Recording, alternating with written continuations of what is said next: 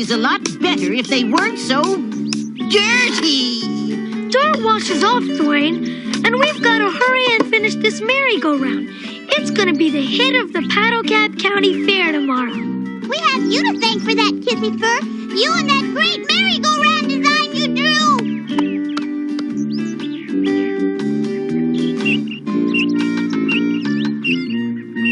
I just remembered what it looked like in the circus.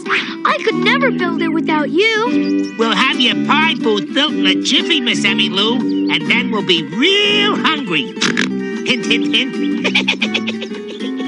Oh, Lenny, if you and Stucky do a good job, then this is for you. Wow, look at him go! Who is that? And what's he riding in?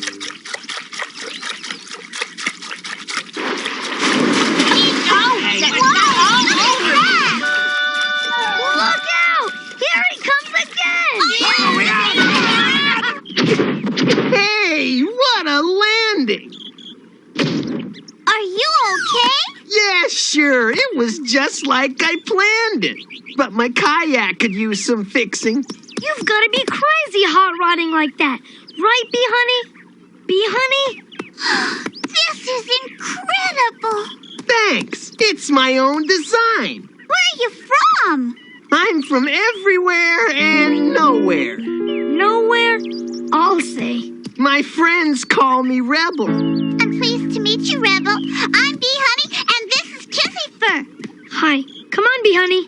We have to finish this merry-go-round before the fair tomorrow. Come on. Hey, you built that, Bee Honey? I could really use your help on my kayak. Well, maybe I could do something. Terrific. Let's go. Well, okay. See you later, KissyFur.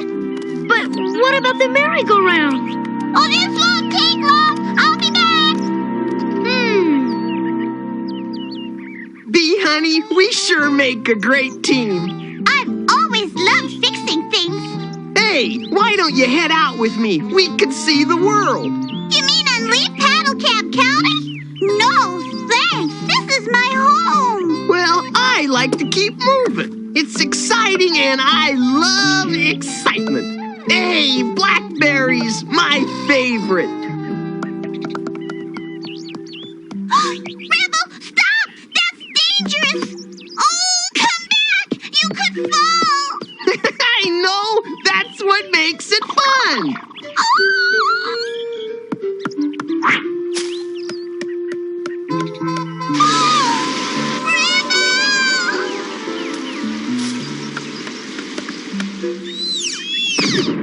Blackberry, Bee Honey? Rebel, we could have been hurt! Ah, heck no. That worked out just like I planned it.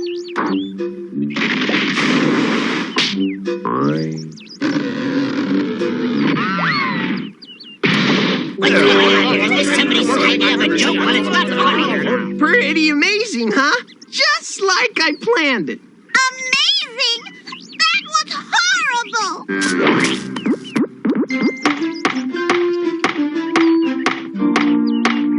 That ought to hold it. Oh. Maybe we should wait for Bee Honey to help us. Hey, you don't look so good. Well, we're stuck without Bee Honey's help. We are not. We're just fine, thank you. Well, I bet I can fix you right up. No, wait! Stop this thing! Well, okay. Oh, KissyFur, are you okay?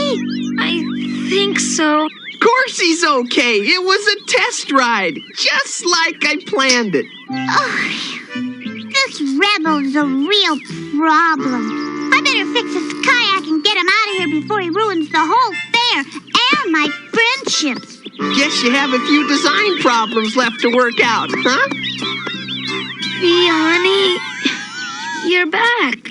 Come on, Rebel. We better finish our kayak and fast. Gee, Bee Honey's forgetting all about us again. Some friend. I guess she thinks the rebel's more fun. I guess. Maybe I ought to try to be more like him. Yeah, that's it. Hey, Uncle Shelby, have you seen Bee Honey? I want to show her my latest psycho tricks. Bee Honey? No, Never mind, I'll find her. Bee Honey, Bee Honey.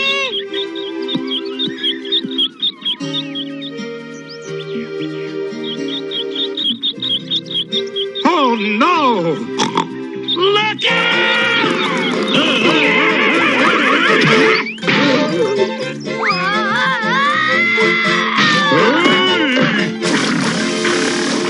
KissyFur! I hate to have to punish you with extra chores, son, but you have to be responsible for your actions. I understand, Dad, and I'm sorry. When you're finished, you can join me at the fair. Yes, sir.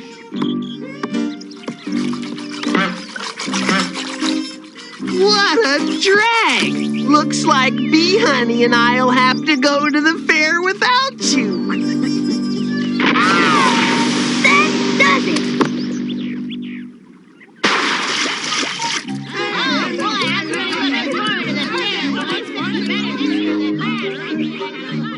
Come on, Bee Honey, take one little spin with me before I leave this place for good. No thanks, Rebel. I've had quite enough excitement for a while. Ah, come on. You fixed my kayak. Don't you want to see how it works? Well, okay, but only if you promise to paddle safely. No problem. Rebel, you promised! I'm just having a little fun. Hey, you! Watch this! That's not so hot. Watch this. Hey, knock it off, you two!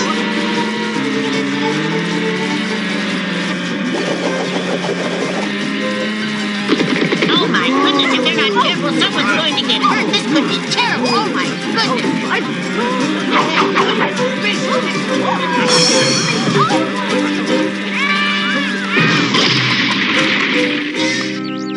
KissyFur, what's gotten into you? I'm sorry, I didn't mean to ruin everything. I was just trying to be more like Rebel and... KissyFur, bet you can't make it to the rapids. That's too dangerous! Rebel, no! Don't worry, I've got it all planned. Dad, we've got to stop them! Let's go, son. Now this is my idea of excitement.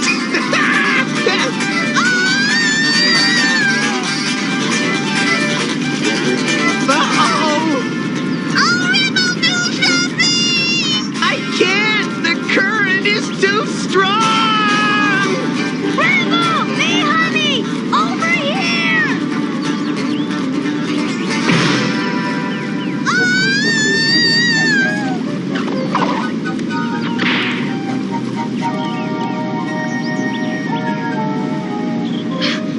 I'm ready, Dad! Hurry! Grab onto my feet! Hold on! Gotcha! I can't believe my kayak is gone. I never planned that. Is that all you're worried about? Ooh, you're a selfish, reckless raccoon! Hey, I just wanted a little excitement. Ah, forget it. I'll see you around. Guess I was kind of a big jerk too, huh? I thought if I was more like Rubble, you'd be my friend again. Oh, KissyFur, I'll always be your friend. The most important thing, son, is to be yourself. That's right, KissyFur, because I like you just the way you are.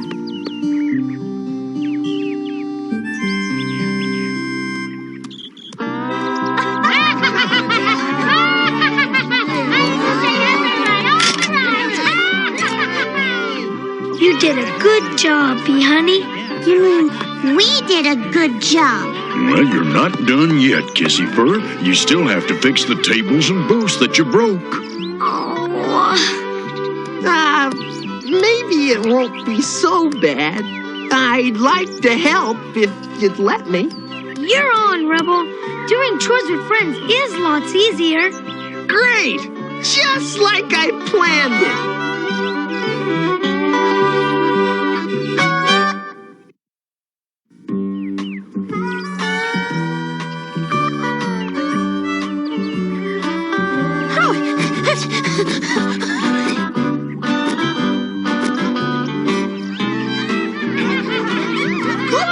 Miss Emmy Lou, and she's brought her picnic food.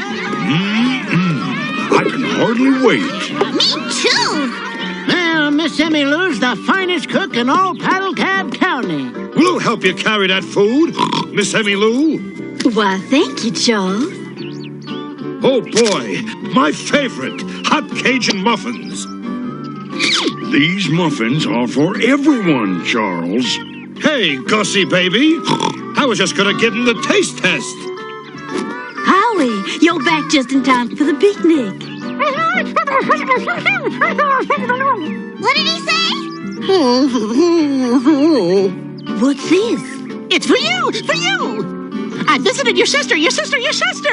Oh, my, oh, my. What is it, Miss Emmy Lou? Why, this here's a letter from my sister, Jenny Lou. She's been elected mayor of her swamp, and to celebrate, she's coming here to visit me. Why, that's wonderful. Yes, 'cause I suppose it is. Well, you don't sound very happy. Well, it's just that Jenny Lou and I have always sort of competed, and now she's so important, and well, nobody knows me, and... Why, that's not true.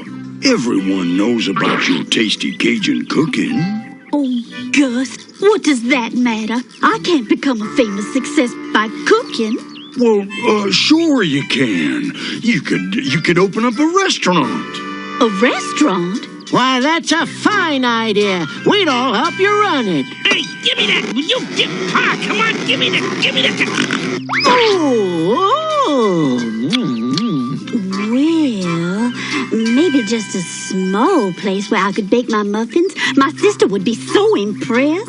Yeah, then she'd think of you as a real mover and shaker in the swamp. Don't you mean Shaker and Baker, Dad?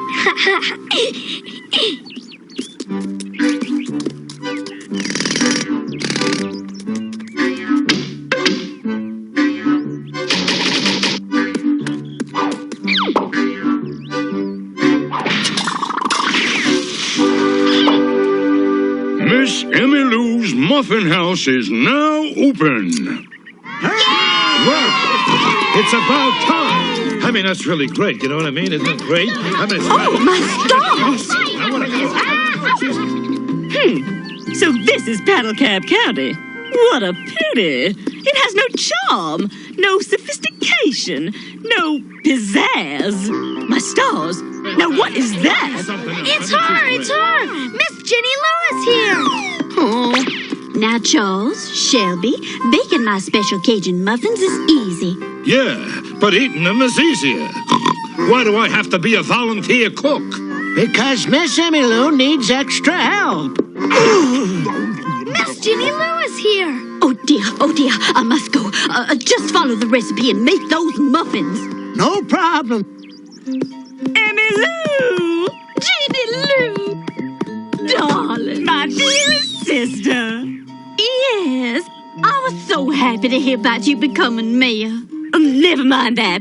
Is this place yours? Why, yes, it is. My, how long have you been running it? Oh, quite a long time. Do you like it? Like it? I love it. Oh, that's wonderful. It is a shame, though. What is? Well, Emmy Lou, you won't ever do any real business here. I won't?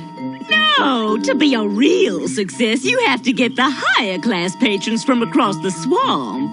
I do? And I just don't see how they'll ever know you're here. Oh, my. Don't worry, Miss Emmy Lou. Me and the Cubs will help you out. All right, you cubs. We have to make lots of signs to let everyone know about the restaurant. And Howie, as fast as we can make them, you have to hang them up across the swamp. Gotcha! Then let's go!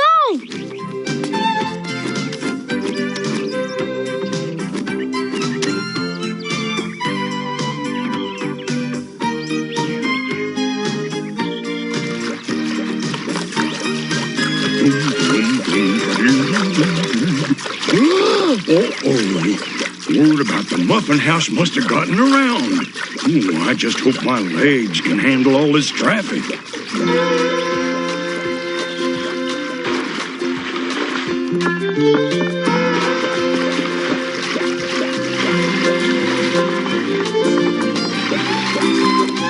Wow, our signs really worked. I suppose this is the best you could expect, Emmylou. Oh, dear. Miss Emmylou, aren't you happy? Yes, I guess. It's just that cooking for all these folks isn't as much fun as cooking for just a few friends. And we need so much food.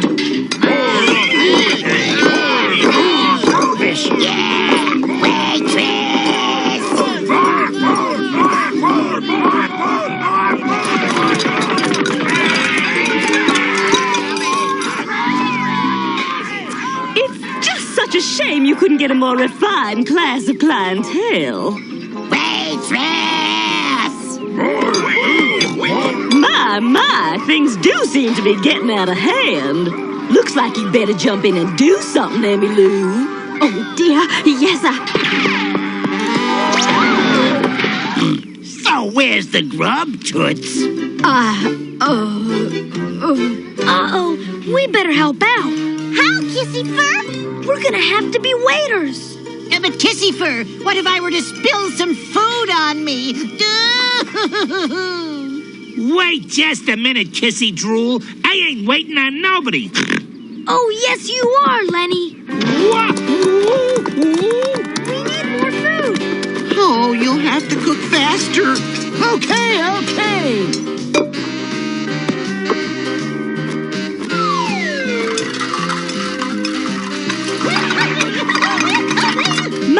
My. We're gonna need more muffins. We can't need more muffins already. Yes, we need more muffins fast. Charles, Shelby, they love my muffins out there. We need more. One order of muffins, please. Me too. A double order of muffins, please. A triple order of muffins, please. A quadruple order of muffins, and please don't spill any butter on me. Step on it with the muffins, will you? Like I said, we need muffins. But there's got to be a way to make lots more of them. How? Easy. We'll just use lots and lots of all kinds of ingredients. Well, that makes sense.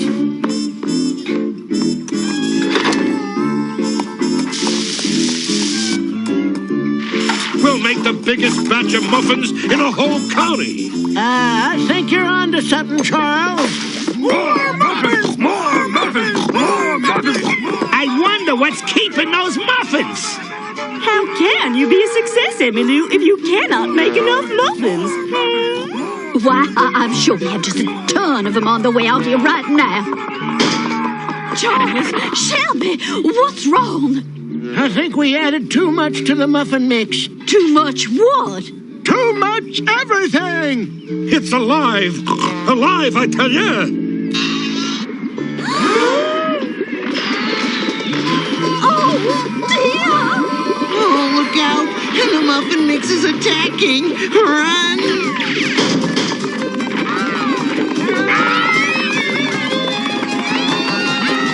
Put me down, you big blob! Oh, dear! Oh, my!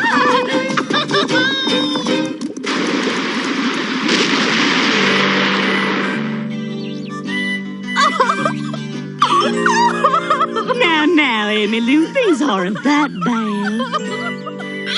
Oh, Really, Lou, I wanted so badly to impress you. Impress me? Yes, I haven't been running this restaurant for long. I only just opened it, and I wanted to impress you since you're a big man now. Oh, well, What's wrong? Emmylou, I have a confession to make. I'm not really a mayor. What? Well, I've always admired you, especially your wonderful Cajun cooking. You have? And I wrote that I was mayor just to impress you. You admired me? Oh, that's wonderful. Oh, darling, sister. How do you like that? The explosion has made them both go nuts. I wish my dad could be here to see this. KissyFur, where is your dad? Good question, Toot.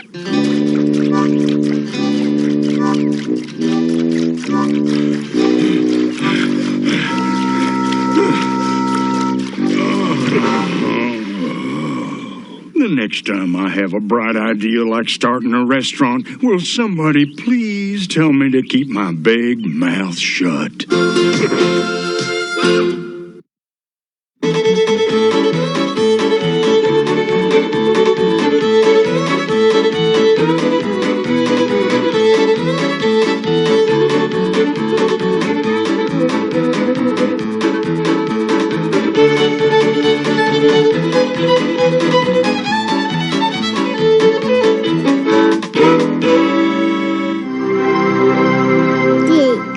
This Saturday morning marked the first time that no cartoons aired on an American broadcast channel.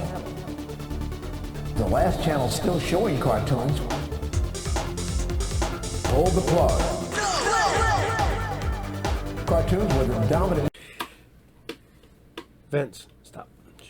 Good morning. It's 8 a.m. Eastern Standard Time. It's Saturday. You know what that means. It's time for Saturday Morning Serials. As always, I'm your host, the Captain, bringing you the Platoon, the best cartoons from years gone by. So, I'm going to give you guys a little update. I was a little off last week. Evidently, the Captain had COVID. Did not realize it until I was already over it. But that's why I was feeling like crap last week and fighting the runny nose and the cough and all that fun stuff. So, back at it. So, all right. I know. Before I started, stop, pausing here. Okay. As always, Saturday Morning Serials is brought to you by RU Game, the best comic book, collectible, video game, magic, toy, role-playing and more store located at 124 North Sunset Drive, Piqua, Ohio, 45356. And you can find RU Game on Facebook at ARE_UGAME. You can find the Captain on Facebook, Twitter, and Instagram. You can find me on my other show, Talk and Roll, on Facebook, Twitter, Instagram, and even TikTok. That's weird. I never thought I'd be on TikTok, but here we are, and I'm on TikTok. So, and you can watch that show. So go over to Talk and Roll, TalkNROLL, and like and subscribe. Every little bit helps. So, I hope you liked it. I threw KissyFur in there as your pre-cartoon this week. Usually like to do older cartoons, but I don't know. I did it last week, so it's KissyFur. What can you go wrong? It's classic. So this week is probably, wow, the biggest mix-up week I think I could ever put together. Since we did the Filmation episode a couple weeks ago. We did the Deke episode, which it was a Deke Pack episode talking about watching you guys in the feed. Y'all need to get your mind out the gutter. That's all I'm saying. Especially you, Maria. Oh, wow. You guys were so... I couldn't... there were times where I was literally laughing, and by the time I got around to actually typing, you guys had gone way past that. I was just laughing my butt off last week. So, good for you guys. You guys are awesome. Little round of applause. So it's a round of applause. Ha ha. Humor. So we're going to start off this week with one that you all seem to like, and one that's almost over. That is pole position. We're on episode 11. And there's only a handful of episodes left. So we're going to be done in the next couple weeks. So I like to call pole position the Mask prequel, because this came out before Mask, and it had the cars that shifted into, hovercrafts and boats and fun stuff like that. And somebody, man, Nacelle Toys or Ramen Toys or somebody needs the jump on making the pole position toys, man. People like me, people like you guys, people watching now, you go back, you would buy the two cars. You tell me you wouldn't. You would totally buy those two cars. I would. I mean, yes, the one's the knockoff Mustang, and the other one is a knockoff space car. I don't know what the hell it is supposed to be. But they both look cool, and they would both be super awesome. Make them 3 1/4 inch scale, so you can put G.I. Joes in them and stuff like that. Yeah, that's all I'm saying. But on that note, here you guys go. Pole position, episode 11, The Secret. Double-clutching excitement today when the pole position team races to find the answer to the secret.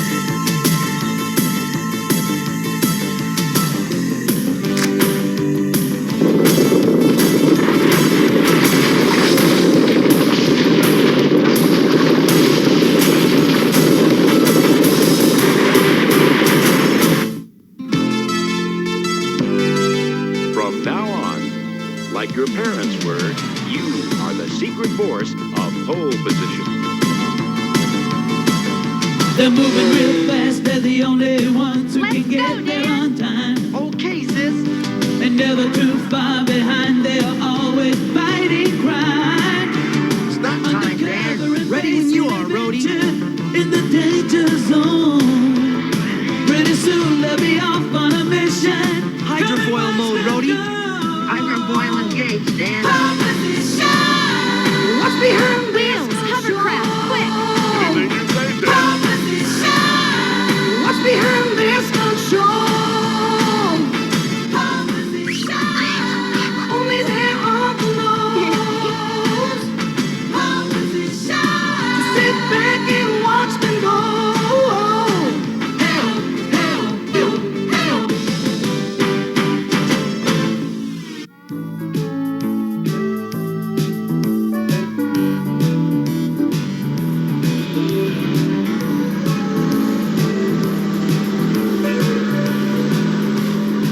Daisy, what year was gold discovered in California?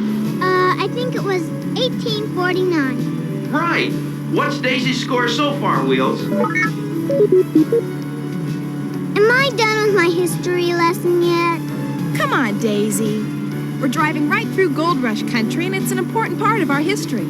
Just think, this place was once covered with gold mines. Exploring is a lot more fun than studying.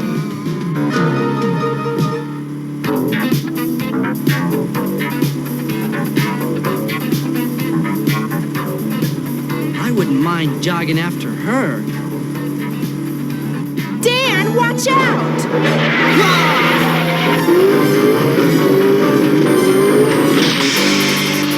Oh, that was close. From now on, keep your eyes where they belong, on the road. This is a public highway, not one of our stunt shows. You're right, Tess. I'm sorry. Something's wrong with the electronic system. Rhodey, check it out. Let me see. Looks like a loose connection on one of the generators. We'll have to find the nearest gas station. Gas station? Lots of luck. All we'll find around here are ghost towns. Huh? I think I have an idea. I'm sure you do. Just leave everything to me. Come on, Kuma. You too, Rhodey.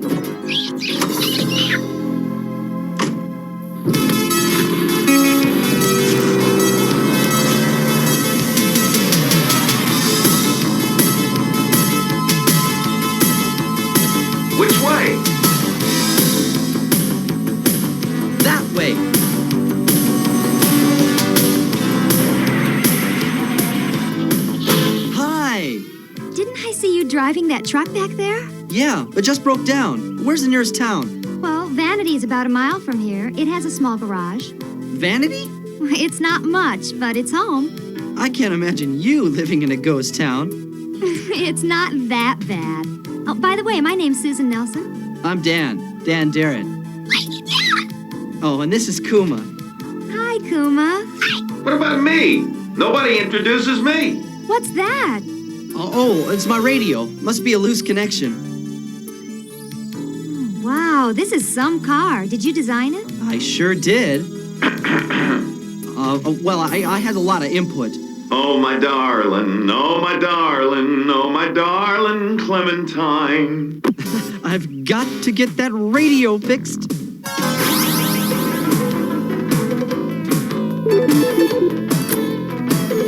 Yes, Dan? I found a town called Vanity. Head back about a mile and take the side road. I'll meet you there. Got it. Hang on, Daisy. We're heading for Vanity.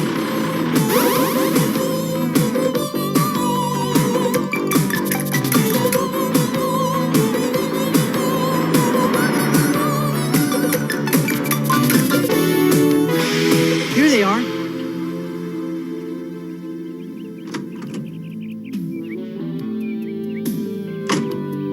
This is Susan. Her father's the mayor of Vanity.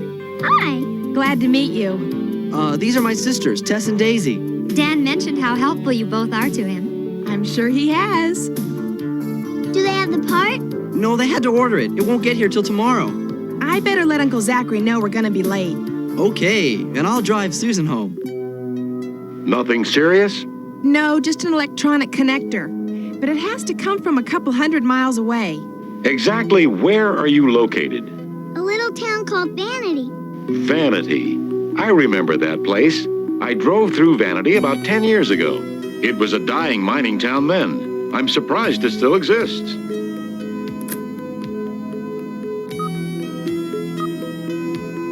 It's far from dying now. In fact, it looks really prosperous. That's strange. Well, keep me informed and have a good time. We'll try. Vanity is sure off the beaten track. What do people do around here? Oh, I guess about the same as any place else. Do you have an industry? Just the gold mine by the lake. It supports the town. A gold mine? Well, I thought it was... There's my house, the white one. Thanks for the lift. Hey, how about going for a ride tomorrow? Sure, give me a call.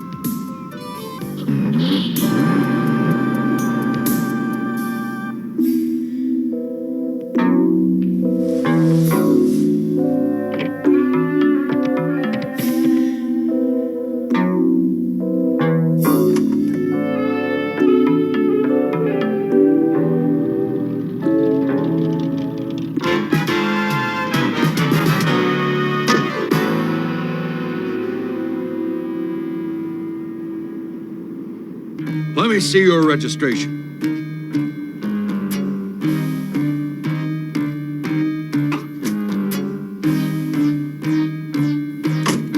Here you are, sir. Yeah. Looks in order. You staying in town long? Just till our truck is fixed. You can't park in the city limits overnight.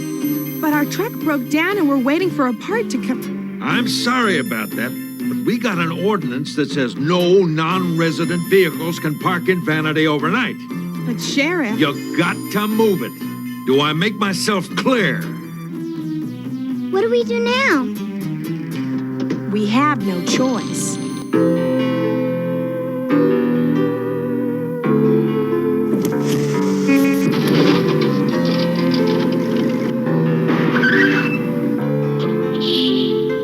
Have a good time.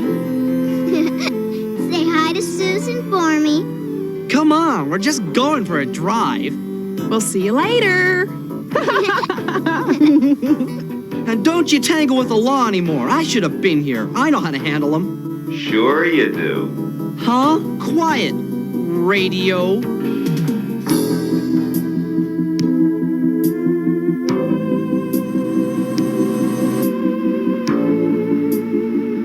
You know, Yuma, you really are a cuddly character. Where do you want to go? Anywhere is fine. How about the lake? The lake? We can't go there. Why? It's contaminated. Nobody can go there. It's forbidden. Come on, I don't want to swim in it. I just want to see it. I don't know.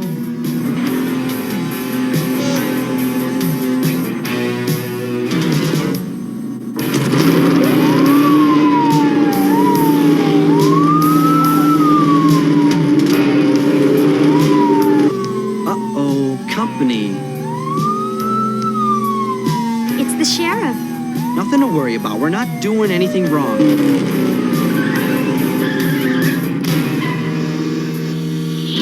What's the problem, sir? I caught you speeding. But Sheriff Webster, he was only doing 30. Your father wouldn't be happy if he knew you were driving around in this hot rod, young lady. Hot rod! Anyway, I caught you speeding. How about stepping outside? But Sheriff, really... Just put your hands on the car. That's it. Come on, Sheriff. Isn't this going a little too far? Son, you are in a heap of trouble.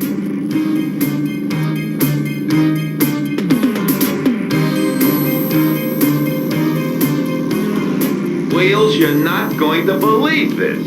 Is Dan with you? Yeah, why? Well then, I'd believe anything. Tell Tess we're heading for jail.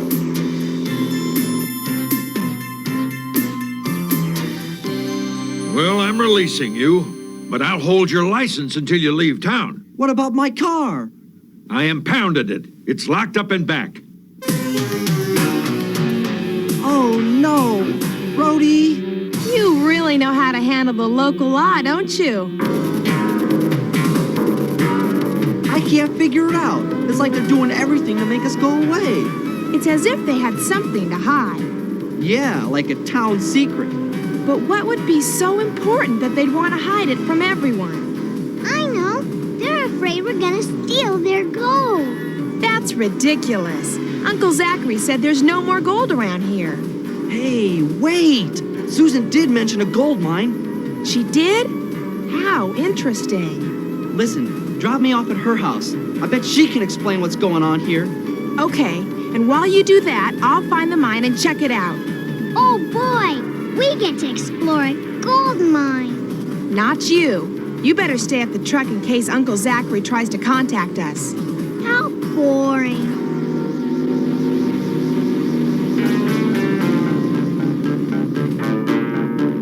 There they are. You want me to stop them? Let's wait and see what they do. Don't take any chances. Do I ever? Bye.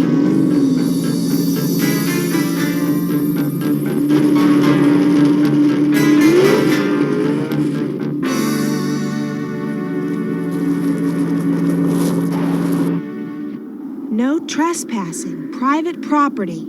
I think they're trying to tell us something. Wheels, let's see if you're as good a prospector as you are a driver.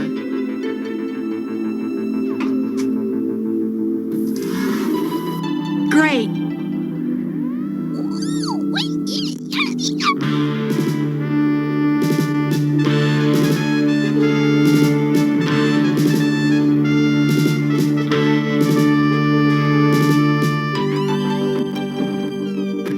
Wheels, I hope your sensors can tell me if there's gold in this mine. If there's any gold, I'll smell it out.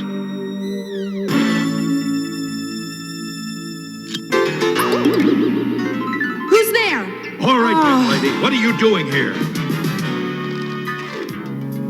I just wanted to look around. I've always been interested in old mines. And obviously you didn't come here to steal any gold. Of course not.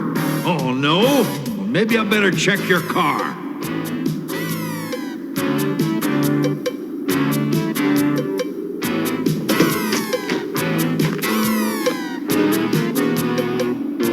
Fancy finding this gold nugget hidden in your car. Gold? I didn't.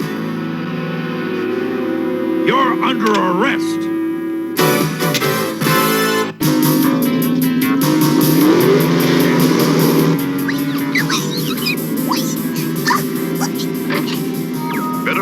and Dan. Hi, Wheels. Daisy, is Dan back?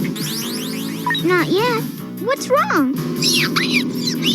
Tess was arrested. The sheriff caught her at the mine.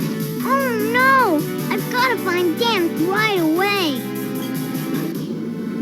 Chocolate's my favorite flavor. Mine too. Susan, I wanted to ask you about that gold mine. My father doesn't like anybody talking about it. Why? That shouldn't be any big secret. I mean, if you ask me, something odd is going on here. Do you really think so? Dan! Dan! Daisy? What's she doing here? I looked all over for you. Tess is in jail. The sheriff must have planted that gold nugget. But why? It just doesn't make any sense. Nothing makes sense in this town. And the only way I'll get out of here is if I post $10,000 bail. $10,000? That's crazy. I better contact Uncle Zachary. $10,000? I don't believe it. I tell you, Uncle Zach, there's something weird going on here. It seems to me all this is connected with that gold mine. Listen, here's what we should do.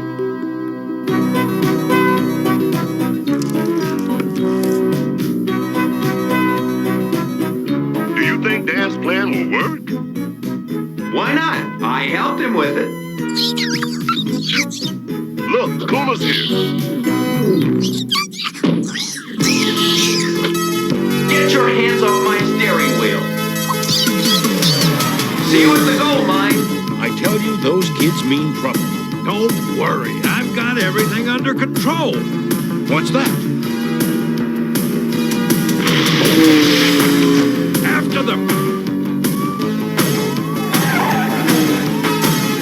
Don't let him get away!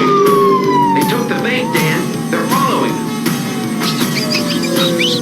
Great. After you lose them, meet me back at the truck. Watch my dust. He won't get away. I know these roads.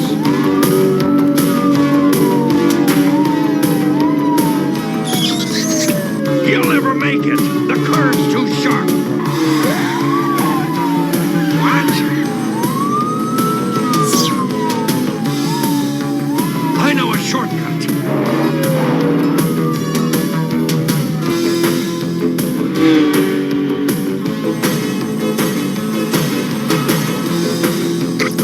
He's speeding up.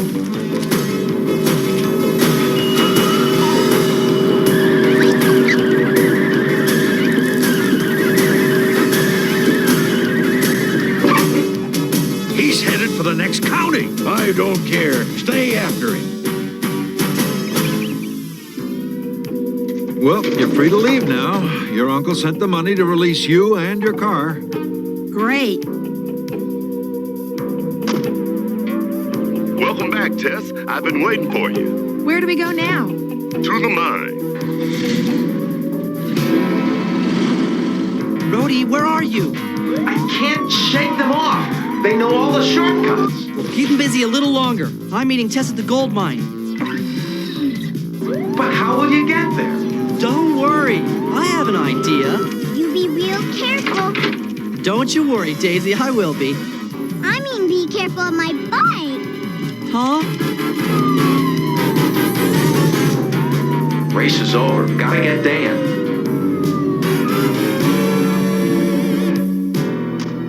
Not bad, Sheriff. You ever think of going professional? Okay, Darren, I'm gonna lock you up. It's an animal. Hi there, Sheriff. Your game is over. By now, I'll have all the evidence I need. This is a recording. We've been tricked. Those kids are onto us. We've got to do something about the mine. There's only one thing we can do. We're going back into town to get some dynamite.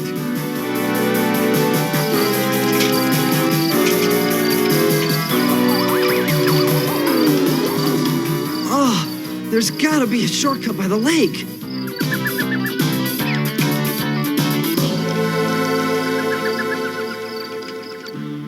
Looks abandoned to me. Sure is dark in here. Turn on the lights.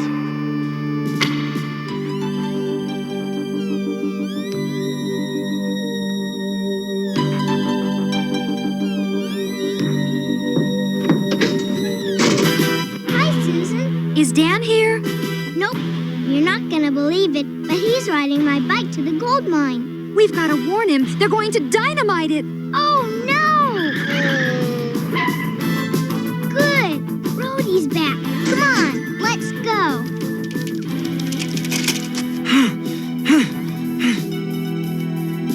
What's that light?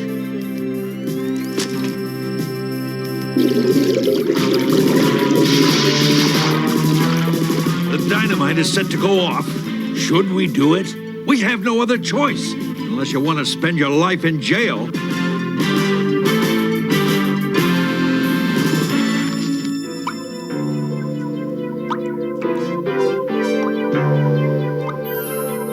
We must be under the lake.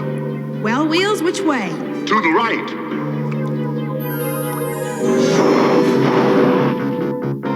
Here's Wheels. Tess is inside. But where's Dan? You get Tess. I'll look for Dan. See if he took that shortcut near the lake. Oh, wait for me. That'll do it. The detonator's ready. Who's that?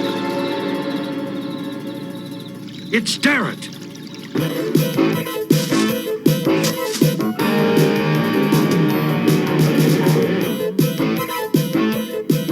Where did he go?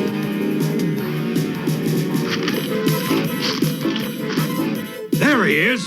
He ran back to the detonator. Now I'll have all the proof I need. That's what you think.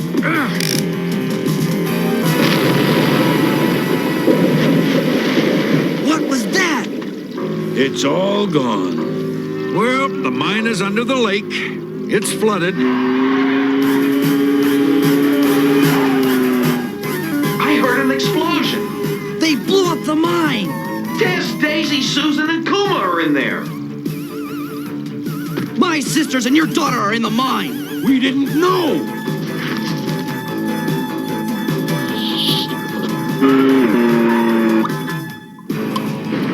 What's happening?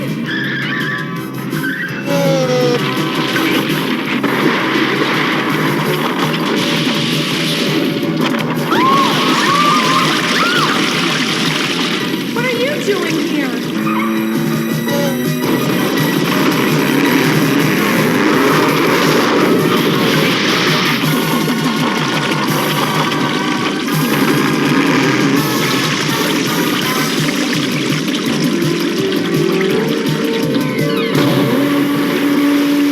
I don't believe it. Wow, what is Bullion! Gold bullion! Looks like trillions of dollars. It's Rhodey and Dan. Help is on the way. I hope he gets here in time.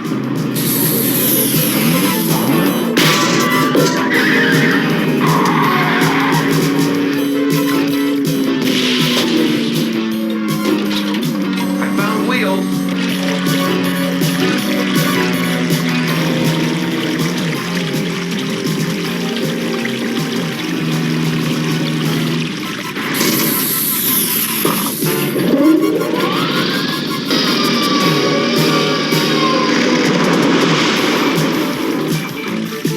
Taxi, anyone?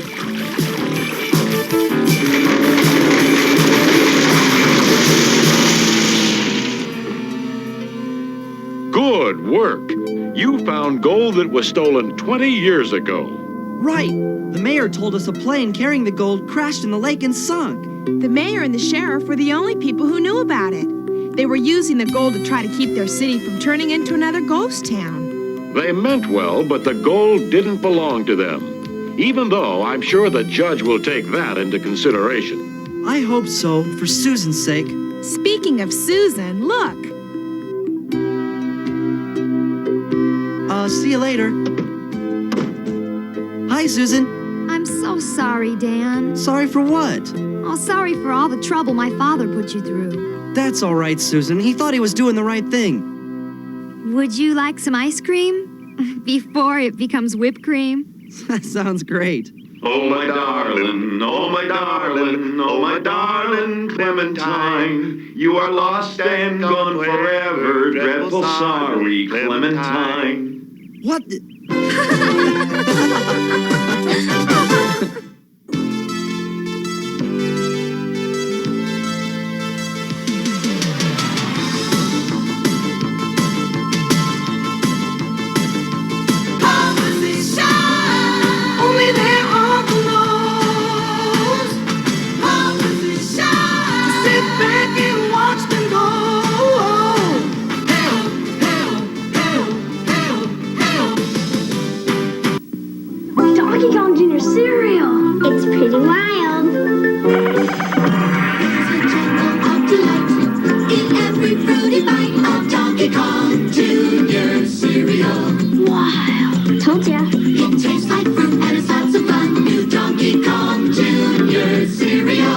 Donkey Kong Jr. cereal is part of this complete breakfast. It tastes like fruit and it's lots of fun. It's wild with fruit flavor. Donkey Kong Jr. cereal.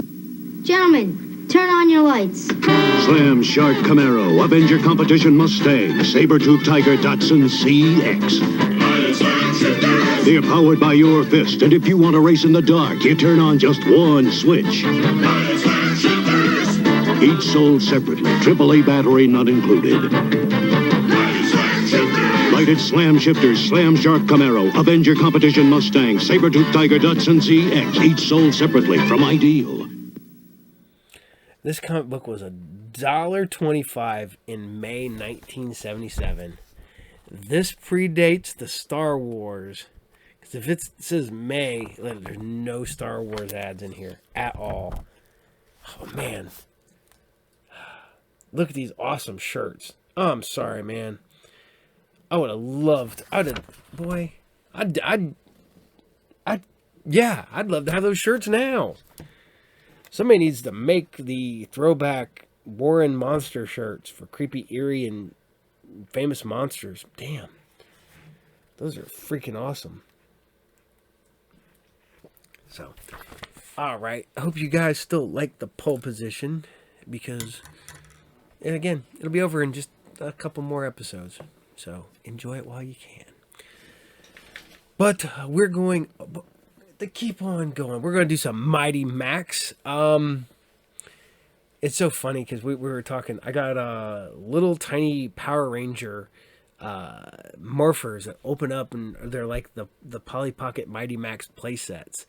I think I looked them up to find out how much they're worth by putting Power Rangers Mighty Max, and it brought up those toys immediately. Cool little toys. You flip them open. Little Power Rangers are like yay damn big. You get the whole Megazord is like that. Like the Dragon Megazord. It's like the size of my pinky. So, that's kind of cool. I got a huge Mighty Max collection a few years ago. I've said this before. I legitimately gave up trying to sort all those little tiny pieces and just sold them as one lot. And that's exactly what I'm doing with the Power Rangers, because that is a huge, huge pain in the butt trying to find little tiny men like that big. It's almost as bad as finding micro machines. Every time I buy a Hot Wheel collection, I get micro machines. And I'm not a micro machine guy, man. They were way too small. I lost all of them. I still have a couple of the little tiny G.I. Joe's things, which was really funny because I had a Godzilla, and in Godzilla's hands, I had a tank and a vamp because they were little tiny toys. But the best part about those were a giveaway at like the Kmart, like the little restaurant in Kmart's at one point. And luckily, one of my friends who was, I don't know, ex-girlfriend, girlfriend at the time, we hadn't got back together, but we were still really cool with each other. She worked at Kmart, and yeah, I used to go out there and hang out with her, and she'd give me all the free stuff. So, still like her to this day. Still one of my favorite people. I'm not gonna give her a name because it's inappropriate. But still really cool person. 30 some years later, still a friend. Still friend with my wife. So yeah, you can still be friends with your girlfriends as long as they're from high school and you're over, like 18. Because then if not, it's just weird. So, all right, here you guys go. This is Mighty Max episode 4, and this is Day of the Cyclops. Enjoy.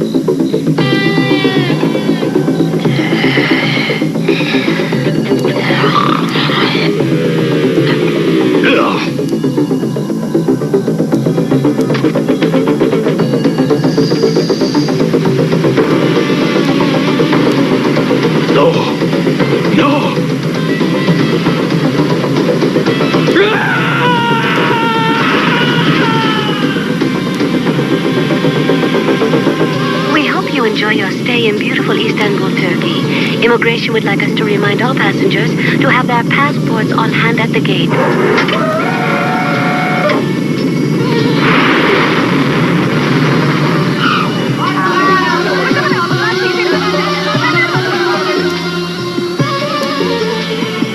Knock off 50 drachmas and we'll talk. That doesn't look 8th century to me, pal. A wise decision. That's hardly even 10th century.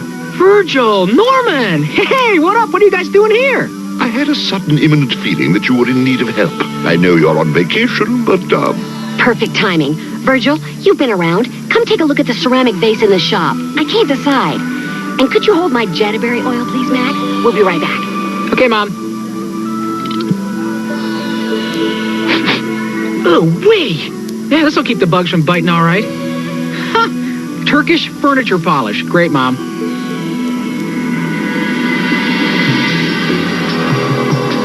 Hey, big man. Come see. I have good deal for you. no thanks. I already got one.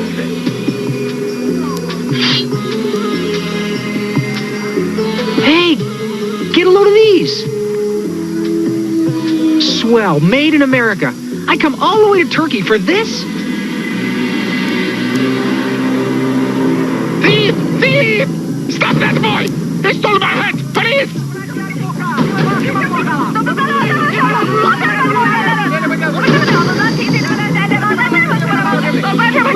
Him! He stole my hat! Sorry, mister. This hat's mine. Case closed. Police! Thief! Stop that American boy! Passport. My passport? Oh, yeah, my mom has it. You guys sit tight. I'll be right back. Hey!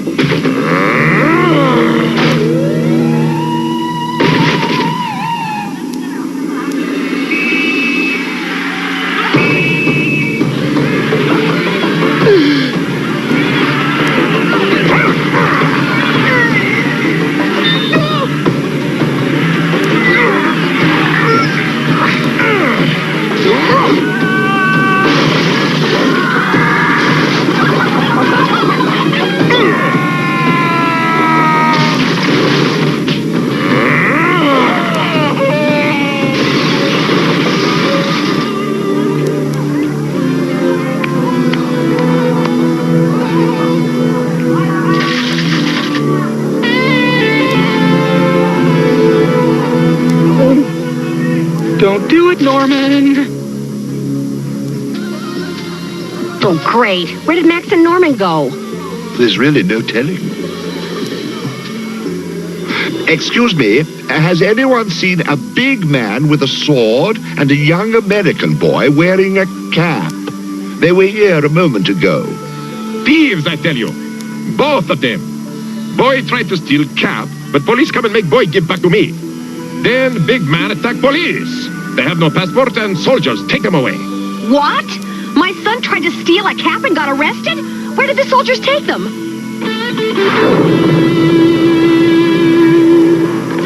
Wait. Where is the cap now? Oh, I said it already. Sold it? Got plenty more. Only $20 US. I see it. Up there. Some kid on a bicycle's wearing it. Come on. We've got to get the Mighty One's cap back. We've got to get Max first. Who's to say that we can even get them out of that place unless we use the cap to open a portal? Norman will protect Max, but please let us make haste to find the cap while we still can. Why, without it, we might all be doomed. Oh, all right, the hat first. But so help me, Virgil, if anything happens to my Max, I'll wring your chicken neck.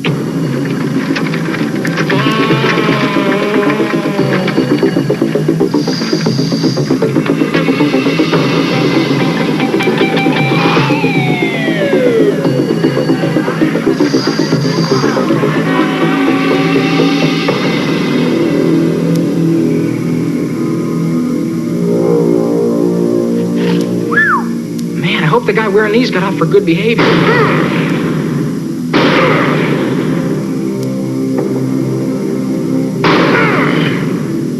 If they hadn't taken my sword, I'd get through. Well, maybe, but that sword's police property now, Normie. I gotta tell you, I'm glad you didn't attack him with it, or we'd really be in trouble. You see, major force isn't always the best way. I'm the Guardian. It's what I do. Well, when you're outnumbered like that, sometimes the best thing to do is just smile and nod. I don't mind being outnumbered. Oh, no? You mind being locked up in a Turkish prison for the rest of your life? Norman, just listen to me from now on when I say stop, okie dokie? Okie dokie, mighty one.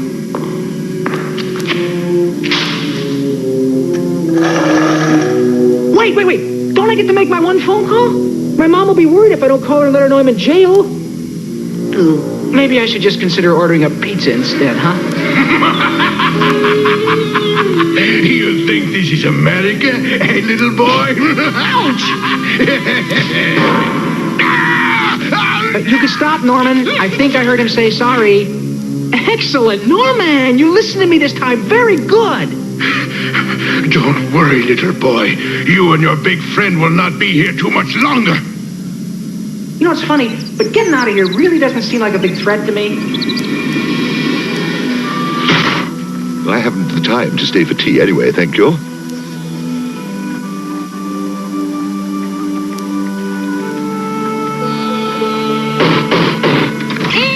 Good evening, ma'am. Perhaps you can help. I'm looking for a little boy with this hat and a bicycle. Oh, no, I should really brush up on my Turkish. Virgil, teach me some Turkish, quick! The particular dialect I learned went out of fashion about the same time my beak became passé, I'm afraid.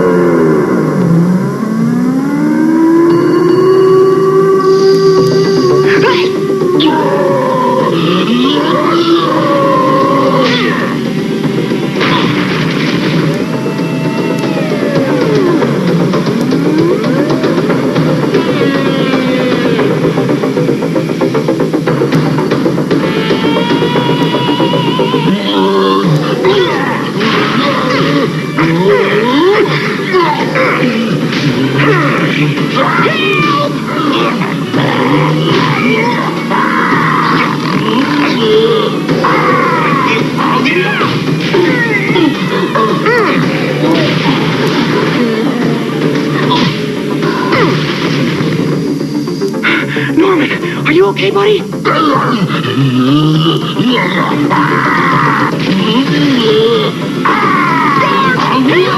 Hurry! There's this huge guy in here trying to kill us!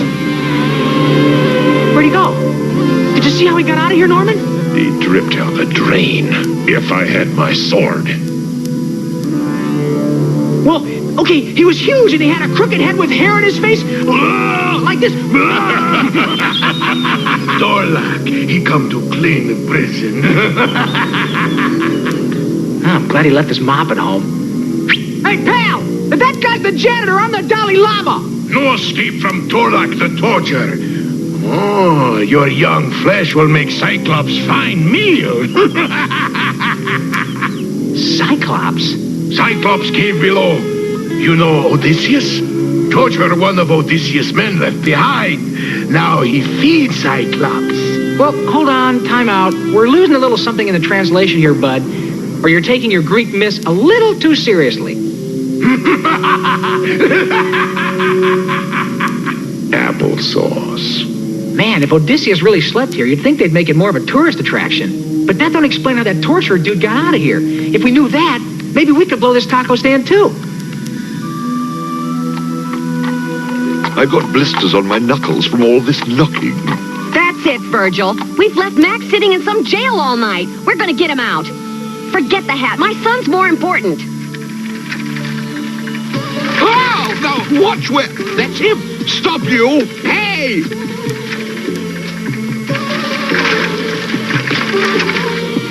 Hey, not touch my bike!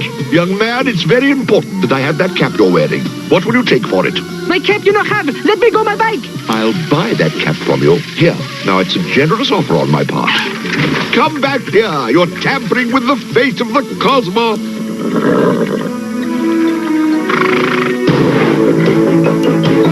Excuse me, but my kingdom for a horse. Leave my horse back!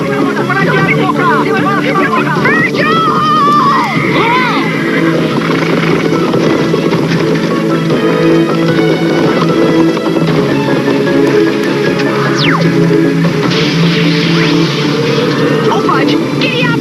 Could you just hold on for a minute while I get right side up? Oh dear, a portal.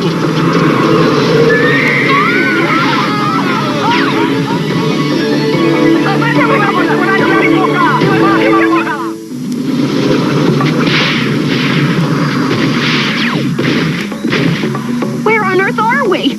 I'm not sure.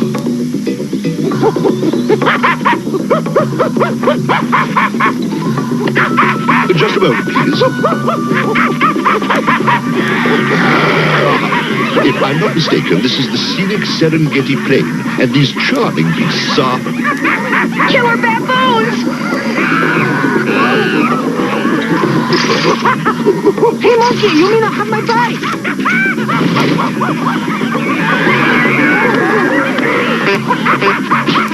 And I let them have a bite.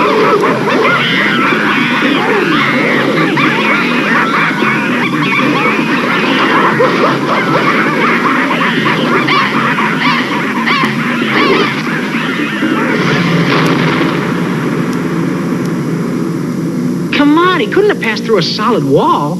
On this side. Maybe there's some kind of hidden door. But where? Well, if there is a door, air will leak through from the other side. Allow me.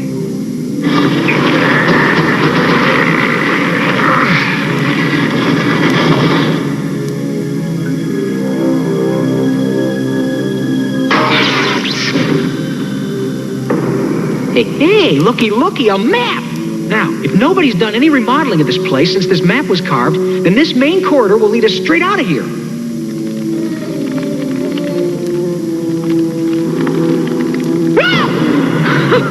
Hey, this must be the Cyclops that Nutball Guard was telling us about, huh? It's times like these when I really miss that old sword of yours, Normie. I don't have anything to pick that padlock with, though. I do.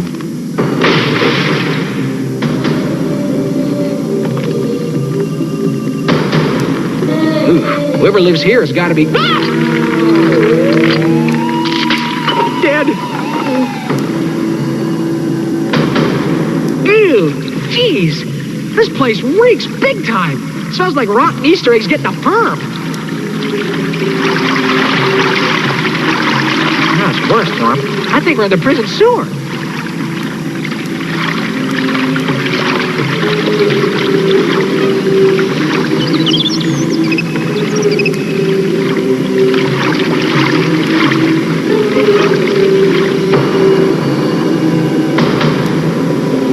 Oh, please let this be an exit.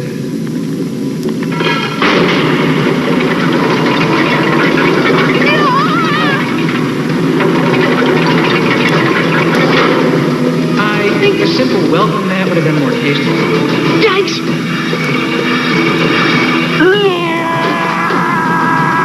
Need my sword. We're in luck, Normie. I think our pal's gonna lend us an axe.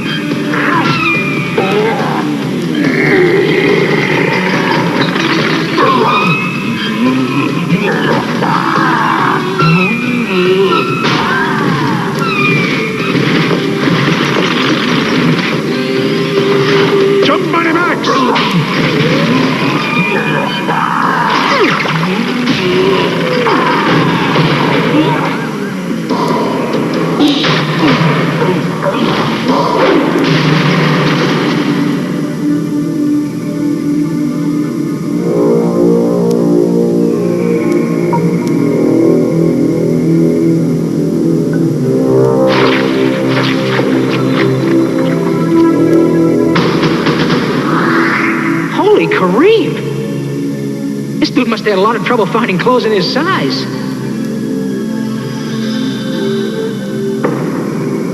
Looks like he ate a rummage sale. Mom would go nuts! Cool!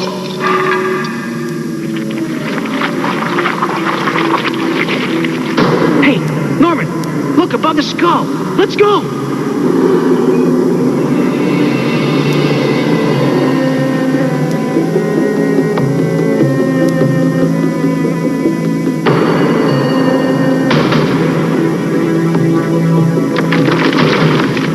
It is an exit! Peekaboo!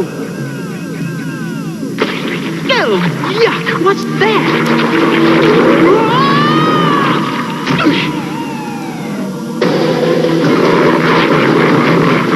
Oh, gross! I've seen worse.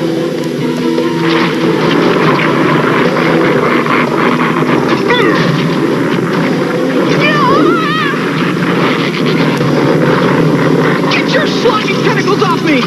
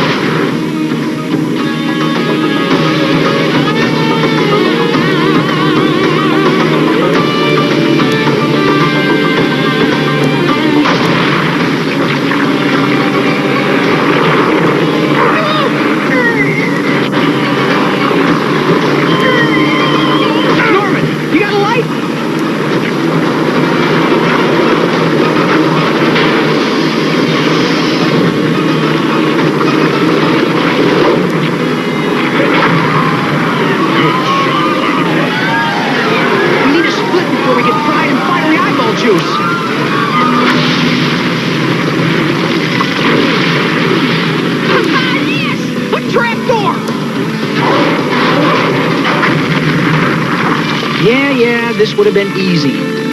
If we'd used the latch to open the door, this would have been... Hi. Oh, what kind of self-respecting secret passageway would lead into a prison yard?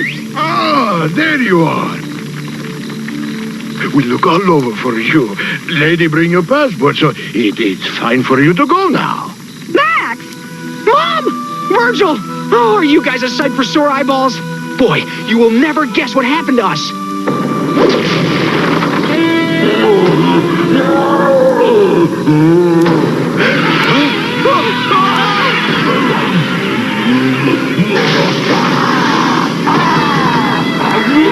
Norman! Catch!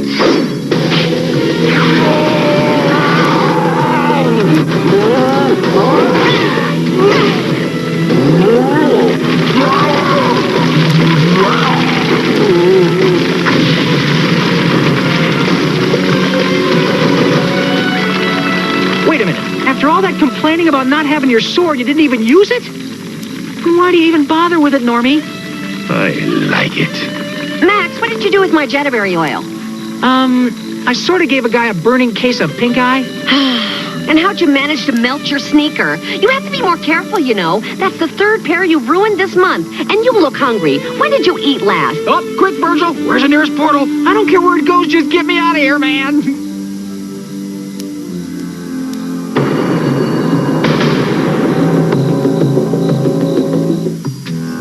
This week, we went to the ancient land of Turkey, where people have lived in cities dating as far back as 7700 BC.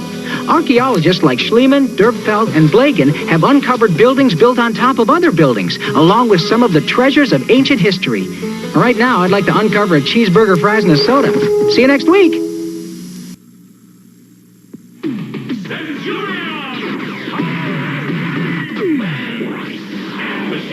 Jake Rockwell, Ace McCloud, and Doc Terror each sold separately. Trouble up rubber, Jake! Energize your assault mode!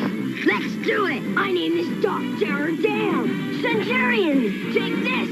Energize your power mode! Bombs away! Fire! Now, Doc Terror fall! Right, Jake? Right, Ace! New Centurions, Jake Rockwell, Ace McCloud, and Doc Terror come as shown, each sold separately.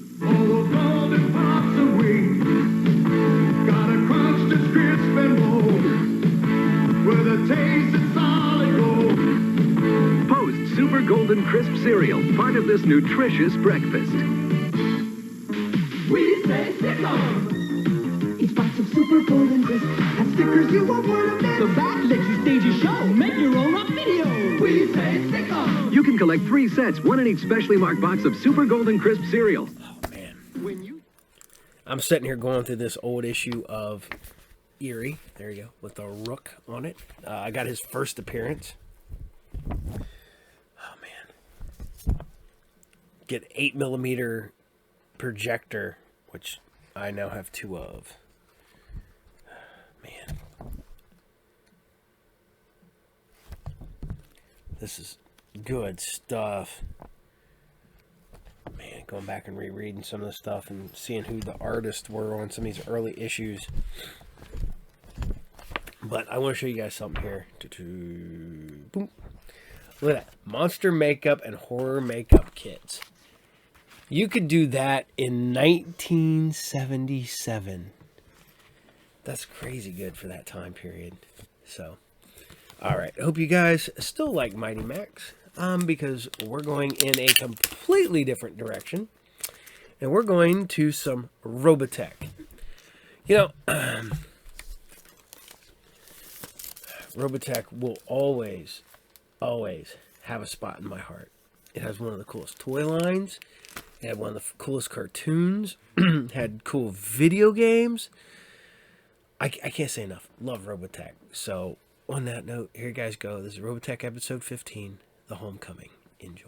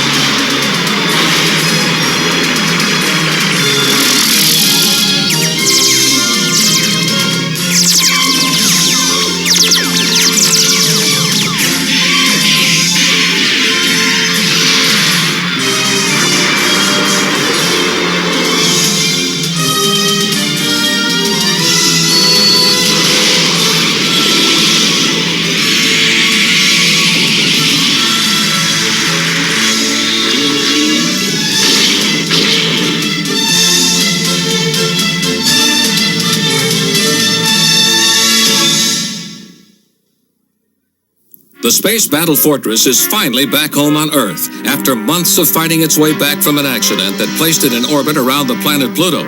On the flight deck of the huge ship, a military plane waits. Captain Global and First Officer Lisa Hayes board the craft for a flight to the headquarters of the United Earth Government, secretly located in the Alaskan wilderness. Only the ship's officers know where they're going or why. Their classified mission is crucial. They must convince their governing council of the urgent need for a truce in the undeclared war between the Zentradi forces and the people of Earth.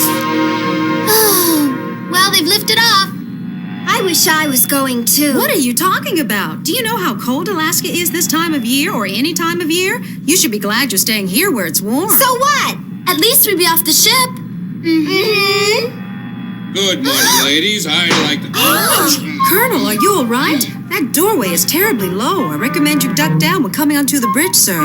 Thanks for the warning, Officer Grant. You're about 30 seconds late. I just came up to tell you I'll be commanding the bridge while the captain is off the ship. Yes, sir, I heard that. I'm sure you'll enjoy the experience. I don't know that enjoy is quite the word I'd use, but I do expect to run a tight ship. No more slipping around the rules. What this bridge needs is a good dose of discipline. There's no smoking on the bridge, sir. What? It's on page 2 of the ship's rulebook, isn't it, sir? Of course, I was only holding it. I have no intention of lighting it. Excuse me, Colonel. I request permission to leave the bridge. What? Yes, sir. You see, I've just ended my shift. Oh. Go right along there, Officer Grant. I'm sure we'll be able to operate just fine until you get back. Claudia, why don't you check in later anyway, just to make sure the bridge is still here? Hang in there, girls. Meanwhile, outside the ship, on an upper-level flight deck, the inhabitants are celebrating their return to Earth after a long journey of fear and uncertainty. They believe their troubles are finally over. Let's make this blast last all week. But Mayor, what about starting the packing? This is no time for packing. We can do that anytime. Now, don't you think we deserve a party after all we've been through? Besides, once we leave this ship, we'll probably never see it again. Well, if you put it that way, I suppose you may be right. Of course I'm right. Move! I'm drinking something called punch. Here, you try some. Drink it. I don't know what's in this, but it sure is getting me charged up. Why aren't you two making noise like the rest of these people? Now pretend it's fun. Yay! We finally made it back. We're home again. Below deck, Claudia Grant checks in with her fiancé, Roy Fokker. The months of emergency duty following the activation of the Space Fortress have been hard on their relationship. But now that the ship is back on Earth, she's hopeful that there will be time for the two of them to rekindle their romance. For months, we never have a chance to be alone, and when the opportunity finally comes up, he sleeps through it. Poor dear, he must be exhausted. Hey, hold up. You just gonna run off? I didn't want to wake you. Forget it. Come here. You're a lucky guy, Rick, being chosen to fly Min-May. You not only get to leave the ship, but you get to spend time with a... Like I said, you get to spend time with a beautiful celebrity. You know, she's the only one who's been given permission to leave the ship so far, even for a short time. Hope you enjoy it. Well, this is quite a turnout for you, Min-May. Yes, I suppose these mobs are part of the price one must pay for fame. Wonder if she's changed much. Hello, Min-May. Looks like you had a lot of trouble getting through that crowd back there. Those are my loyal fans. They follow me everywhere. I just love them. Hello, hello. Thank you for coming down to see me off. I love you all very much. Thank you. Boy, they really like you. I know. Rick, when can we take off? I'm really anxious to see my parents. Well, I suppose we could take off any time. They're warming up the engines right now. Just climb into the cockpit there real carefully. Good. Now sit down and strap yourself in. Thanks, Rick. It seems like you've become a lot nicer now than when we first met. Maybe I've grown up. Young man, your name, what is it, huh? Lieutenant Rick Hunter, sir. Well, Lieutenant Hunter, I want you to take good care of Min-May. She's a very busy person, and she must get back to the ship on time. Don't worry, I feel perfectly safe. Rick's a very good pilot. Yes, I'm sure he is, but he's so young, If you don't mind, we'll be taking off now. Of course, I beg your pardon. Have a good trip, Min-May. Hurry back.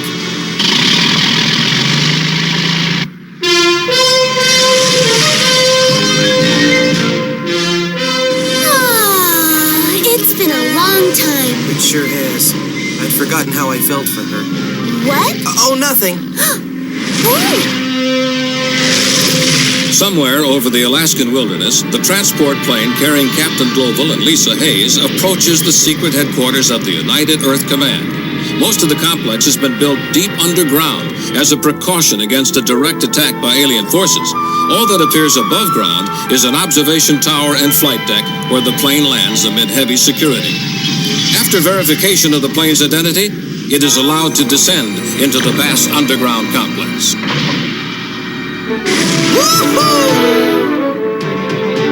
Having fun, Min-May?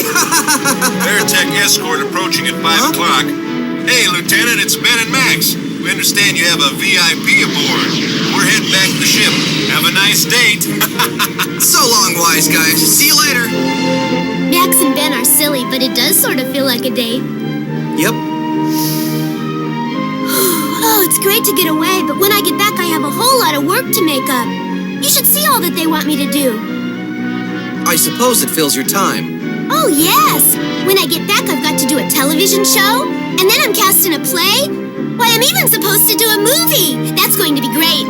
I expect to work really hard. This is my first movie, you know. Say, if I speak to the director, I might be able to get you a small part. Huh?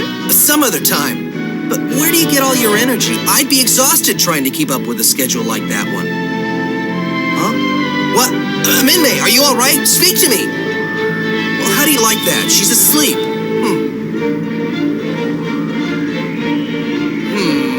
I stays awake long enough to say hello to her parents. At headquarters, Captain Global and Lisa Hayes are on their way to meet with the Earth Council. Will it take long to reach the council chambers? Just a little longer. The shaft goes down another 6 miles. By the way, that reminds me. Have you heard anything about the Great Cannon? No, what is it?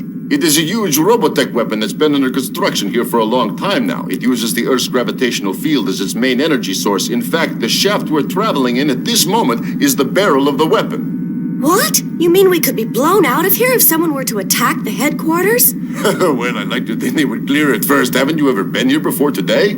Well, my father used to bring me down here, but I was never allowed to come down the main shaft. Now I understand why. Yes, this Robotech project was top secret. Only a few officers were allowed down here, and absolutely no outsiders, not even an admiral's daughter. But why'd they let Father? Who else was there? He was the visionary. He pushed for the creation of this complex when no one else thought it was necessary. My father was responsible for all this? I didn't know that. Your father has always been very decisive. When we were serving together, a problem came up once about inadequate rations for the men. When he couldn't get any action from headquarters, he ordered our entire division to raid the food supplies of the commanding general. My father got away with that? Really, it's true. I can hardly believe it. The general thought spies had infiltrated the regiment. He kept sending down orders for us to find them. It's good to hear you laugh again, Commander. I think this is the first time I've heard you laugh since you escaped from the enemy. Huh? But I wonder if we'll feel much like laughing after this meeting with the governing council. It's crucial they be made to understand the aliens are only interested in the battle fortress and its secrets, not in our world. I hope you've thoroughly prepared your arguments, Commander Hayes. I'm ready to go, Captain. That's good. I'm sure we'll be able to convince them. After all, we're the only ones who've had close contact with the aliens. Attention! Smoking in this capsule is forbidden. Huh? Please put out your tobacco immediately. Can't I smoke anywhere anymore if it's not my bridge officers warning me it's these machines? Captain, are you worried about the ship? Is something going to happen to us? Why do you ask? When something's bothering you, I notice you always pull out your pipe and start to light it. I must confess I'm very worried about this meeting. I'm not sure these men will listen to us with open minds, and it's vital to our future that they do so. What will happen if we can't convince them? The Earth will go to war against the aliens. And so the capsule continues to descend, bringing the captain and Lisa closer to their moment of truth. Rick Hunter approaches the island of Japan, bringing Minmay back to a home she has not seen in over a year. Minmay, wake up. You're almost home. Look. Oh, Mount Fuji, it's so beautiful. As Rick begins to approach the airport, he wonders how Minmay's parents will react to seeing their daughter after such a long time, and beyond that, how they will adjust to her new status as a celebrity on board the ship. Meanwhile, in the conference room of the secret headquarters, Captain Global and Lisa Hayes await the appearance of the governing council. Welcome home, Captain Global. It's been a long time since you've reported in person. Thank you. You too, Lieutenant Commander. Yes, Admiral. So, why don't you both have a seat and give your report? Yes, sir. We must know everything from the beginning. Yes, sir. 12.5 months ago, the Space Battle Fortress attempted to execute a hyperspace fold maneuver shortly after embarking on its maiden flight. And so Lisa begins the long and detailed story of the events surrounding the violent encounters with the alien forces. At the same time, thousands of miles away in Japan, Rick and Minmay have left the airport at Yokohama and are heading for her parents' home in the city. Oh, Rick! Just smell that beautiful sea air! Oh, nothing smells as good as Yokohama. It makes me want to dance and sing and carry on. Everybody's looking at you. Listen, I'm happy to be home, and if I feel like singing and dancing, I will. But Minmay... Look, there's a new marine tower. When it was built, it was the tallest structure in the world, over 2,900 feet high. It's an engineering masterpiece. It's just as old as I am. It looks it. Doesn't anything impress you? I just know you're going to like my mother. She's the nicest, friendliest woman in the whole world. I'm not kidding. Come on. Hey, this is Chinatown. I know, silly. This is where I live. Come on, let's go. Now, the grocery store is right over there next to the gift shop. And the bakery is still over there. Oh, good. I'm glad it hasn't changed. You haven't been gone very long. Right. I hope my house is still the same. Just a minute now. Look! What? We're here. This is our restaurant. It's very nice. I hope everybody remembers my face. I keep trying to tell you, you've only been gone about a year. So, maybe I've changed a lot over the last year. Chang, do you recognize me? Look, who am I? See, he doesn't know. He does What? Stop Don't you recognize me? Does that mean you do? Minmay, we were sure you'd been killed. No, I'm home. Oh, I can't believe it. Our darling little girl is home. She wasn't taken from us. Well, I was, but they brought me back. Huh? Back from where, and who's this? This is Rick, Mother. He's the boy who saved my life. Oh, thank you. Thank you, young man. Well, gee, I really don't know what to say. Minmay, Oh. we thought you were dead. If you were alive, why did you even try to contact us? Back at headquarters, Lisa Hayes has just finished her report.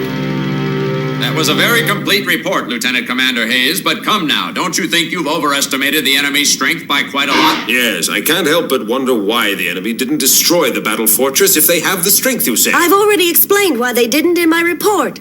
You expect us to accept that report as the truth? That's all, Commander. We've all heard quite enough. You may sit down. Admiral, Oh. Gentlemen, what about the authorization for the requests that were attached to that report? The negotiation plans and the relocation of the 70,000 survivors? We'll discuss your requests at our next regularly scheduled meeting. Oh, I can't believe they treated us like this. I do. I think we've lost the fight. But how can you already know that? There's something going on here we don't know about. Their minds are made up. Oh, I wonder what they're planning to do with us. That same question preyed on Captain Gloval's mind. However, the answer would not be forthcoming until much later that evening. And in Japan, another drama was unfolding. No, you're not going. That's right. After a year, we finally discover you're not dead, and then you turn around and tell us you're leaving. To go entertain the troops on a warship? Huh. Is that what you think I'm doing? I'm not just out there entertaining troops on some ship. I'm an important person back there. Well, now you're home, and I'm not letting you go back, and that's that. No! I've got to go back. I'm doing a TV show, I've got a record coming out, and I'm going to be starring in a film. Isn't that right, Rick? Huh? Ridiculous. Your family comes first. I want to be a movie star! Minmay, how could you hurt us like this? You know we've always counted on you to get married and take over the restaurant with your husband. What about you, young man? What do you think of all this hogwash, Huh? Who, me? I don't know why you're asking him. His opinion doesn't count here. I'm the one making the decision. It's my life, and I plan to go back to the ship. I can't turn my back on thousands of loyal fans and all the people I work with. But you're turning your back on us. Hey, what's all the screaming about down here? I can't concentrate enough to get my studies done. Huh? Minmay! Kyle! Hey! Oh, I can't believe it. You're here. I didn't know if I'd ever see you again. But when did you leave home? I thought you were still on the island. Nope. When I joined the peace movement, I decided it wasn't a good idea to live near the battle fortress, so I moved away from home. When I tried to go back for a visit, I couldn't get a boat. They told me everything on the island had been destroyed. It was terrible. Well, I'm glad you're here, even though you're the only one who made it. But your mom and dad are doing just fine running their business. Huh? What? They're alive? Sure, silly. They're on the ship. They're where? They're on the spaceship. You mean you didn't know? What? No! Most of us survived. This is Lieutenant Hunter. He's one of the fighter pilots from the ship. Oh. Hello. Hello. Rick, this is my cousin Lynn Kyle, who's been like a brother to me. Kyle, Rick is the one who saved my life. It was a privilege to do it. I thought soldiers were expected to aid civilians in times of emergency. But we appreciate your efforts anyway. When Rick came along and saved my life, he hadn't become a soldier yet. So you decided to join up later, huh? That's right. What do you think's so good about the military? Huh? At Earth headquarters, several hours have gone by since the governing council began deliberating. It's getting late. Captain? Oh. Sorry to have kept you waiting. The council has been going over your report, and we have found most of it to be accurate. And what about my requests? All negotiations with the enemy for an end to hostilities are flatly rejected. You think we can win against a force like that? We don't know whether we can or not. The point is, we don't understand the alien thinking. We hardly understand their robotechnology. How can we begin peace talks with them? We have no way of knowing if they would participate in good faith or simply ignore the results and attack us again. Well, Captain, we think our Grand Cannon will protect us as long as we stay prepared and alert. We don't want to give up that advantage through a peace conference. Yes, I understand, sir, but what about resettling the 70,000 survivors? They've all been declared dead, so having them leave the ship is out of the question, Global. I don't understand. Just what is it you're saying? Do you think we made some kind of official announcement that we were at war with aliens? Why, there would have been panic in all corners of the Earth. We exercised press censorship from the day the Robotech battle fortress disappeared. We planted a story that a guerrilla force representing the Anti-Unification League had attacked Macross Island and destroyed it after the ship had left on a test flight. Now, how could we turn around and let 70,000 people who know the truth of what's really going on go back to Earth? It would be impossible. What's this all about? We're going to have a riot on our hands if we don't allow these people to get off the ship. They've gone through a lot, but now they think they're safely back home. Keeping them under control is your responsibility. And anyway, if, as you stated in your report, the aliens are so curious about our customs, then carrying an entire city within the ship should be enough to hold their attention, don't you think? It's crucial you draw the enemy forces away from this planet. At what expense? Captain, we're not insensitive to your situation, but we must have time to strengthen our defenses and increase our knowledge of robotechnology, and you're the only ones who can give it to us. Father, this is too much to ask of all those civilians. Commander Hayes, we may be father and daughter, but while we're here, I expect to be addressed according to my rank. Do you understand? And what if the aliens decide not to follow the battle fortress, but attack the Earth instead? Your own analysis indicates that isn't likely to happen. You'll receive further orders in the morning, that is all. I guess that's the end of that. Defeated, the captain and Lisa leave, each wondering how to break the news to the people of the ship. Lisa, wouldn't you like to spend some time with your father while you're still here? As family, I mean. No, sir, I have no particular interest in seeing him right now. I understand, my dear. I really don't think this is getting us anywhere. Minmay's made her decision, so why don't you let her go? Oh, I knew you'd say that, Kyle. Just a minute. You're the last person we'd expect would want to send Minmay away from her home. Especially with no one to watch her. I thought I would go with her and live with my folks.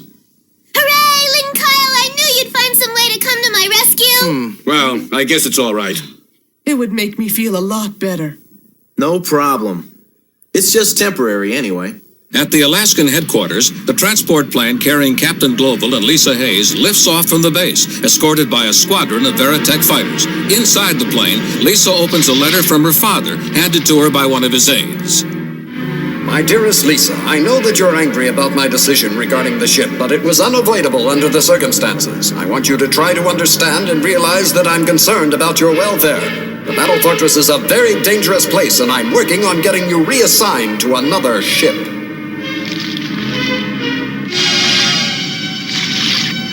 From another direction, Rick, Minmay, and Lynn Kyle are also flying back. You mean to say you don't have any girlfriends? Well, I've been traveling around so much I haven't had time. If you did have a girlfriend, I'd probably be jealous. What do you have in mind? You want me to stay single forever? Well, not exactly. Then what do you want? Oh, nothing. I'm just kidding. Hey, it's hard enough to fly this plane without all that jabbering. Do you think you could sit quietly until we land? That boy is always joking around. I assure you, it's no joke. So, two very different groups of people head for a common destination, an alien spaceship that has now become their permanent home. For Lisa Hayes, the trip is a particularly bitter one, because her own father is partly responsible for the decision to send over 70,000 people back into space to face an uncertain future. In our next episode, Lisa meets Minmay's cousin Lynn Kyle, who reminds her of Carl Reber, her lost fiancé. But these melancholy reflections soon fade away as a Zentradi raiding party led by Chiron plans a sneak attack upon the unsuspecting SDF-1. Be with us for Battle Cry, the next thrilling chapter of Robotech.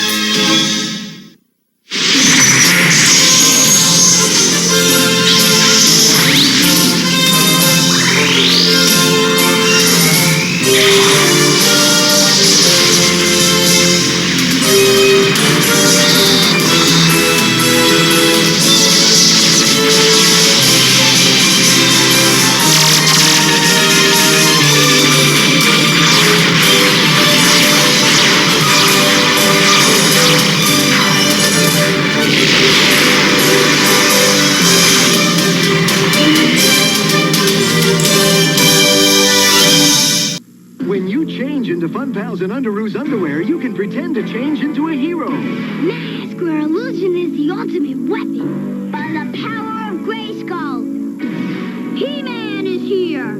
Imagine you can change into all your favorite heroes from Superman to Thundercats with Fun Pals and Underoos underwear. More than meets the eye. The Transformers. With Fun Pals and Underoos, you can change into a hero. Freddy, what are you doing up there? Are you ready? Because once you bite into a Three Musketeers bar, there's no turning back.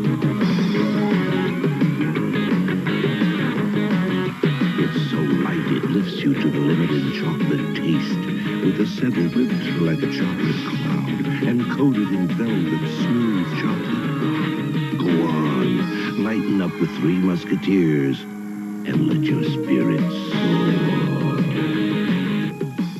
Here comes new Barbie Splash Cycle. You put it together. Tropical Barbie dolls sold separately. We girls love to make a big splash, right, Barbie? Splash Cycle. It floats. In water on the beach. No place out of reach. Let's unpack. Soaking afraid. Off to new hideaways. We girls can do anything. Right, Barbie? Barbie Splash Cycle. Comes with all the beach gear you see here. Tropical Barbie dolls sold separately. New from Mattel. Okay, not gonna lie, the captain has just out and out given up on the fact that I need glasses. Just reading glasses. I don't need glasses to read anything else, man. I can read my poster clear across the hall, across the room, plain as day. This book right in front of me, if I take off my glasses, I cannot read it. It's a blurry dang mess. So, this is what everybody needs.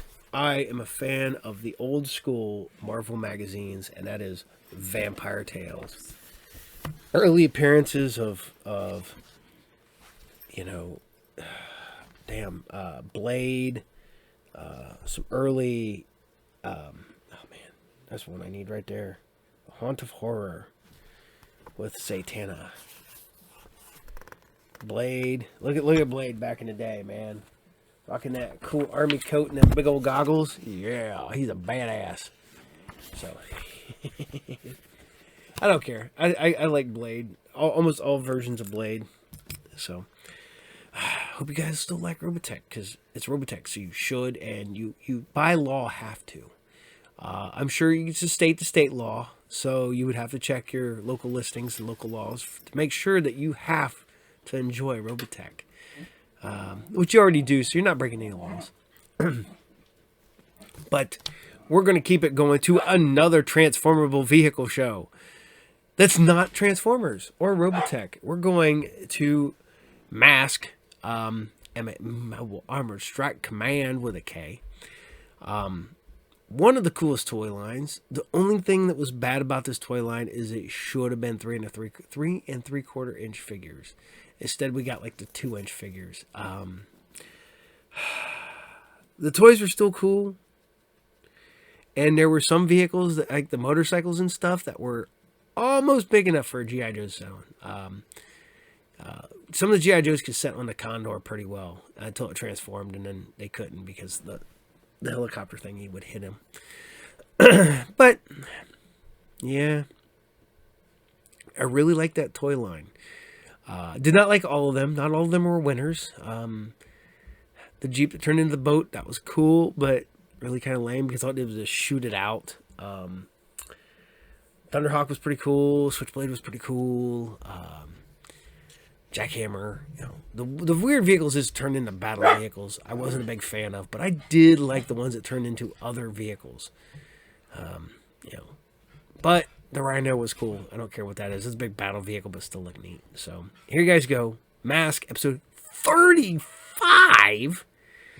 Whew. I've been showing this a lot. I mean, this is episode 145, so there's only 110 shows that this is not on. So, so enjoy. This is in Dutch.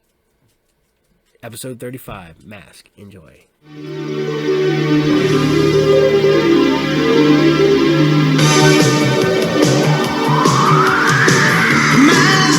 Crusaders working overtime, fighting crime, secret raiders who will neutralize soon as they arrive. The Trackers gonna lead the mission, and Spectrum's got such supervision.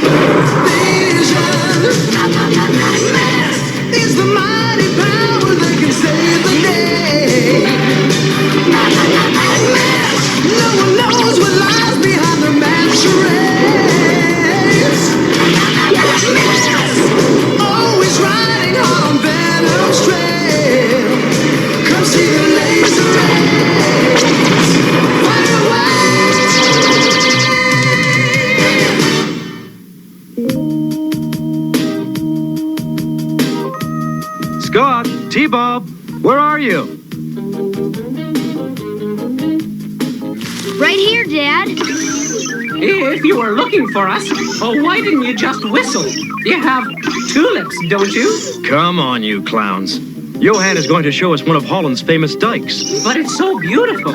I wanted to stay rooted here forever. Huh? Hey!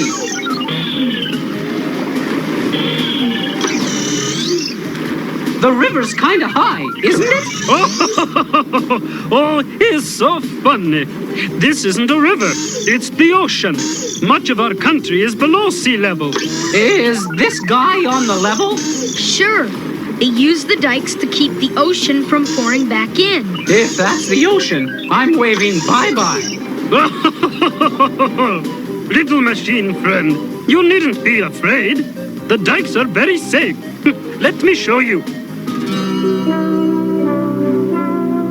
This is our country's newest invention, the ultrasound analyzer. We use it to check the dikes for safety. He is checking this one now. The analyzer sends sound waves through the dike, looking for weak places.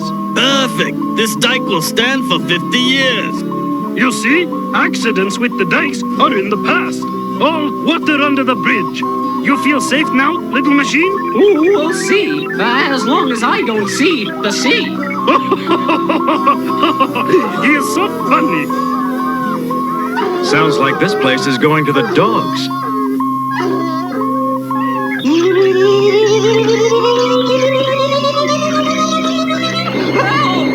I'm taking a turn for the worse. T-Bob! T-Bob, what's wrong? The sound of dogs? And now T-Bob. What is going on? The little machine, he can really give it a whirl. Say, what's this? Look. Impossible. Scott, come on.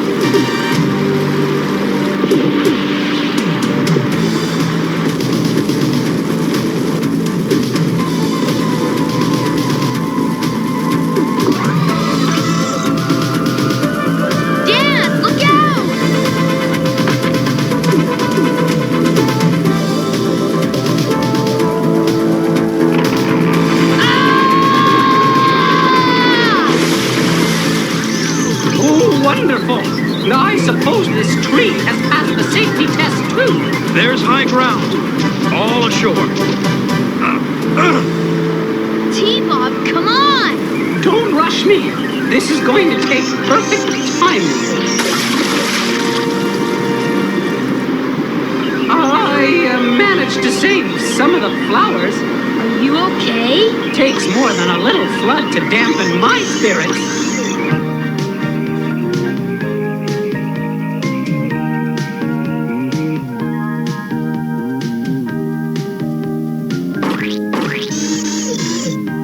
T-Bob, be quiet!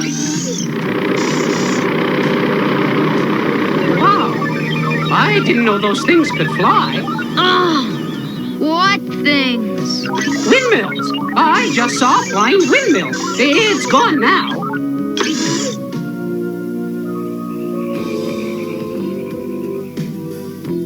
Are we gonna try to find out what happened to that dike yesterday?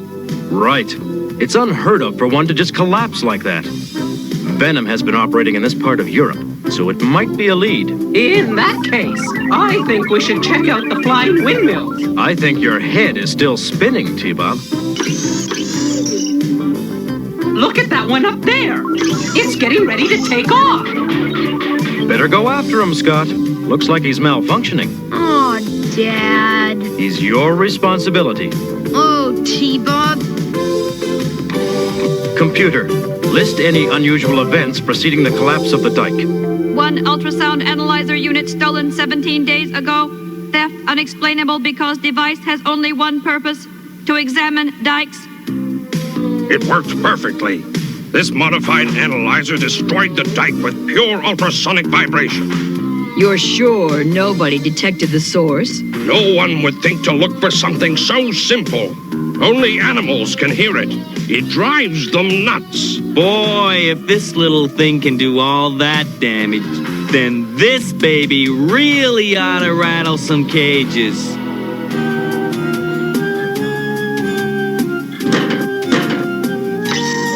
Who is it? Excuse me. Oh, what time is your next flight? I want a reservation. Huh? Sorry, he's got water on the brain.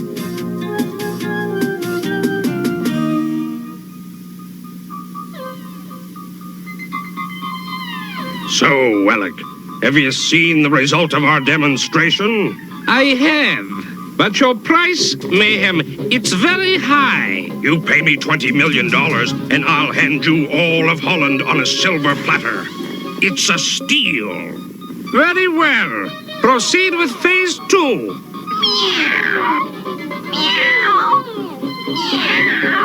Okay. T-Bob! T-Bob! Where could he have disappeared to? Stand by for liftoff. 10, 9, 8. Are you crazy? I'll show you how crazy. In 2 seconds, that windmill is going up into the air. Whoa, what's going on? T-Bob! T-Bob! Help!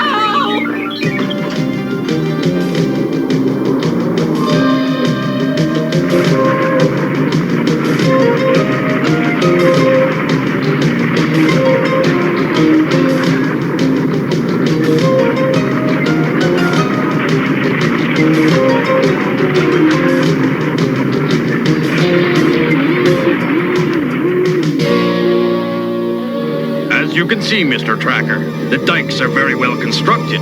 After all, we've been doing this for hundreds of years. Was there any sort of natural force that could have... There were no high winds, no waves, no earthquake. Then it must have been an unnatural force. Come on, T-Bob. Let's go back to the cottage. At least one of these darn things flies, and I'm going to find it. They're all the same. They're just windmills. Oh, yeah? Oh, what about that one? What about it? The sails are turning the wrong way. Not that one over there. You're right. Let's check it out. At last, something's blowing my way.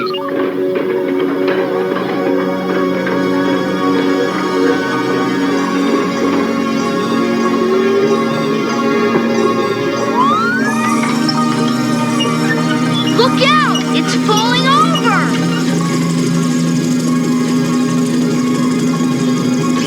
No, it isn't. It's flying! It's flying! Quick! Call Dad on your radio! Dad! You sound excited, Scott. We found a windmill that really does fly.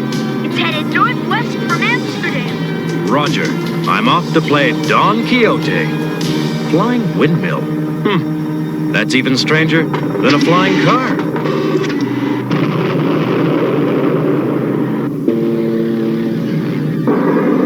That's the silliest looking thing. Must be a publicity stunt.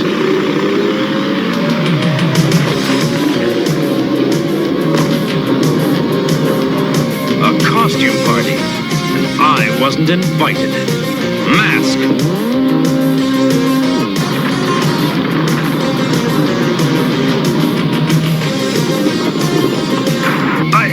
I can't see where I'm going.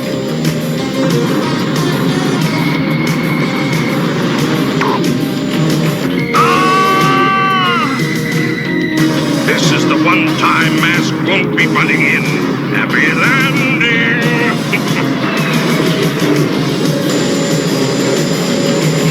She's gonna come down hard. Got to find something soft.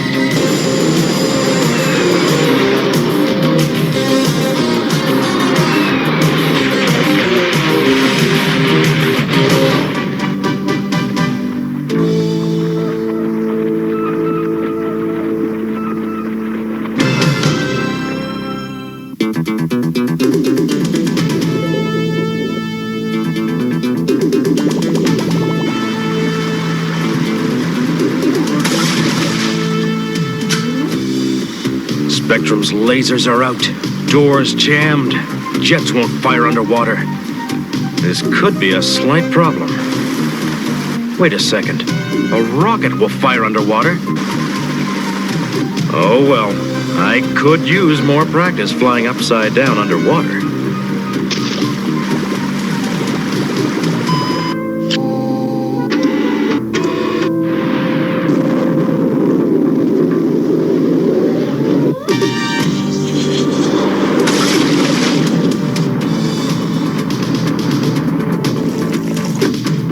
Heck of a way to wash a car.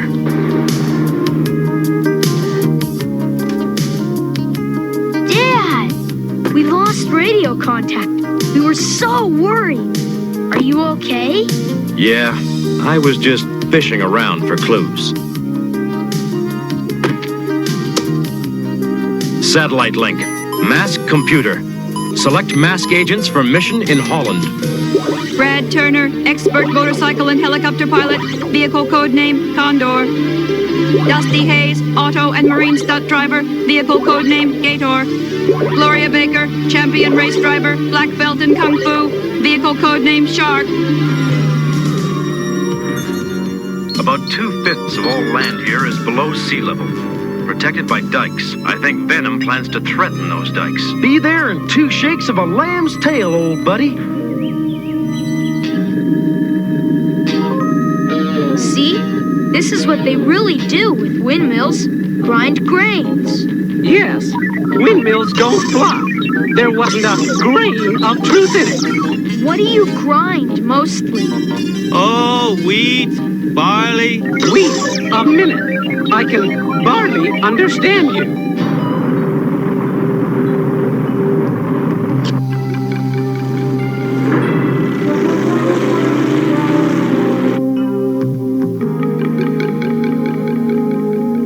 I'm sure Mayhem was headed for this building. It's the only thing around here.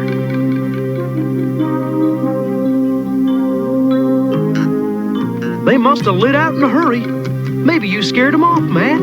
Somehow I don't think my out-of-control crash landing was all that scary. Looks to me like they were building something. Something big.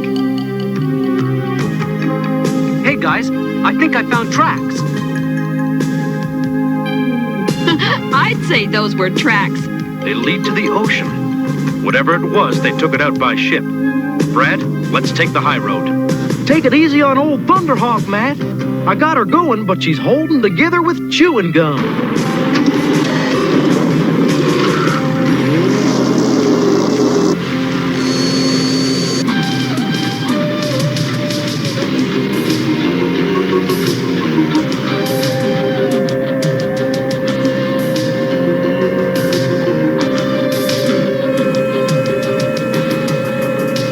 Very impressive, Mayhem. I should have been made Prime Minister of Holland. Now I shall be Prime Minister. Of course. Mayhem, we're in position. Good. Time to put on our ship's disguise.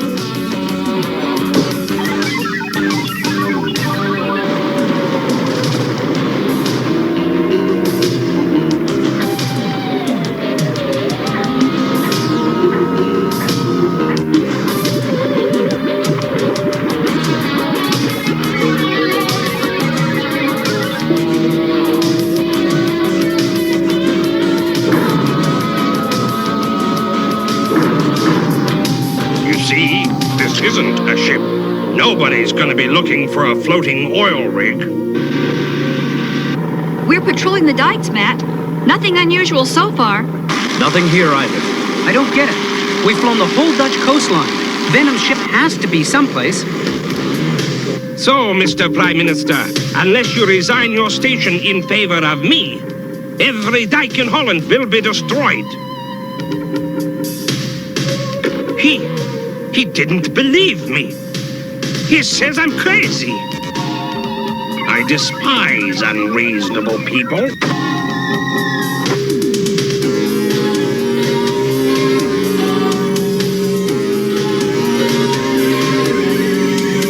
What are you doing? Teaching them to take you seriously. But I don't want to destroy Holland. It's my country. I only meant to bluff. I never bluff.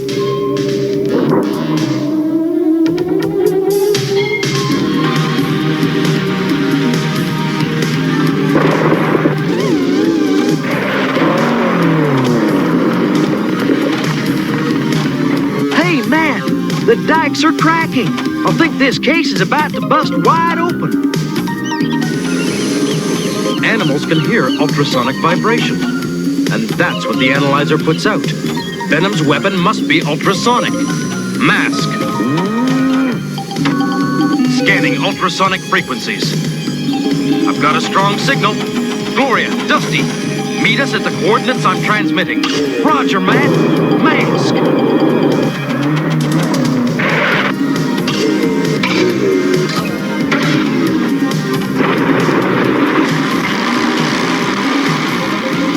The source is that oil rig. They were right under our noses.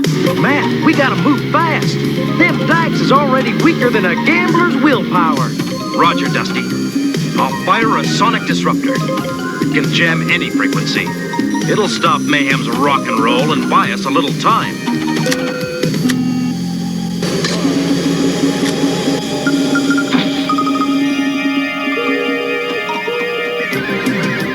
Something's jamming the analyzer. Good! Then turn it off and give me back my money. I'll keep the money, Wellick. And whenever the Dutch government decides to cough up, too.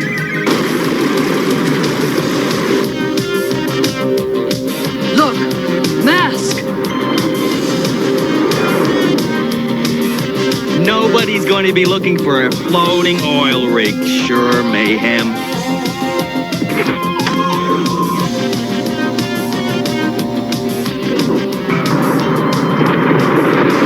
Something fishy up ahead. Must be Rex and Piranha. Matt, I think my old anti-matter ray is the quickest way to deep six that bad guy boat. Go for it. I'll try to run interference.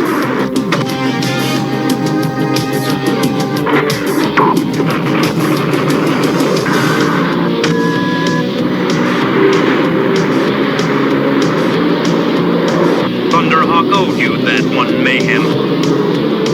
Hurry! Protect the ship!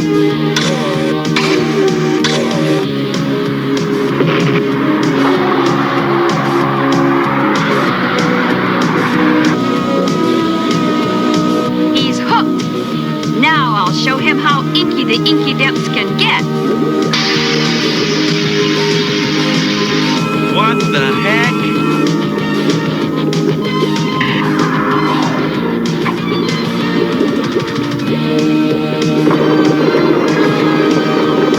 I guess he'll be tied up for a while.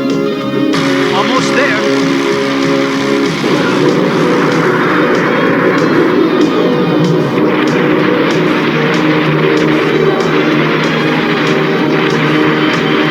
Always falling down on the job.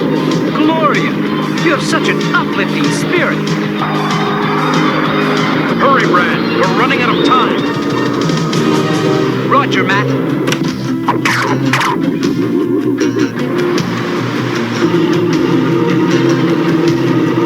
Blast! There goes the analyzer. Let's get out of here.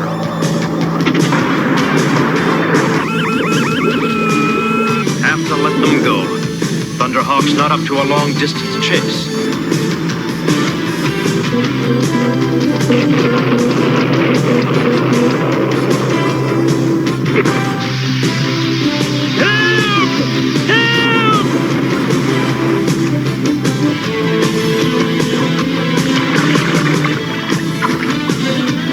Looky here.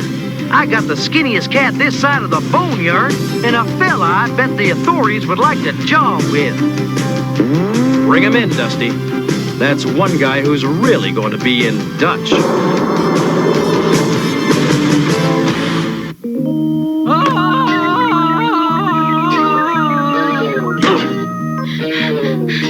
What are you doing? I saw this guy jump off a building in a TV show once. T-Bob, you should never try a stunt that you see on TV. Right, Scott. Stunt people are trained experts, and some stunts are just camera tricks. Guess I sort of stunted my growth, huh?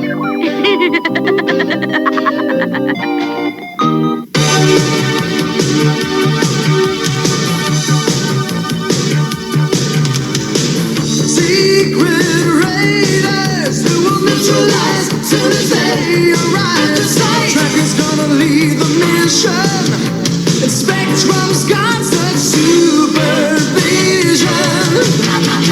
Mask is the mighty power that can save the day. Mask, no one knows what lies behind the masquerades.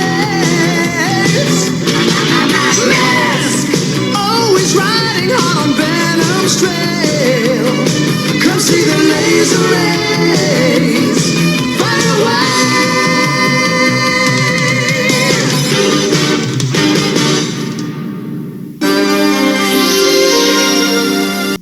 I'm moving my feet for a day so neat.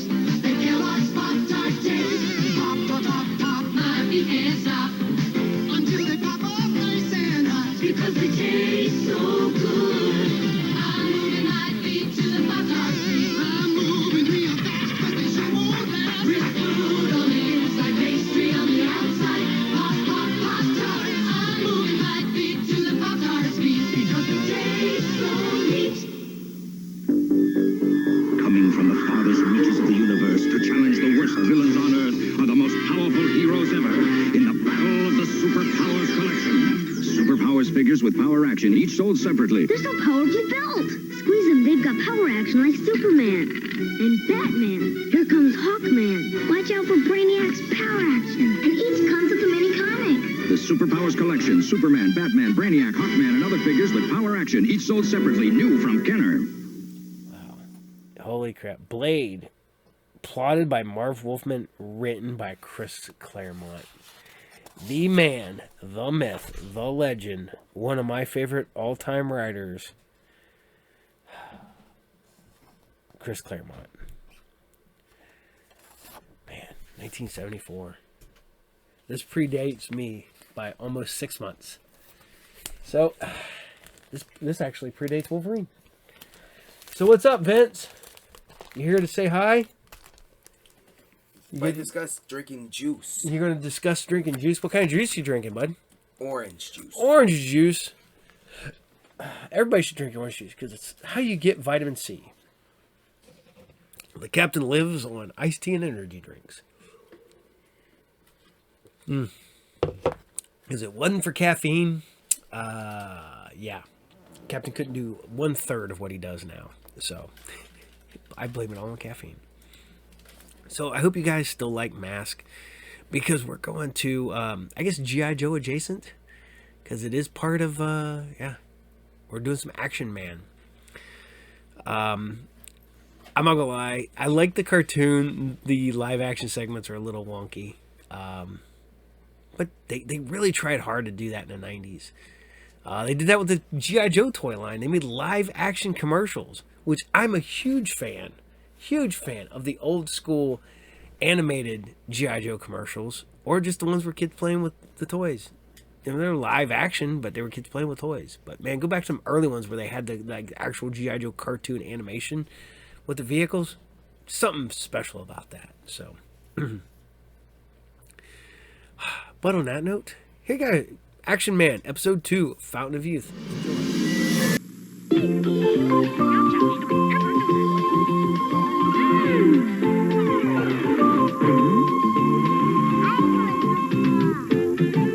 Hi, I'm Joel Higgins, and I'll be right back with One to Grow 'em.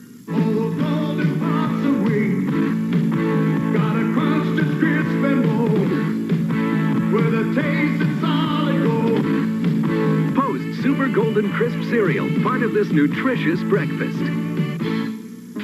We say stick on. Each box of Super Golden Crisp has stickers you won't want to miss. So that lets you stage a show, make your own up video. We say stick on. You can collect 3 sets, 1 in each specially marked box of Super Golden Crisp cereal. Come on, Tony. It's time to saddle up and ride on out. Okay, pal, let's go. Tony, you don't make a very good horse.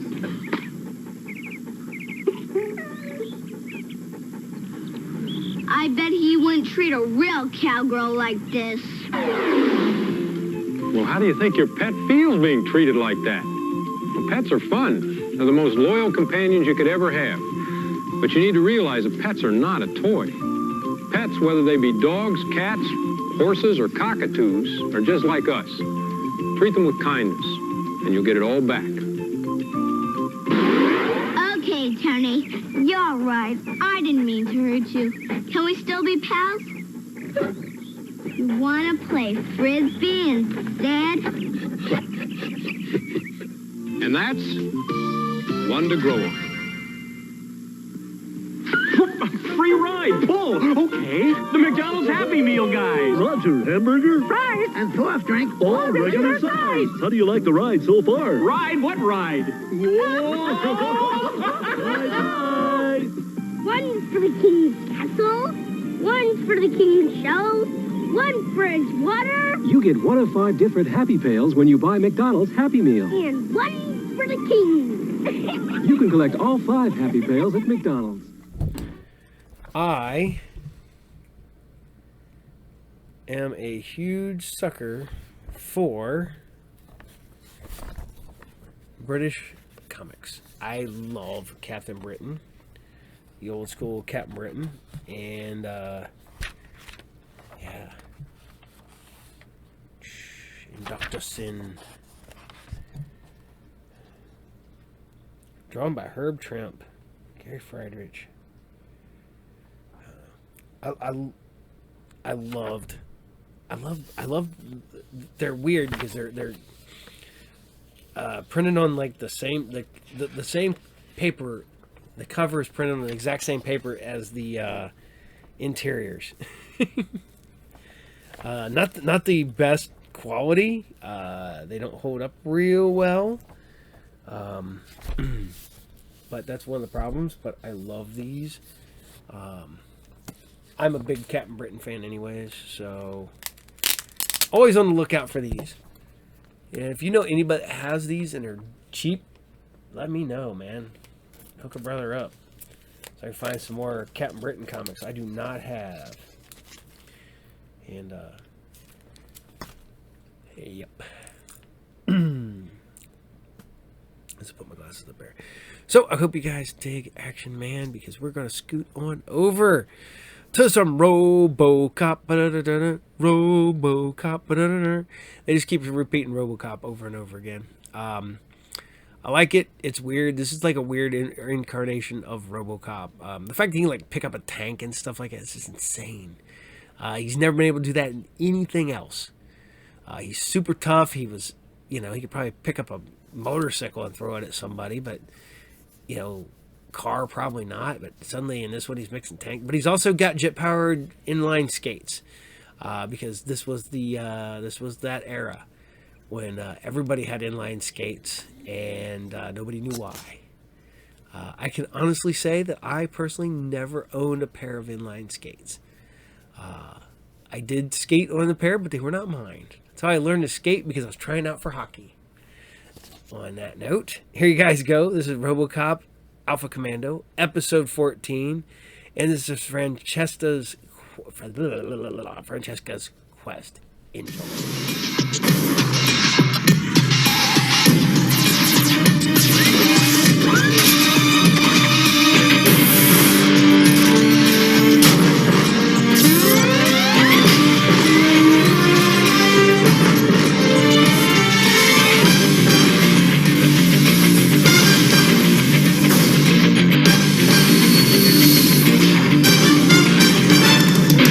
Robocop,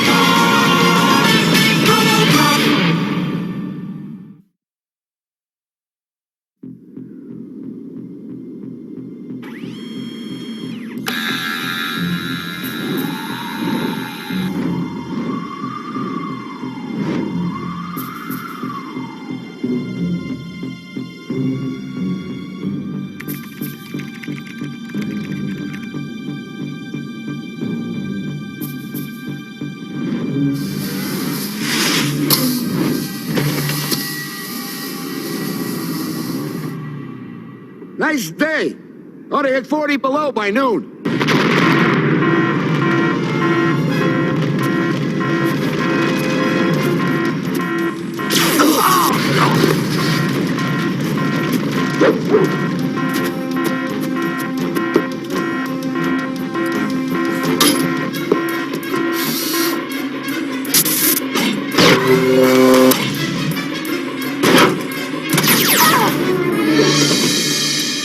Sir, backup defenses encountered not listed in blueprints. Abort mission. We will try again. Retreat and lie low until you receive further commands.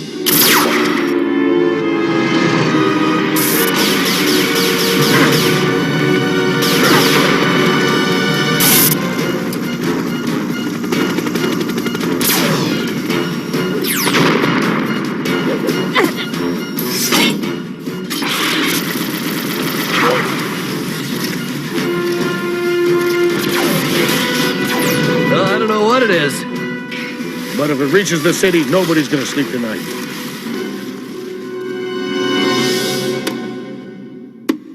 Back to the forest, foul might! This castle is mine! Why? Because I can do this!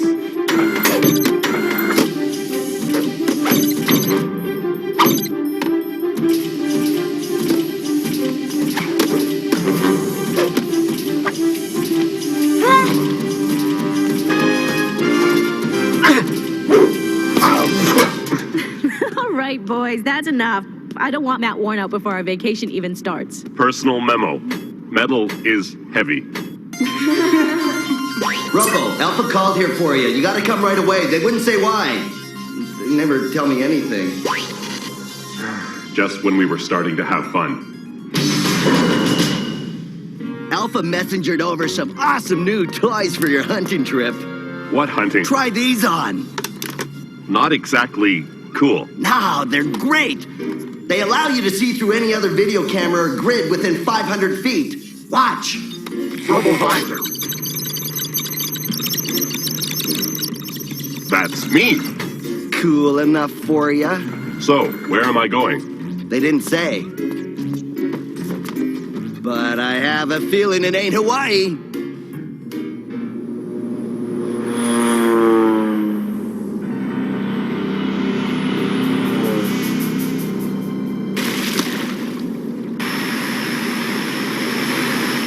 New Anchorage is being terrorized by a mysterious robotic military machine that we have traced to a dark factory. Disable it and bring it in for study. One warning, the locals are a little worked up.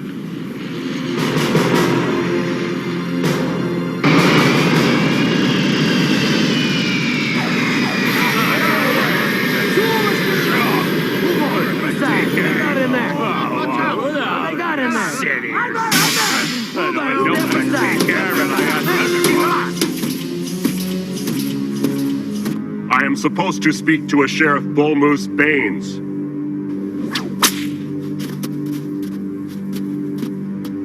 I'm Baines. They sent you to save our city? I give you about 12 hours. You'll either rust, or that monster will turn you into scrap. Yeah, that's right. You sure you ain't related to that thing? You sure you're not related to that thing? A tin can with a sense of humor. You gotta love it. Someone shoot at it. Wait for me. Do your worst, Robot Man. That thing's a killer. Yeah! Snowmobile.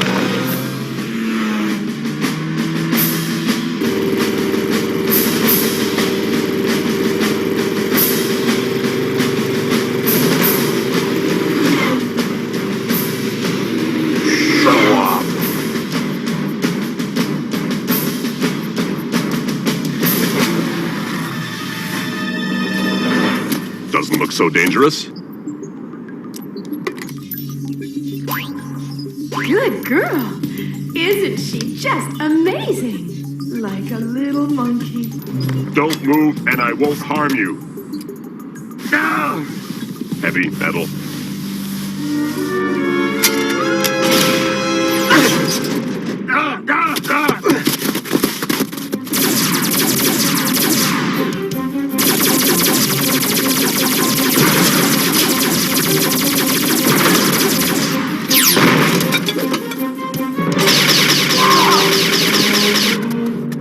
Nice moves. Wait! Okay, New Wire. Let's see some of your magic. I do not like snow.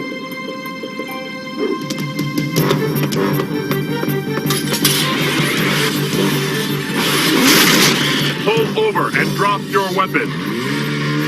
I can't drop my weapon, you idiot. I am a weapon. Wait a minute. You're not a robot.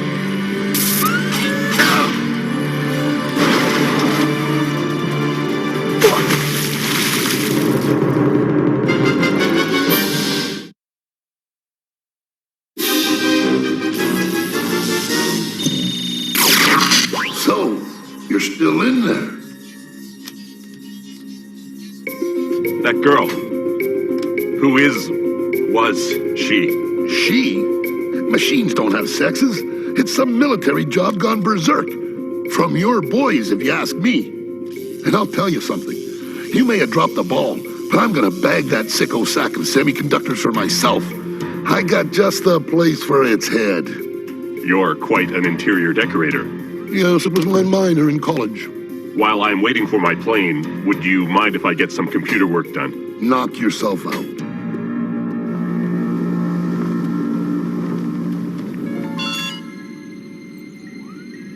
Data probe.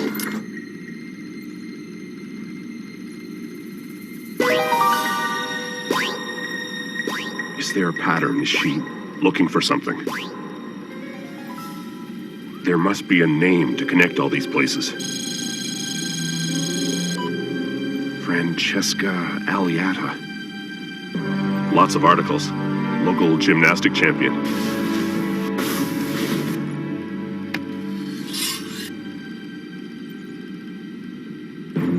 That's it. She visited here 3 times. Must be where she grew up. Police are searching the city for Francesca Aliata.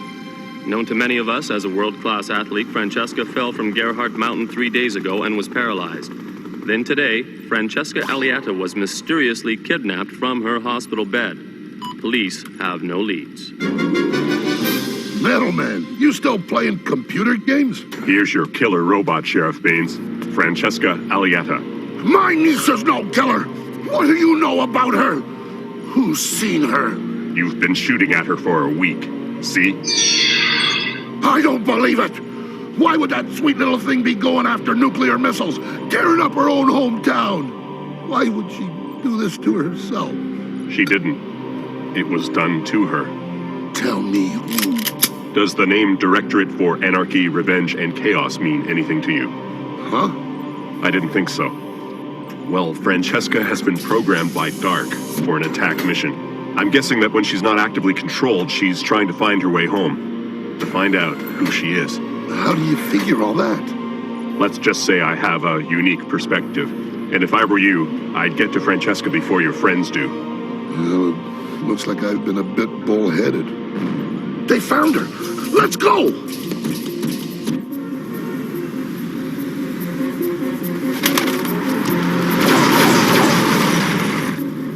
That monster got away! But it can't be far. Let me see what she sees. Robovisor.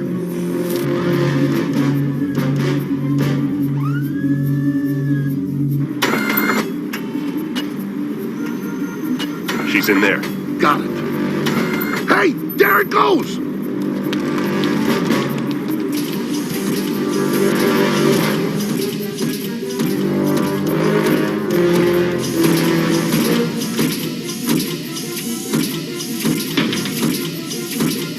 No!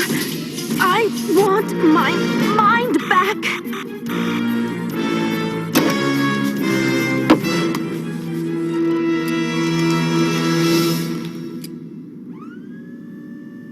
Target in memory mode.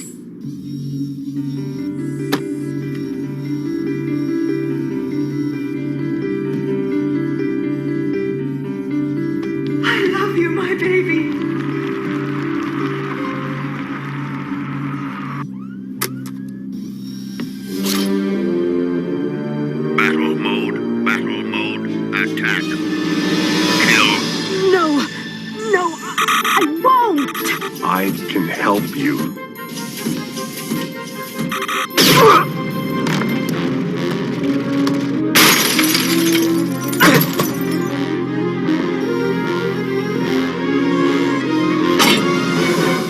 Don't shoot, Francesca. Why did you call me that? Because that's your name. In New Anchorage, you got hurt. You were climbing in the Sawtooth Range and you fell. My legs. I couldn't move my legs. That's right. These men, they came to me. They promised I could walk again. They asked me if I wanted my body back. But they lied. This isn't my body.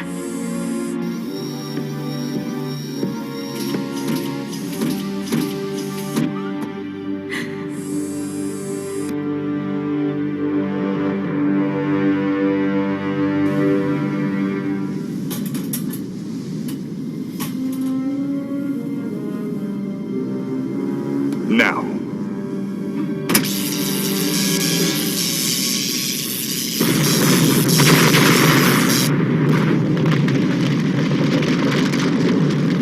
Power down. Emergency power. Switch to emergency power. Power is down at the site. Send her in. I am programmed to destroy. I don't want to, but I don't want to die either. I just want to be left alone. I often feel the same way. But they won't leave you alone. They'll use you for their dirty work. That mob out there is right. We're monsters. Just because you have metal arms doesn't mean you don't have human dreams. I've been there. Actually, I'm still there. You're the first one to treat me like a real human being. Francesca, are you all right? System override. Mission go.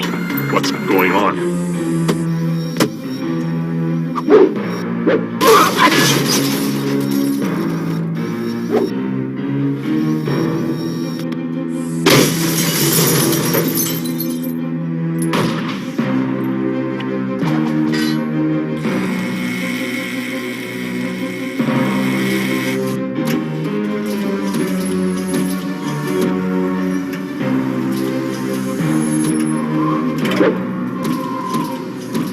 You can fight your programming, Francesca.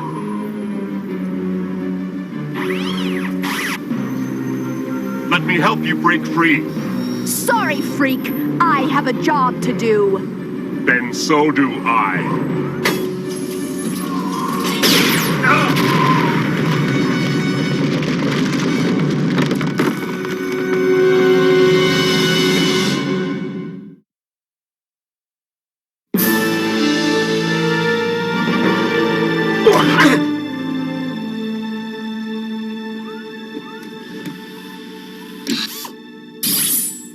Have you successfully disabled the machine? That machine is human. Only partly. We don't consider the human element significant. She does. Please. We were worried you might let your emotions enter into this. You mustn't. Whatever she was, she is now a weapon in the service of Dark. She is trying to launch a nuclear missile. Stop her. Now. Power's down! They won't open!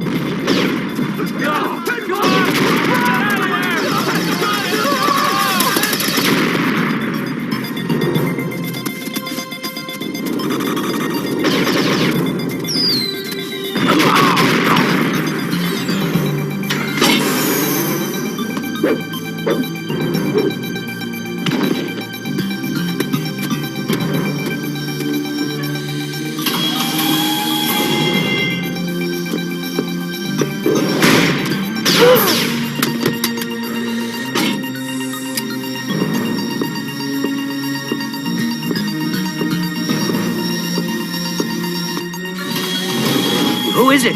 Who's there?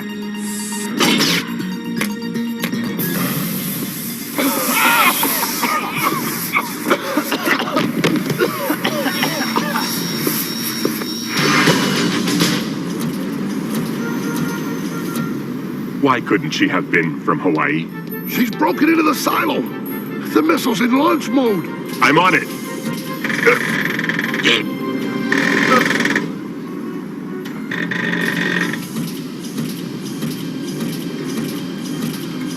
Can I borrow some of that antifreeze?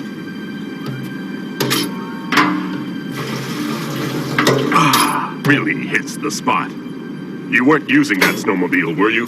Heck no. Jimmy loves to walk. Don't you, Jimmy? Thank you for your assistance.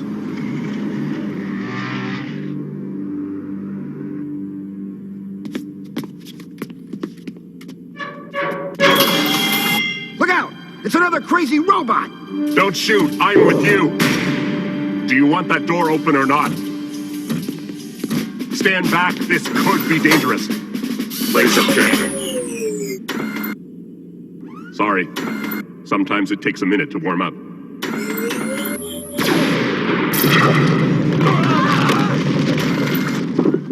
Did I forget to say, stand back?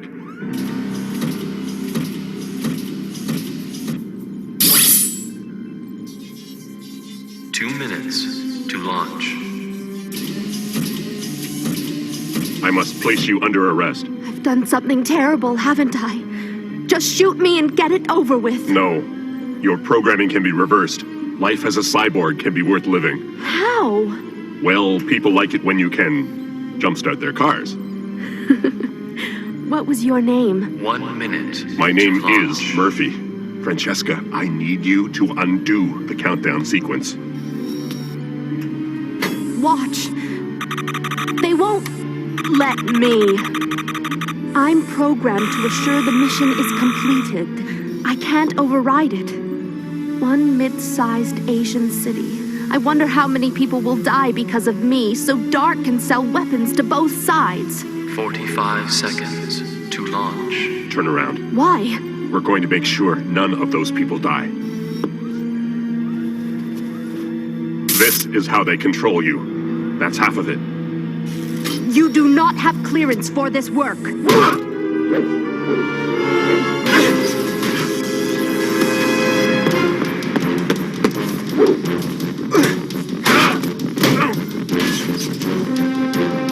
Fight it, Francesca.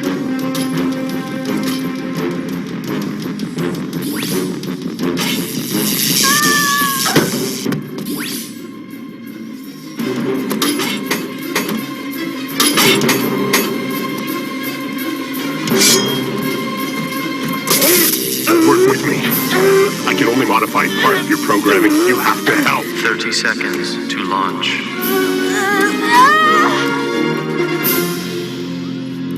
I'm free. Let's shut this thing down.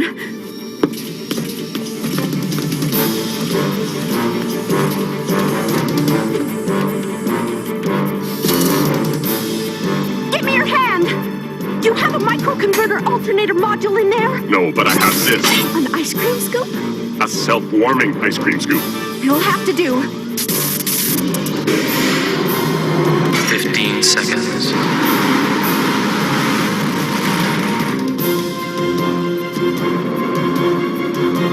Launch in 3, 2, override complete. Launch disabled. Welcome back to the land of the living. Send out that monster! I'll slow them down. Hand that thing over here! Everything's under control. You can all go home now. Why should we trust you? Wait! Oh, dang! Get on home, boys. That thing'll freeze out there like an old truck. Can we help her? She'll let you know when it's time.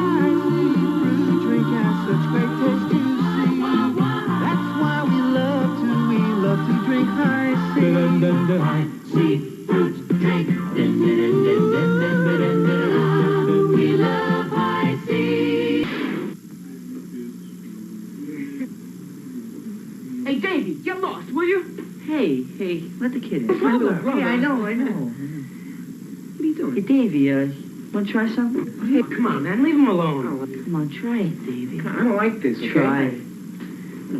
Come on, take a hit. No, thanks. Kid's gonna be all right. If someone offers you drugs, What is it with you guys? just say no. That's Jenny. But that's not Jenny's dad. If she gets into that car, that may be the last time you'll see Jenny. I'm McGruff, the crime dog. See those kids? Every day in this country, 60 kids disappear. Some run away, but a lot are kidnapped by strangers, or even by people they know. So write to McGruff and teach your kids to protect themselves. Help, take a bite out of crime. All right. Hey, it's Robocop. You gotta love Robocop, man. Although I when I found out that Peter Weller was I think he's like an art history professor somewhere. I would love to go to that school and just walk in and have Robocop as your teacher. Oh my god. Or Buckaroo Banzai. Or the guy from Leviathan. The guy from Screamers. Yeah. No. I'm a sucker for Robocop. You know what the sad part about it is? I do not own the new game. I need to just buy it. You know I don't get to play video games very much anymore. I need the Robocop game.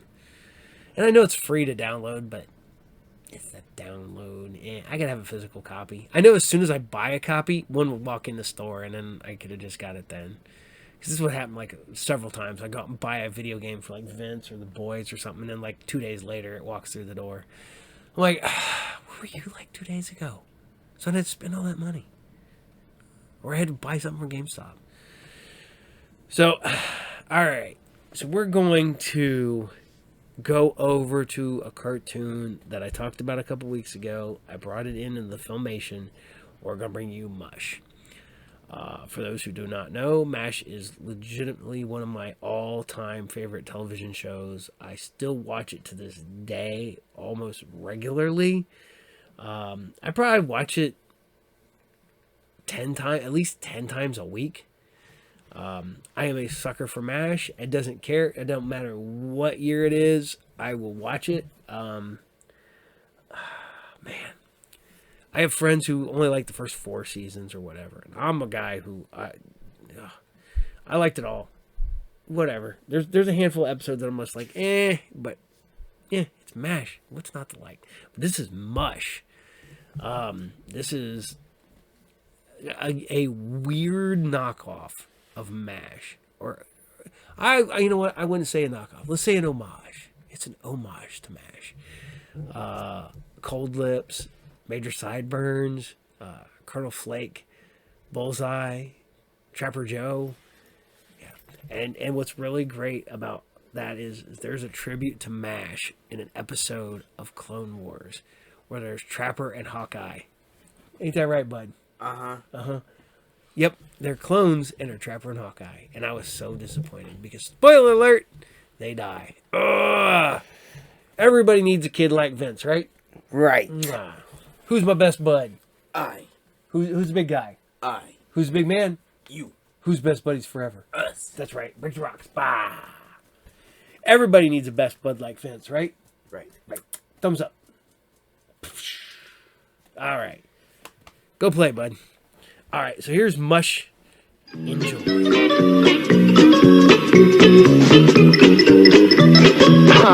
There's nothing like a picnic, huh, Trooper? Yeah, when I was a little puppy, I used to go on a lot of picnics. But hamburgers used to taste better back then. Well, hey, no wonder you just ate my earmuffs. Hey, this spot's already taken. Oh, you're yelling. Please don't yell. I didn't mean it. Hey, you just ruined our picnic, you big, moose. Ooh. Oh, I never do anything right. Everybody hates me. Come on, that's nonsense. Nobody hates you. Oh, yes, they do. All the other mooses make fun of me. And they call me names.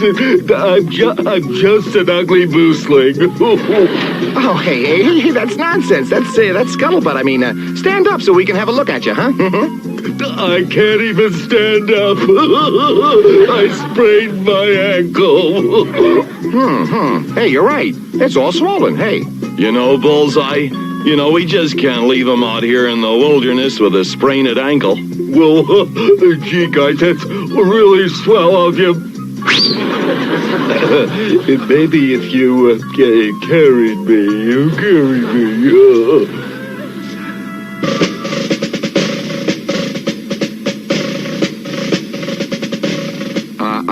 Well, Moose, now that you're back on your feet again, I guess you'll be able to find your way home?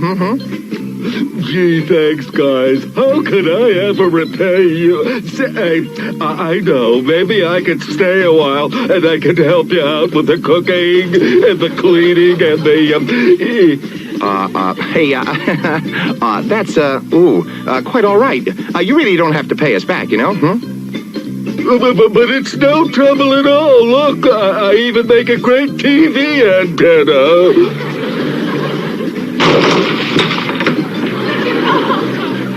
And those rotten agents say it's hard to break into television. The least I can do is stay and cook dinner for you.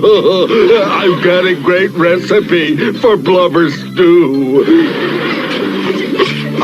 Hey, Moose, that stew looks pretty good, huh?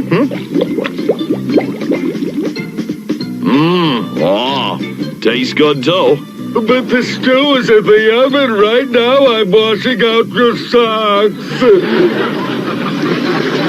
Oh, holy gee, a combination washer-dryer, wow. Here it is.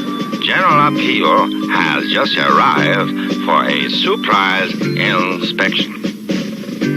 Well, Flake, so far, everything up here seems to be running just as smooth as ice. Right, sir. Now, have you completed your inspection of the camp? I have checked everything but Bullseye and Trooper Joe's quarters. Yes, sir. Bullseye and Trooper Joe.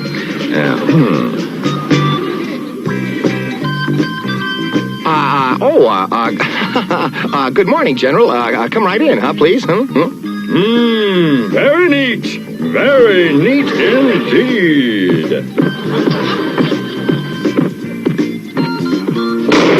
Who is this? I don't recall seeing him before.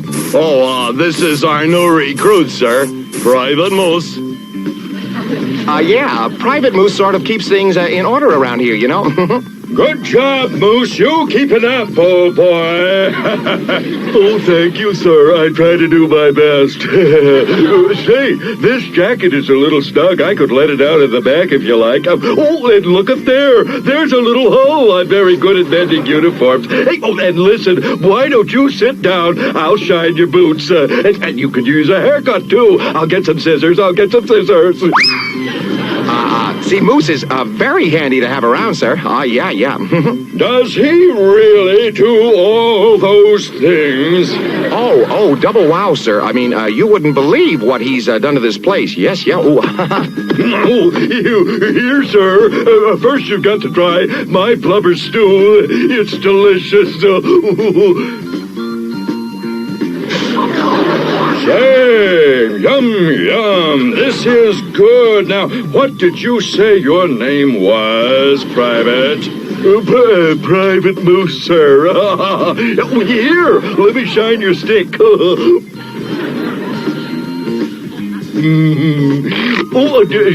Don't worry about that, sir. You see, I'm very good at repairing sleeves.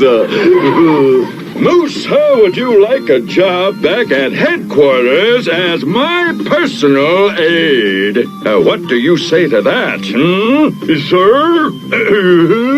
I am your new aide.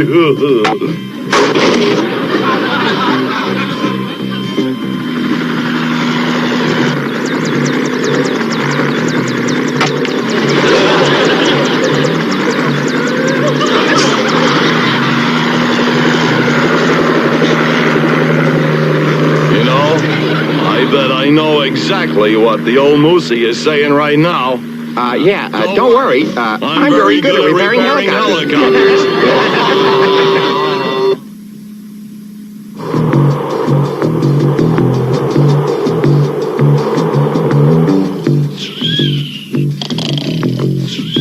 Hey, it must be spring.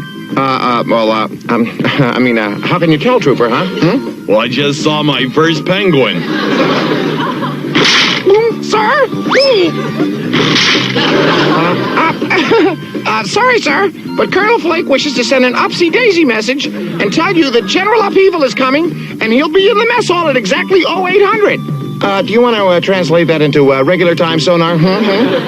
It's 6 seconds from now. Well, gee, I could have slept an extra 2 seconds, huh?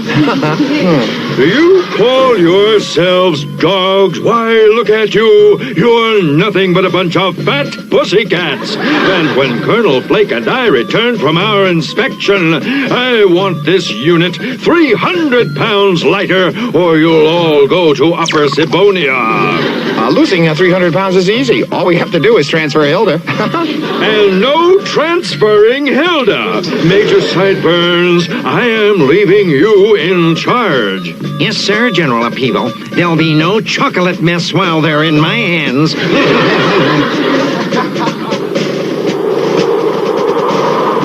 13 pounds, 4 ounces.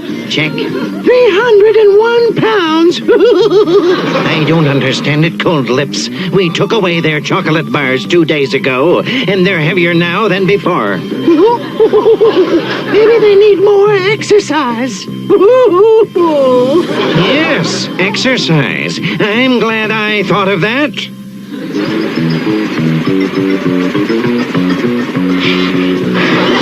Well, I've heard of ski lifts, but this one's a real drag, you know? Okay, now let's do some figure eights. Mush, you mushers. Sir, are you sure Major Sideburns doesn't know about these chocolate bars? Well, sure, I'm sure, but I think he's getting suspicious, you know? Well, somehow we gotta throw him off the trail. Well, I'd rather throw him off the cliff. Yeah, me too, but they don't allow violence in these cartoons. Wow. Maybe we could fix his scale so we all weigh lighter. Yeah, that'll be a gas. A gas. Hey, Sonar, that's it. You know the stuff we fill the weather balloons with? Well, Okay, you candy hounds. Time to weigh in again. And just look at yourselves. You are fatter than ever.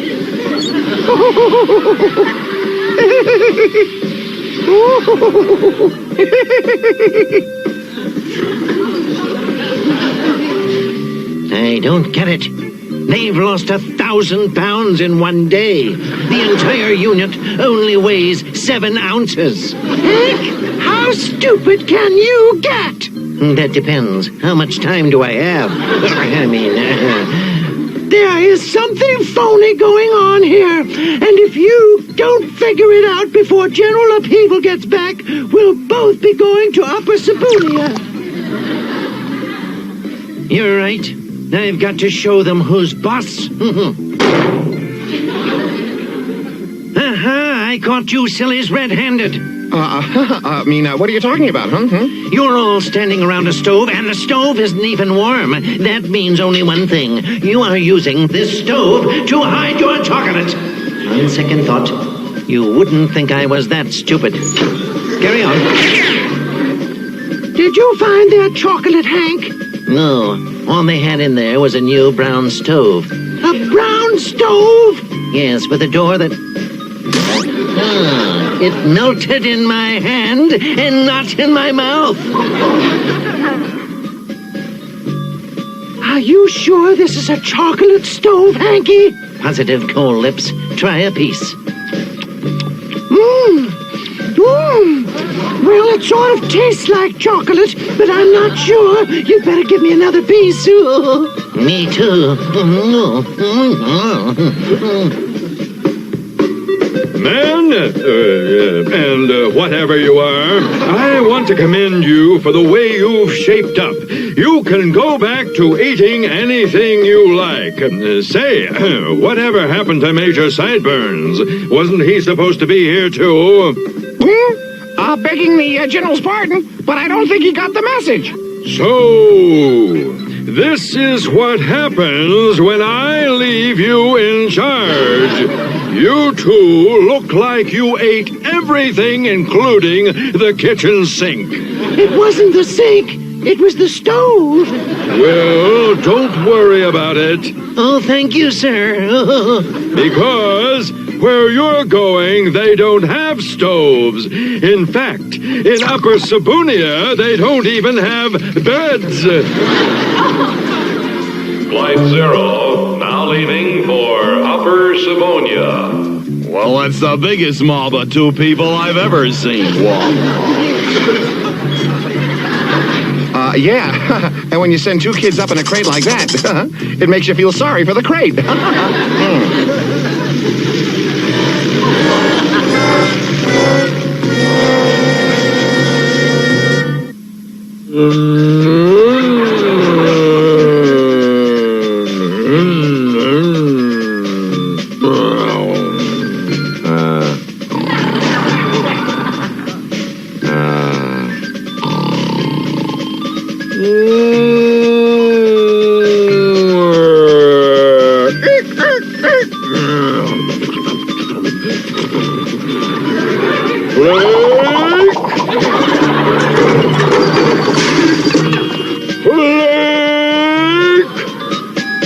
Yes, General Upheaval. I am going on vacation, and I want Bullseye and Trooper to take care of Major Mina while I'm gone.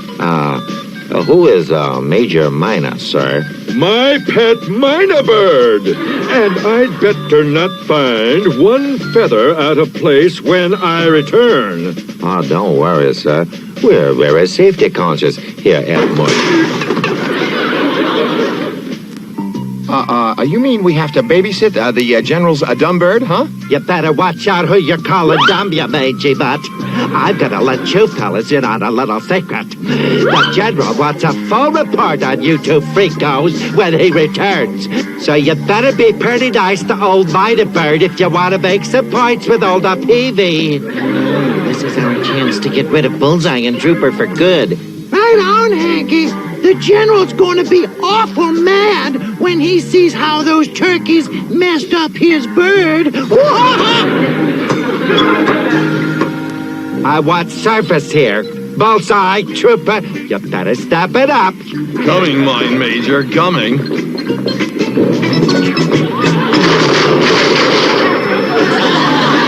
That's one.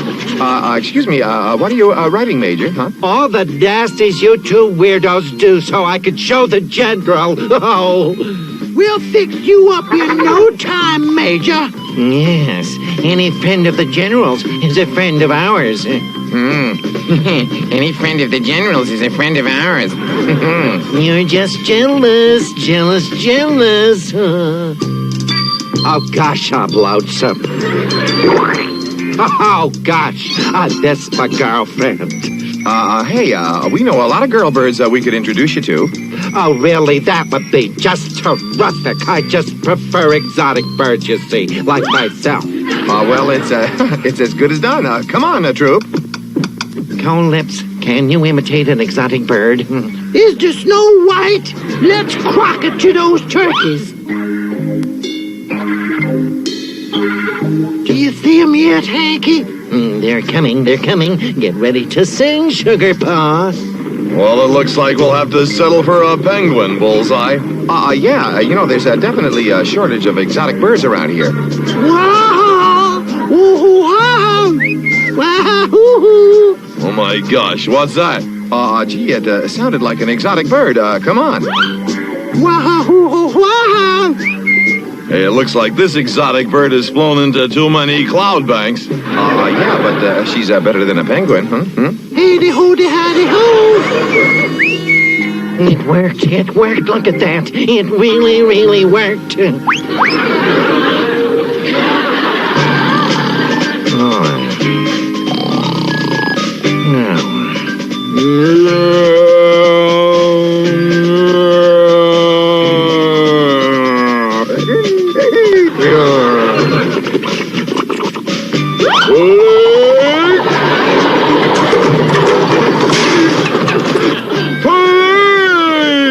Yes, General. What do you want, sir? I was lonesome for my bird. I've decided to take him with me. Oh, yes, sir, General. And you can rest assured that there is not one feather out of his place.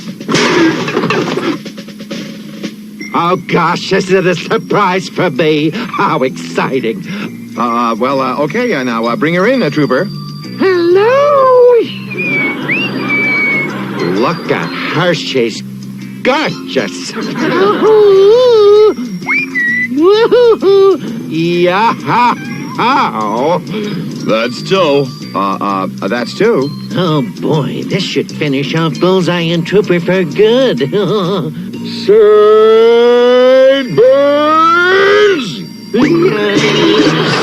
Where is my bird, Sideburns? He's inside, sir. Oh, for gosh sake, you big silly. Halt!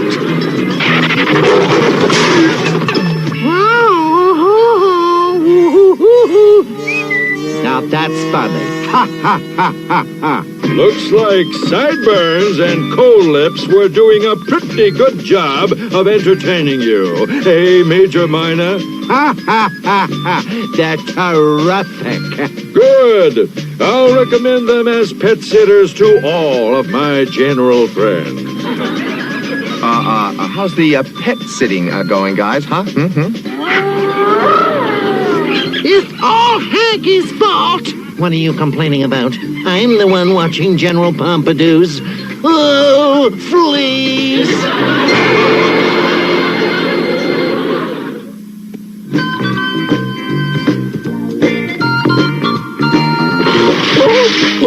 Colonel Flake, sir! Emergency!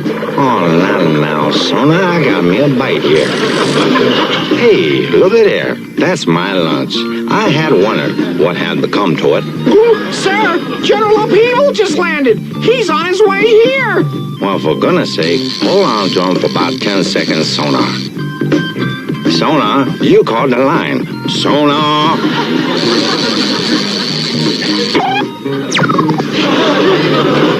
At ease, Flake. Flake, I'm here to do you a good turn. Oh, please, no more turns. I want one of your soldiers to represent this base in the Snow Olympics. Why, it's a great honor, and it'll take a great dog to fill my bill. They're talking about you, Hanky. I'll expect your athlete at the Snow Olympic training camp in 1 week.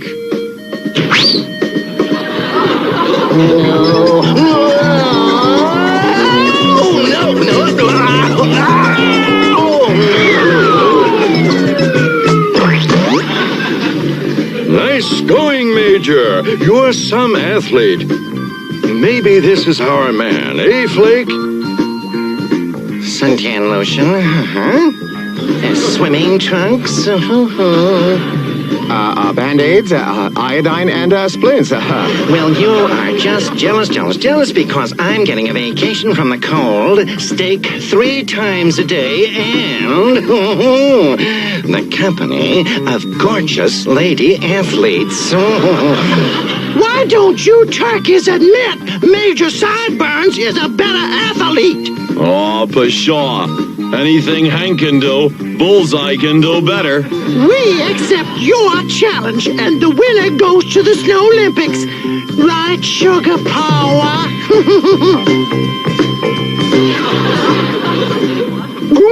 Sirs, the pole vault will start at 10 feet.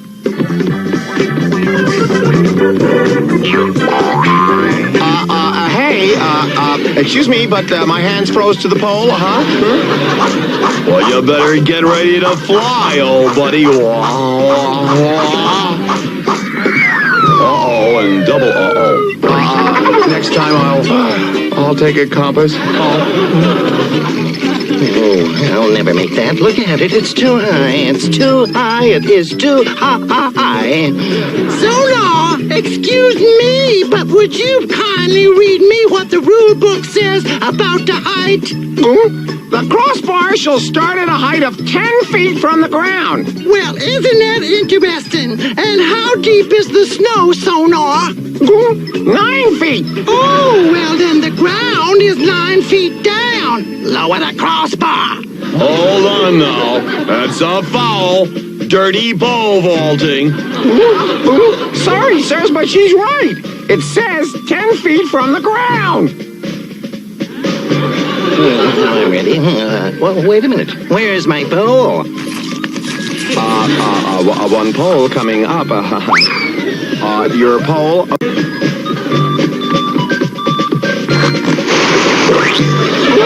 Sirs, the next event is the broad jump. On your marks, get set, go! You didn't know my grandfather was a flea, did you? You think you're so good. Anybody can beat that measly jump. Anybody can beat that measly jump. Anybody. Go, Hanky, go! Did I win? Did I win? Did I win? It was a tie, sirs. Funny, it felt more like a sack of bricks. A tie? You said it was a tie. That's what you said it was, a tie. Well, it can't be a tie. I beat him, I beat him, I beat him.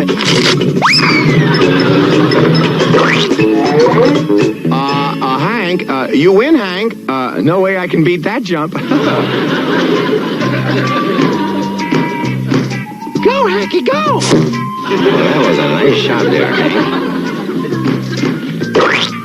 They have been playing for 3 hours, and the score is still tied. And now it's starting into snow.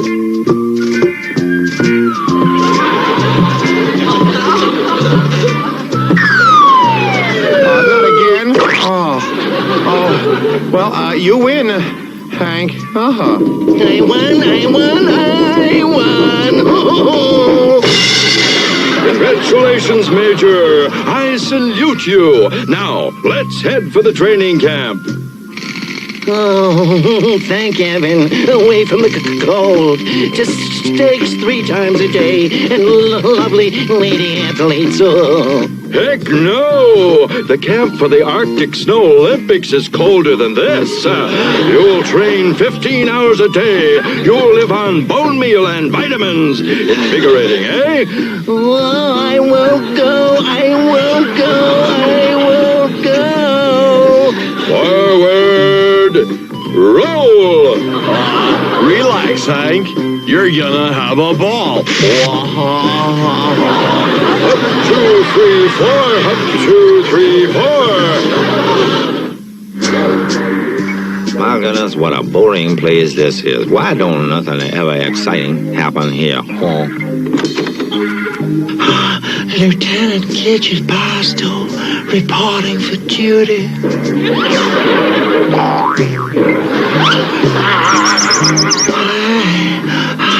I'm your new organization officer. I've never been so disorganized in all my life. Oh, look at you, darlings. You're all so sweet. I've only been here 1 day, and already I feel at home. That woman is disgusting. What she got that I don't got? Should I go down the list alphabetically? Silly boy. Well, he's only kidding, Hilda. He's not interested in such shallow beauty. Are you, dear? Well, of course not, my darling. Absolutely, positively no. Next 9. Would someone please, oh, please pass the salt. Why, thank you, Major Sideburns. Don't worry, Cold Lips. We will get ourselves in shape and show that gidget girl what real beauty is. You said it, Hilda, honey.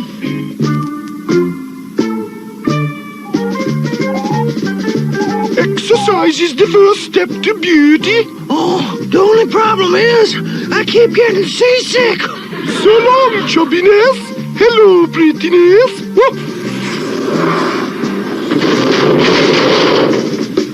Well, that's what I call shedding pounds. Gidget, my delicate snowflake? Oh, Bullseye, I just love snow. It's so, what shall I say? White. Bullseye, let's go swimming. Swimming? Well, don't be silly, Gidget. The only water around here is frozen. I want to go swimming. Oh. Why didn't you tell me the water was so cold, you clod? Oh, gee, but I didn't,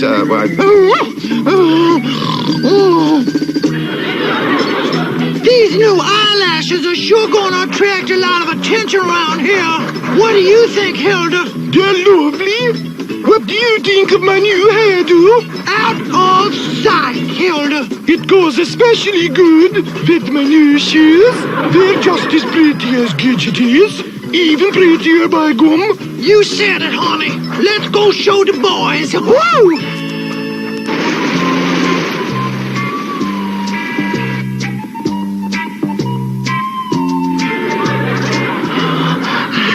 I just love the snow. It's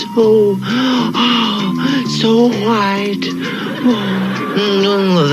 That's simply beautiful. Did you make that up yourself? Hanky, guess what I'm in the mood for? What? Oh, kumquat. I suddenly crave a kumquat. It's a rare tropical fruit. Won't you get one for me, please? Why, of course, my little sugar paw. I'll be right back, darling.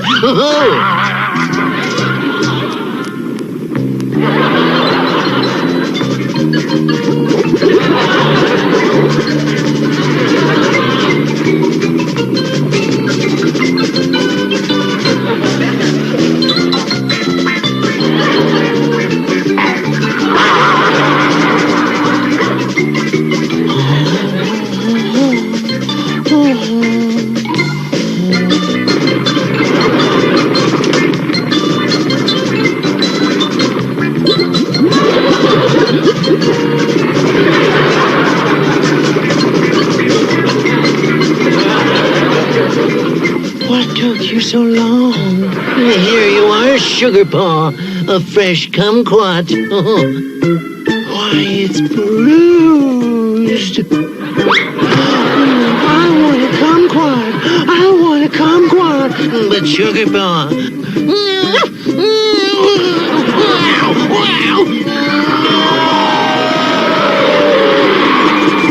I knew these eyelashes would make him come running. Wow! Now aren't we groovier than Gidget? You bet you are. And hut! You mushers, you ought to be ashamed, leaving your sweet, delicate little Gidget right out there in the cold. But, General, you see, sir... Never mind. I'm taking Officer Barstow back to headquarters with me, where she'll be treated like a lady.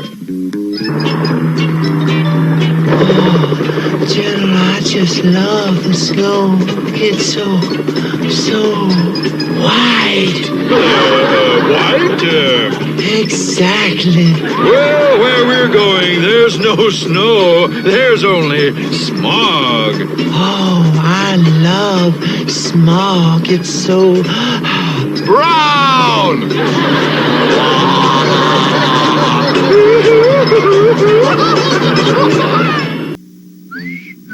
Hey, Crook, what are you doing? Scratching my back. He's trying to steal our Cookie Crisp.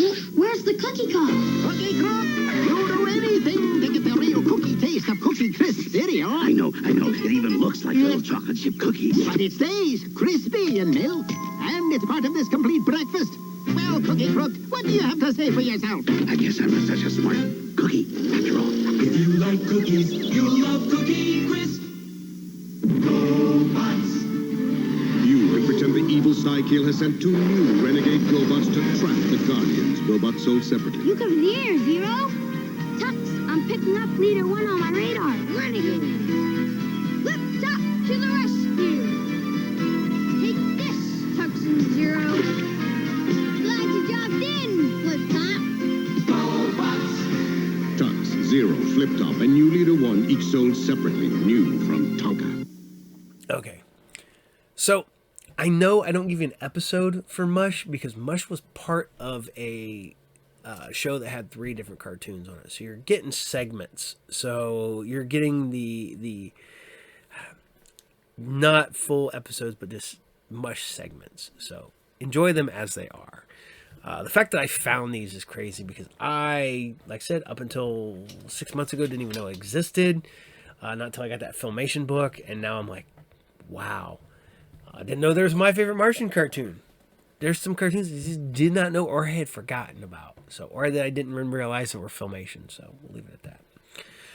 So, all right, we're going to keep it as another Filmation. We're going to the journey to the center of the Earth. This is a Return to Gulliver. Return to, like we went to the guy and not at him. Yet again, cartoon. I discovered these. I don't know if I watched them when I was a kid. I think I might have, because I do remember certain aspects of these, but it just never stuck. So here you guys go. Journey to the Center of the Earth, episode, Return of Gulliver. Enjoy. Long ago, a lone explorer named Arnie Sacknussemm made a fantastic descent to the fabled lost kingdom of Atlantis at the Earth's core. After many centuries, his trail was discovered, first by me, Professor Oliver Lindenbrook, my niece Cindy, student Alec McEwen, our guide Lars, and his duck Gertrude. But we were not alone. The evil Count Sacknussemm, last descendant of the once noble Sacknussemm family, had followed us to claim the center of the Earth for his power-mad schemes. He ordered his brute-like servant Tord to destroy our party.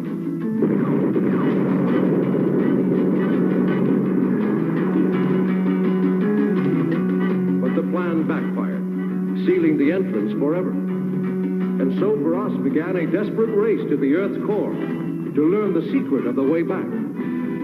This is the story of our new journey to the center of the Earth.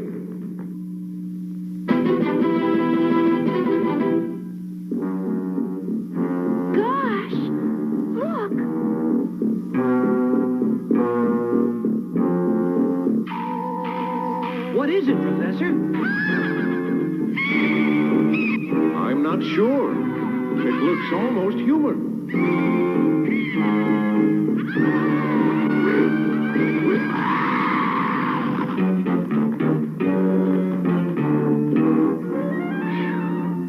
Remember, I said almost. Yeah, it good thing we see it before it see us, I tell you that. Well, what now? Do we have to go all the way back up there? Perhaps not, Cindy. Remember that crevice we passed a little back? If we're lucky, it just might be a way around. We'll try it anyway.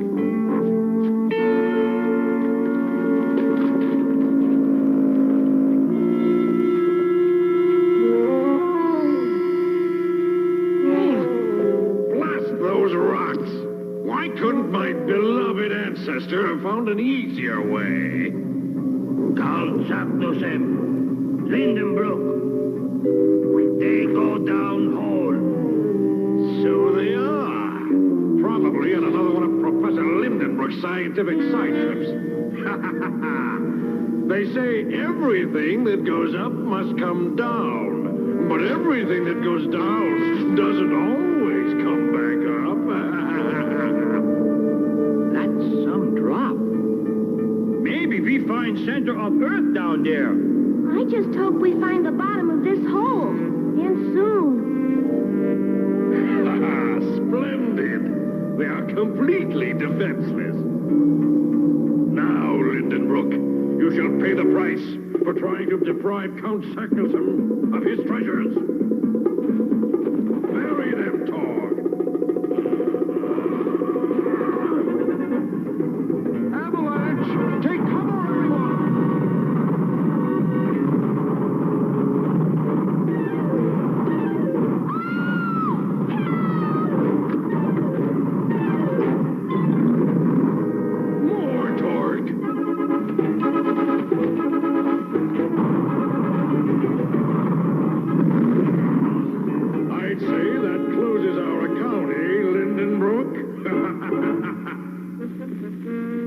Is everyone all right? Yeah, we are fine. A few rocks do not hurt us. What started it, Uncle Oliver? You mean who started it? We keep going, Professor? We haven't much choice, Lars. But at least we're safe. There's no danger of anything attacking us for a while. Look there! It's still there, Professor. Well, we'll just have to go deeper. Deeper? But first, we'll take a rest. You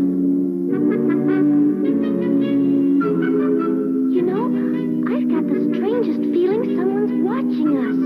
Oh, do not make fun. We see stranger things than that already. You're certainly right there, Lars. Come on, let's get going.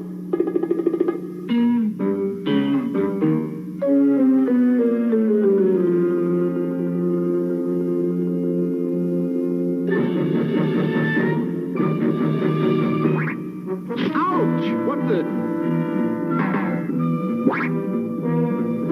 Ow! My hand! Needles! Uncle Oliver, look! Good grief! Cover your eyes, quickly! Ow! Ow! Ow!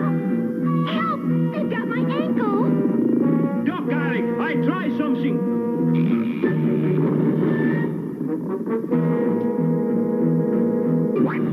All right, now it's my turn.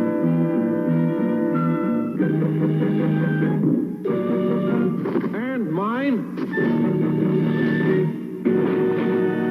Hold it, Lars, they're gone. Boy, first giants and then these, whatever they were. If I didn't feel like a pincushion, I wouldn't believe it. Yeah, me neither. Ouch! Why did they attack us, Uncle Oliver? We weren't doing anything to them. I wish I knew. But let's stop talking and climb down from here.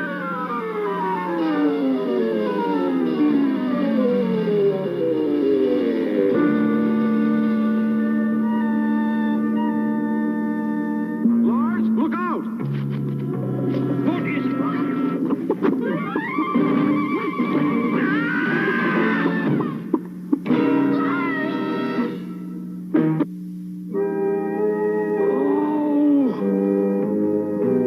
Where am I? The little people. It was not a dream after all. I better find the professor. What is this? I'm tied down. Now you listen. You leave me loose right now. When I get out, I'm going to... Oh, no!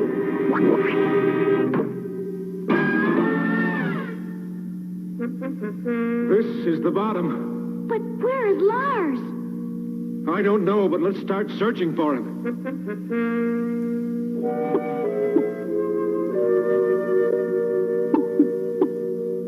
Don't worry, Gertrude. We'll find him. Let's get going.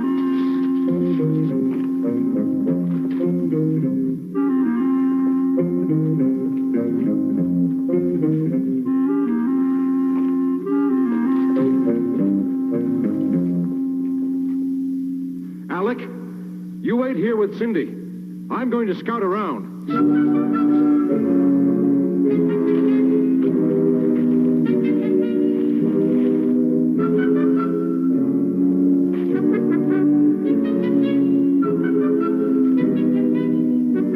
Can't see much. There's one of those strange little people who attacked us on the cliff. Cobwebs? They're like steel wires. Can't seem to break through. Listen, whoever you are.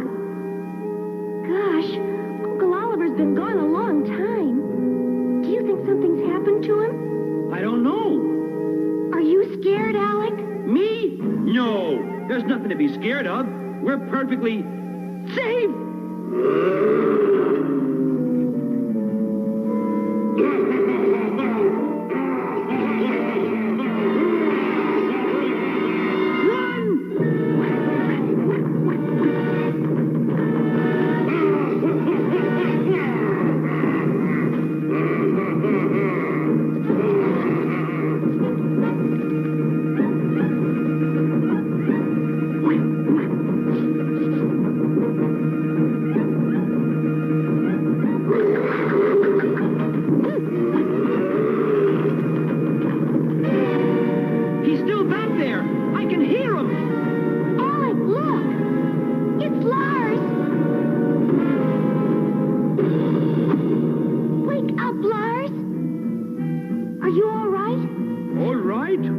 Yeah, I think so.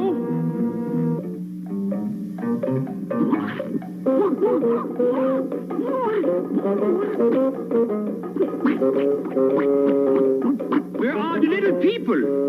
It's the big people I'm worried about. Come on, that way.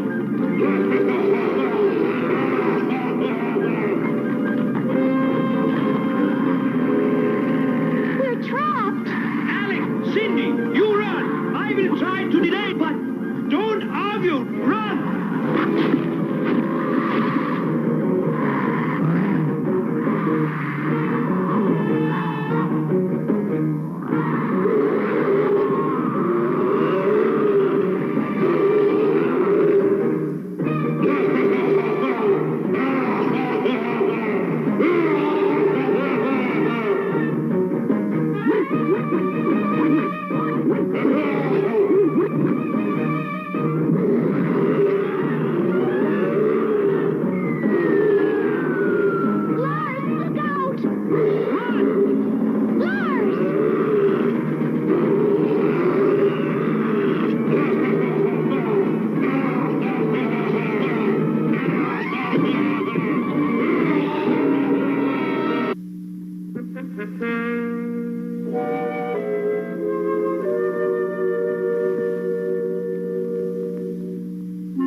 That light, Master. Could it be Atlantis? The end of our journey, at last. Oh, no. No. Eh? Master, look. It's a giant. Quick, out of sight.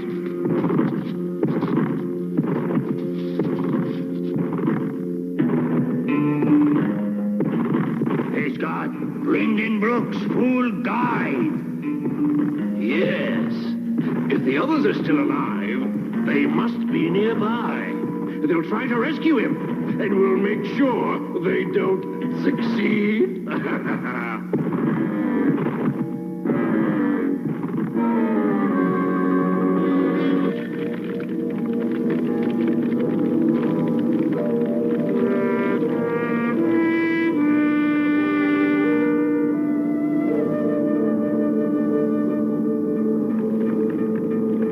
I wonder where they take... A.S. If Arnie Sacknewson was here, could this be Atlantis?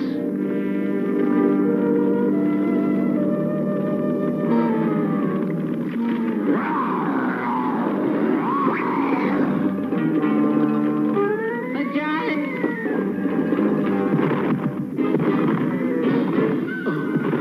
That was close.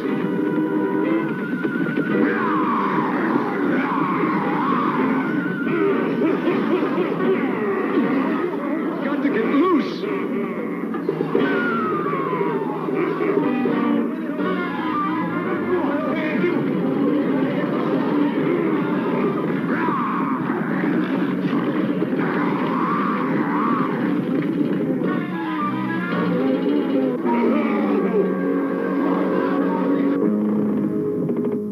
Cindy, up ahead. It could be Lars.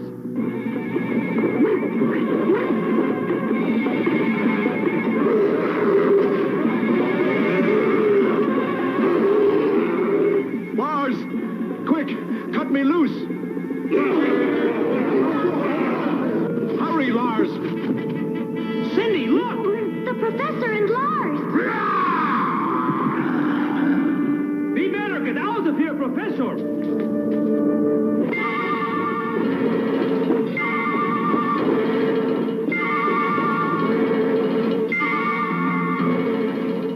We've got to do something.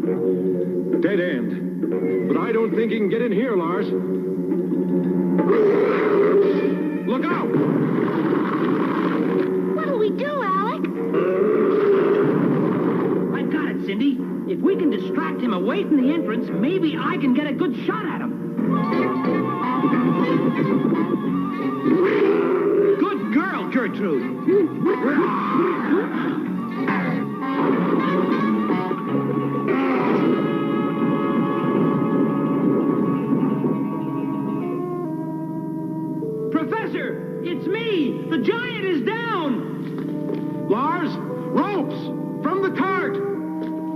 get down there and help.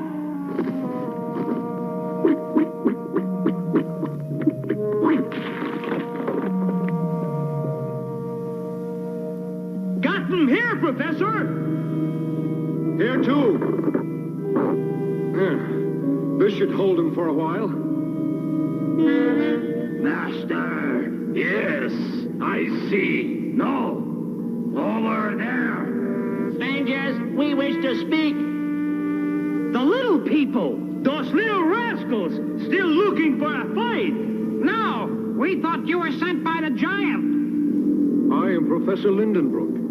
We are searching for the trail to the center of the Earth. They are asking about the trail, I think. I can't hear. We can't let Lindenbrook gain an advantage. The giant is still the way to stop them. Oh, a capital idea, Talk. Yes. These letters on the cart. We have followed signs like this from the upper world. Does this mean we are near Atlantis? The center of the Earth? No, this is but the land of the giant. We are from across the great water. We were swept here by the wind. But this cart? We fashioned it in the cave of the sea from timbers brought by the currents. Take us to the cave and those sea currents. That's the trail we must follow. Confound it! We have to delay them, Torg, and find that cave first. Yes, and let the giant end their trail here. The cave. Help us find it, little friend, and we'll help you get back to your homes. That should not be difficult. With the giant defeated, we have only his beast to worry about. Professor, look! The giant! He's gone!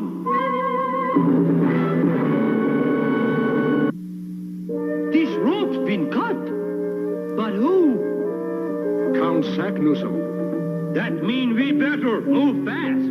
Let's get to that cave of the sea while we still have a chance. Come, it's not far.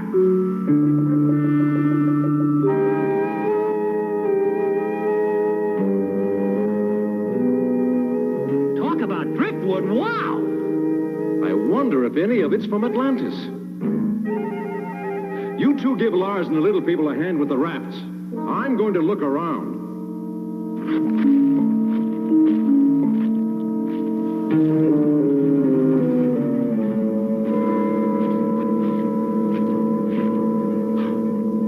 There's something.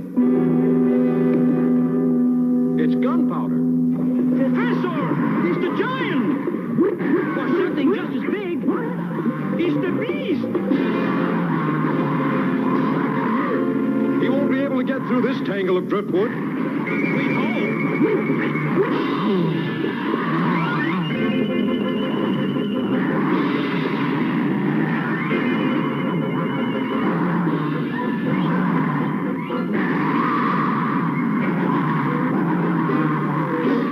Get back, all of you!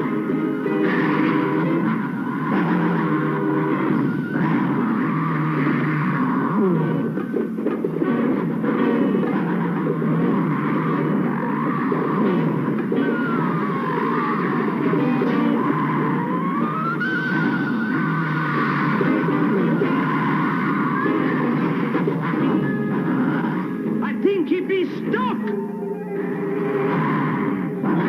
For the beach. I've got an idea. I get the kids out, Professor. I hope this works.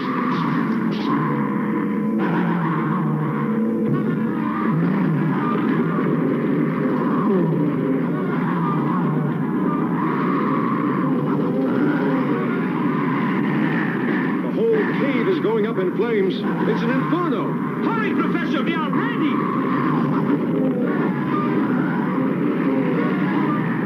Look there.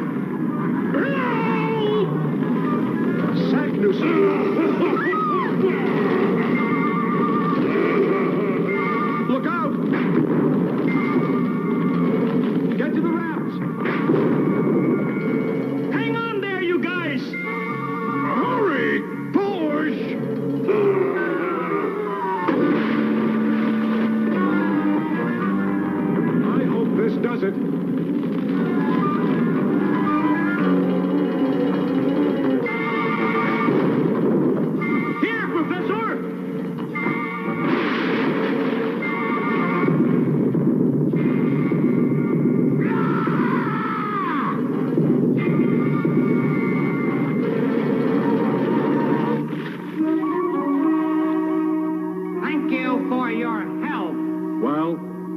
must be going. But which direction? We have heard of a city that lies beyond the glowing light.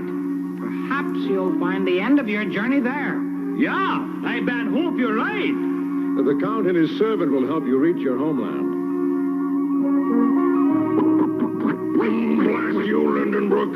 I'll catch up with you and exact my revenge.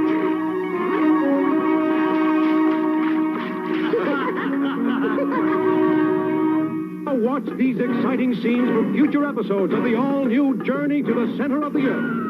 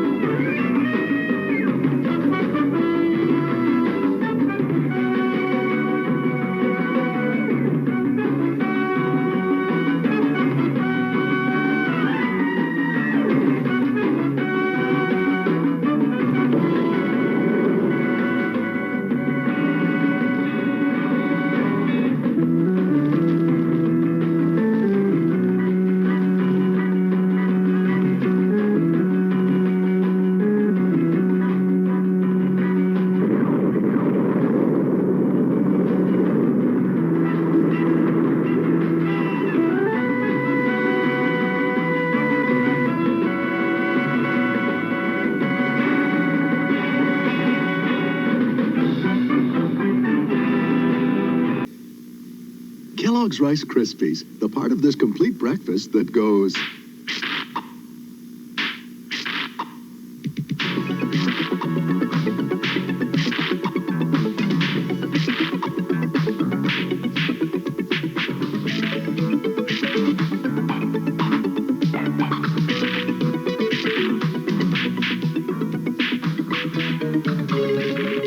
Kellogg's Rice Krispies. Have you heard how good they are? Hamburger University with Ronald McDonald. Good morning, class. Good morning, Ronald. Today's subject, the Hamburglar. The Hamburglar is very clever and very sneaky. The Hamburglar! And he loves taking McDonald's hamburgers. So, what should you yell when you see it? Help, Ronald, sailor! That's right. Uh-oh. Hamburglar. It's a good time for the train. You've got a lot to learn. Don't take burgers, Rubble Rubble. All right. So, we're going to keep it going. Like I said, you know, I do like Filmation's old stuff. They got quality issues. Their quality isn't always the best, but man, they absolutely put out so much stuff. Some of it's great, some of it's okay, but man, when you really sit down and watch it, it's all enjoyable. So, where else to put it there? So, but we're going to keep it going on down the road to some Martin Mysteries. I haven't showed Martin Mysteries in a few weeks, so we're going to bring you more Martin Mysteries. Yet again, can't say a whole lot about this that I haven't already said. You know, go watch it. If you haven't watched an episode of Martin Mysteries, this is episode 22. I have 21 more episodes. Actually, I think I have 22 episodes besides this one, because I think I did a Christmas episode with the Christmas episode of Martin Mysteries on it. And that's how I discovered it. So, you know, just enjoy Martin Mysteries. Have fun.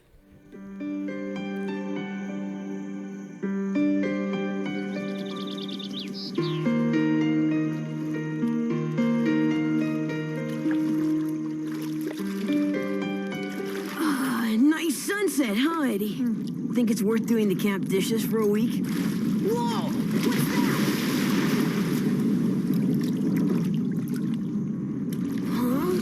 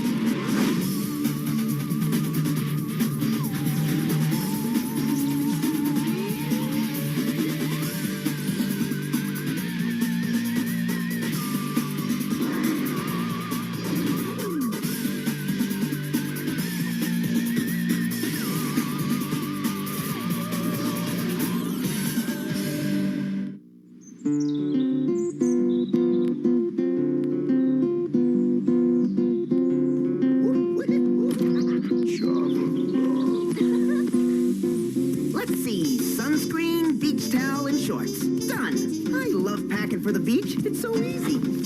I can't think of anything more boring than lying around on a beach all summer. Now Java's got the right idea. You'll be the best-dressed French chef in Paris. French chef in training. You think I'm just gonna lay around? Wake up and smell the suntan lotion, sis. Between riding the waves and partying on the beach, I'm gonna need another vacation to recover from this vacation. Oh, by the way, how's your novel coming? I could use some mindless trash to read on the beach. You wouldn't like it. Too many big words and no aliens or mutant robots to cater to your lowbrow tastes. No problem. I know just how to spice it up. When all else fails, just add some slime. Martin, are you trying to ruin my manuscript? What are you talking about? I'm trying to make it better. Ugh, give me that.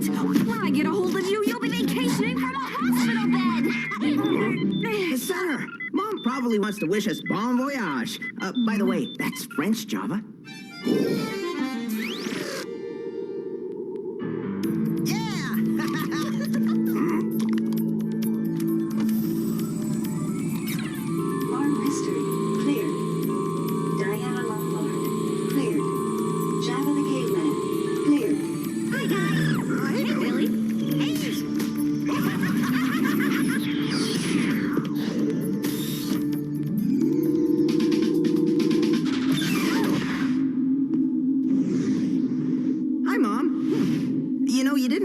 To the center, we wouldn't have left on vacation without saying goodbye. Vacation? Well, it's something like that. You're going to be CITs. CIT? What does that stand for? Cosmic Intelligence Tracer? Commander of Intergalactic Tacticians? Tri-Counselor in Training. You're going to summer camp. Summer camp? That's right. We've had reports of strange glowing lights at a remote summer camp up north. You two will investigate undercover as camp counselors, and Java will be the camp cook.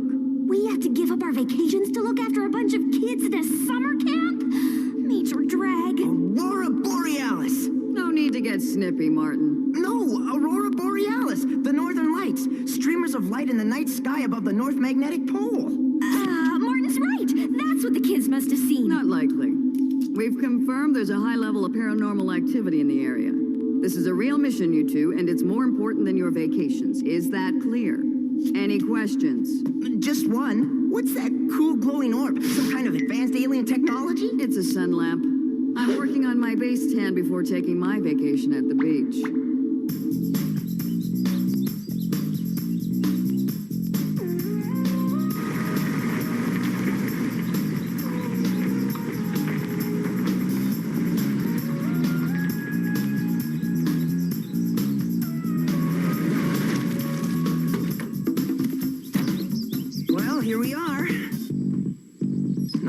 The summer vacation I hope for. It's not so bad, except for the fact that you're here too. Seems quiet and peaceful. Those are code words for dull and boring. You must be the new CITs. Hi, I'm Nancy, head counselor. Martin Mystery, secret agent, CIT extraordinaire. And I was just telling my sister Diana what an awesome camp you've got here. Nice to meet you. This is Java, the new cook.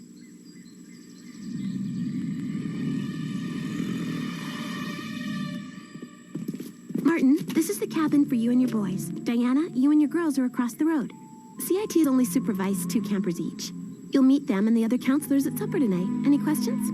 Actually, we were just wondering what you know about these mysterious lights. Oh, don't worry about those campfire tales. The kids probably saw the northern lights and got freaked out. You know, it's like we're both on the same wavelength, huh? Didn't 2 boys nearly get sucked under the water in a canoe? Fell out of a canoe is more like it. And then they made up a lame story about the lake bubbling. We'll see if a week of kitchen duty makes them think twice about taking a canoe without permission. And there was nothing strange about the canoe? That's it right there.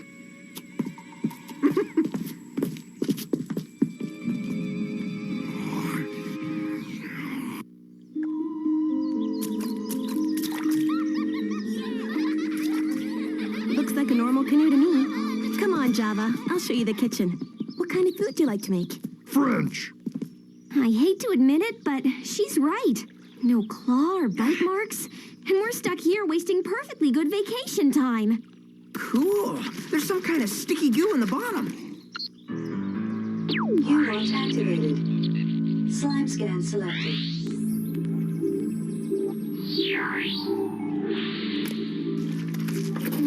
It's probably just tree sap. Probably, but we better send Billy a sample anyway, just to cover our butts. And if they don't find anything but tree sap, maybe Mom will change her mind and let us out of here. Where are you going? I thought I'd take the boys on a camp out at the lake. I want to see for myself if it really was just the northern lights that they saw. Or something else.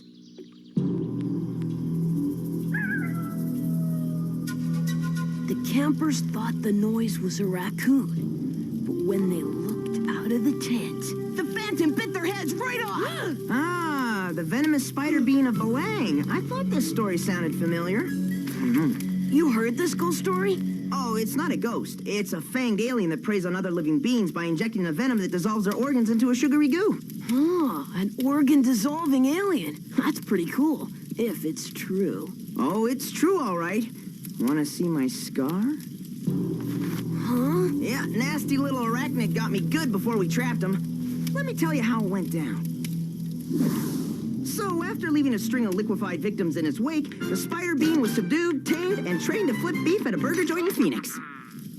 Well, that's it. Time for bed. Let's get into our tents. Could we sleep out here, close to you? I mean, close to the fire? You want to sleep outside under a starry sky, huh? Sure, why not? Maybe we'll even get to see some UFOs.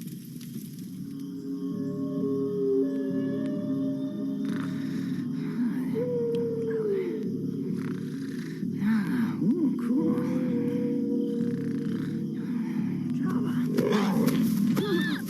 Did you hear that? Martin, wake up! What? What is it? A raccoon get our hot dogs? Venomous spider creature! Oh, don't be silly. I told you it was tamed and working at a burger place. Oh, okay. Give me the flashlight. My fault, I guess. I shouldn't have told him such a scary one. Daryl? Eddie? Eddie?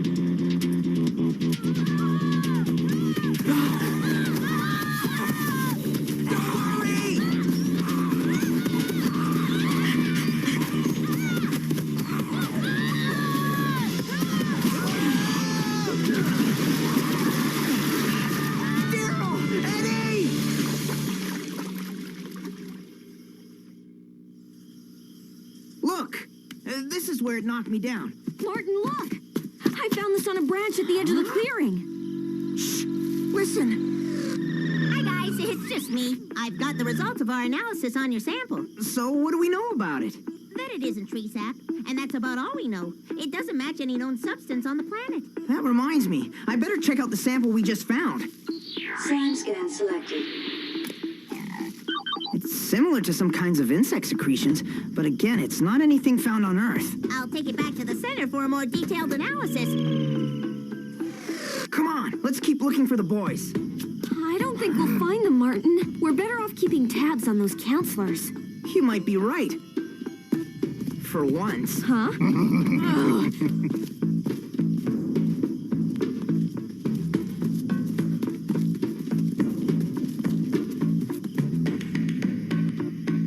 It's all closed up and dark.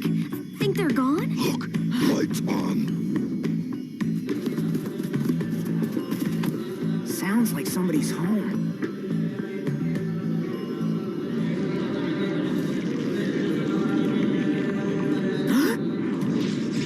See anything? Well, either the counselors are building a really bad model of the Eiffel Tower, or they're worshipping some kind of glowing obelisk. Someone coming. I think there's more than one. It's glowing too bright. I can't see anything. We're surrounded! Make a break for it. Let's go!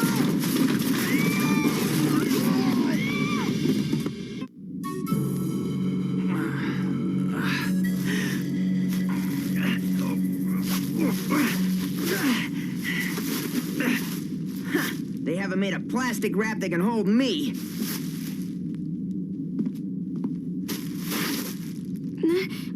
What happened? While you were sleeping, your novel got published, and now you're a world-famous author.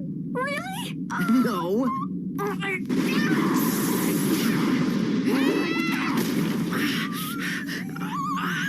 What'd I do?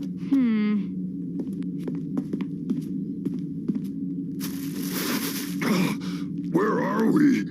Must be some kind of shed. Whatever grabbed us at the cabin back there wrapped us up like leftovers in this nasty plastic wrap.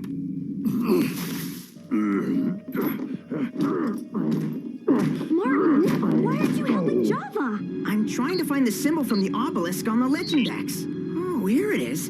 It's the symbol of Soros, a reptilian god that demanded the life force of young people about 1,000 years ago.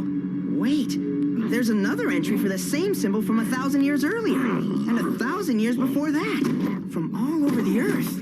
But this stretchy view doesn't match anything we've ever experienced on Earth. Maybe he's not a god, but an alien. Yeah, an alien with a 1,000-year life cycle.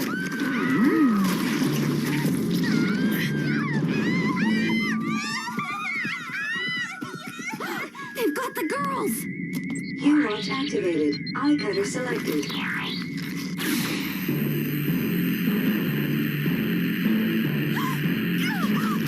That alien plastic wrap isn't giving up! Get us out of here! Almost through. There, now, Java.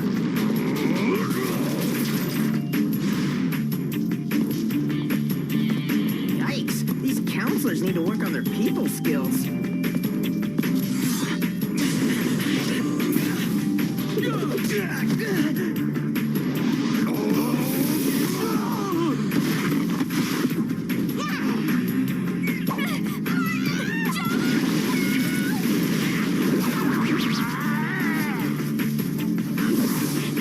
That's where the goo came from? I was covered in lizard spit? Cool. They're taking her to the lake.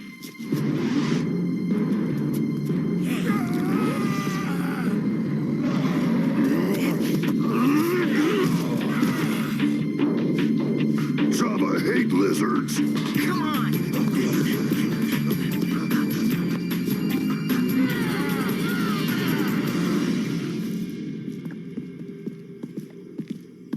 Where they take Diana? There.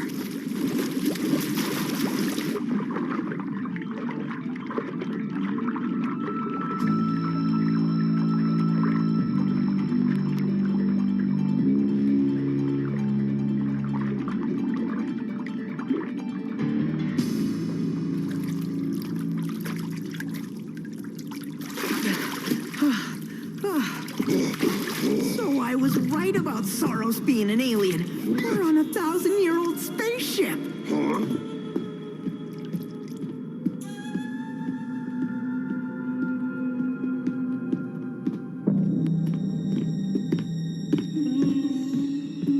Too much junk.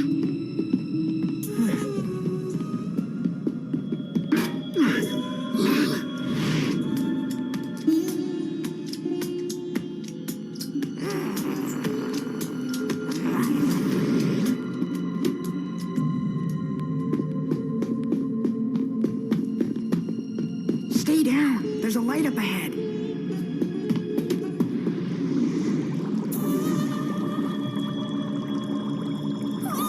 What's happening to me? Whoa. Diana's looked better. Java no like this place.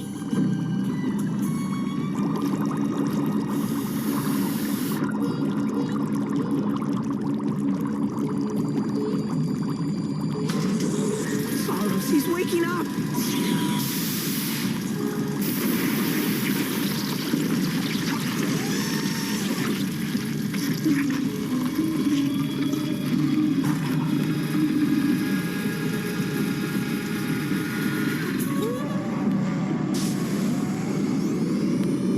I can feel the spaceship moving. Diana.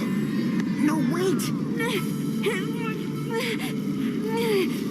Nancy, Soros, what's he doing to the kids? Did you know that 4 rambunctious teenagers have enough excess energy to power a spaceship once Soros raises it out of the lake? Then He can feed on the whole world. We've got to stop him.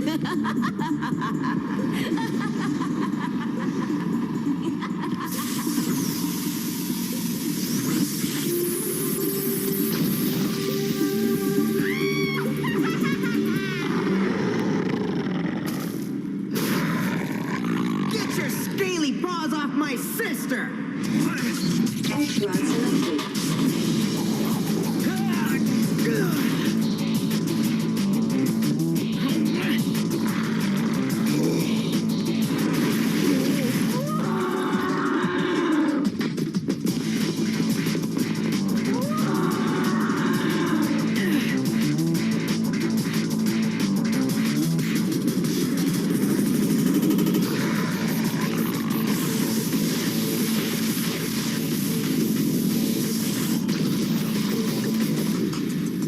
Didn't you take some kind of counselor oath to protect young campers? I guess not. So I'll have to do it myself.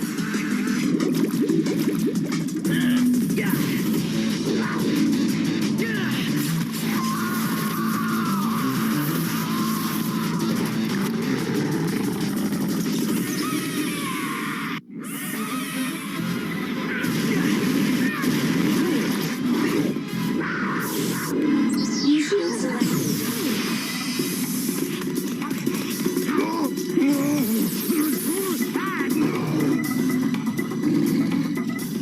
Java, no! Let him catch you! Changing us is draining all Saurus's energy.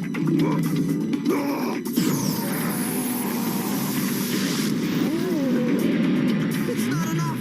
The ship is still rising! One last shot! Hey, sis, how about a big hug for your brother?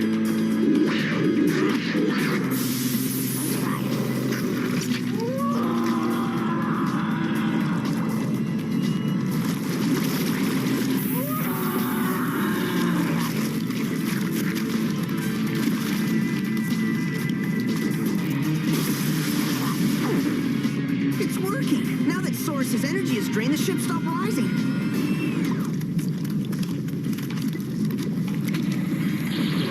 But we gotta hurry before it sinks. Whatever you did, nice going.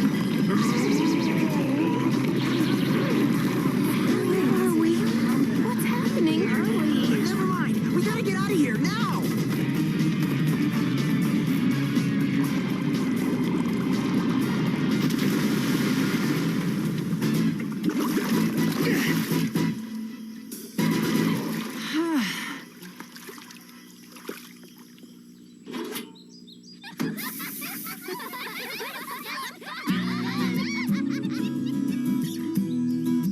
From the moment we found that thing, it's like he was always in my head. Even before I was a lizard. Ugh. But now that it's drained of all its power, it's just a big doorstop. Well, I say we've earned a vacation, don't you? I think we're about to find out from the only person whose opinion matters. Hi, Mom. Looks like our work here is done. Time to hit the beach. They were really awesome. They even risked being turned into aliens like the rest of us. Possessed by an alien. Oh, how terrible. I'd say some people around here deserve a nice long rest, all expenses paid by the center. Awesome!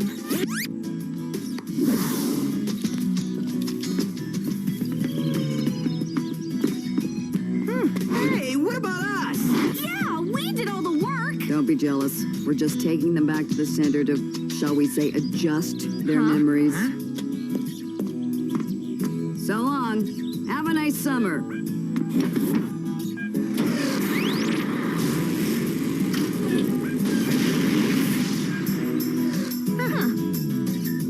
Have a nice summer? Wait! Who's gonna look after the kids? Huh?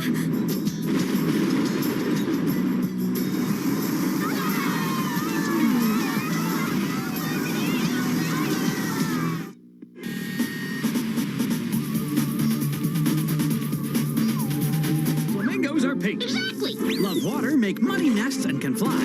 Maybe not. They have long, graceful necks. Oh, sorry, little no-neck man. Yeah, we know. A new episode of Captain Flamingo Sunday at 8:30.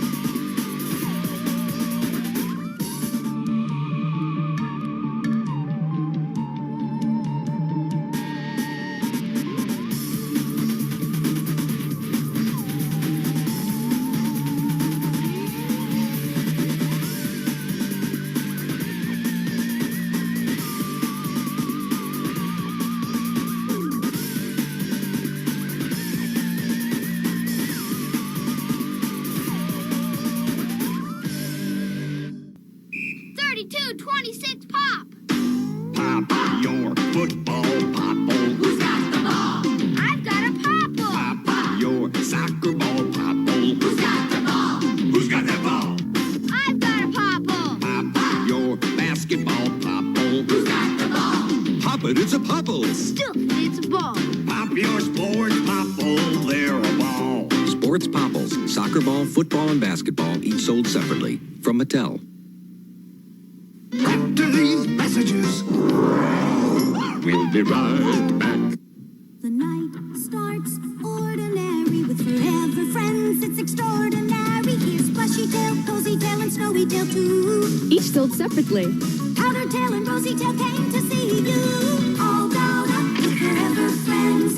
Making long tails always makes us smile. Looks so right with forever friends. 'Cause now we're all dolled up with style. Plushy Tail comes with everything you see here. Other Forever Friends sold separately. From Kenner. The honeycomb hideout. It's Big Bad Mo, the motorcycle maniac. Yeah, I want a big cereal with a big taste. Big taste, honeycomb, big taste. Honeycomb's big. Yeah. It's not small. No. Honeycomb's small. A big taste.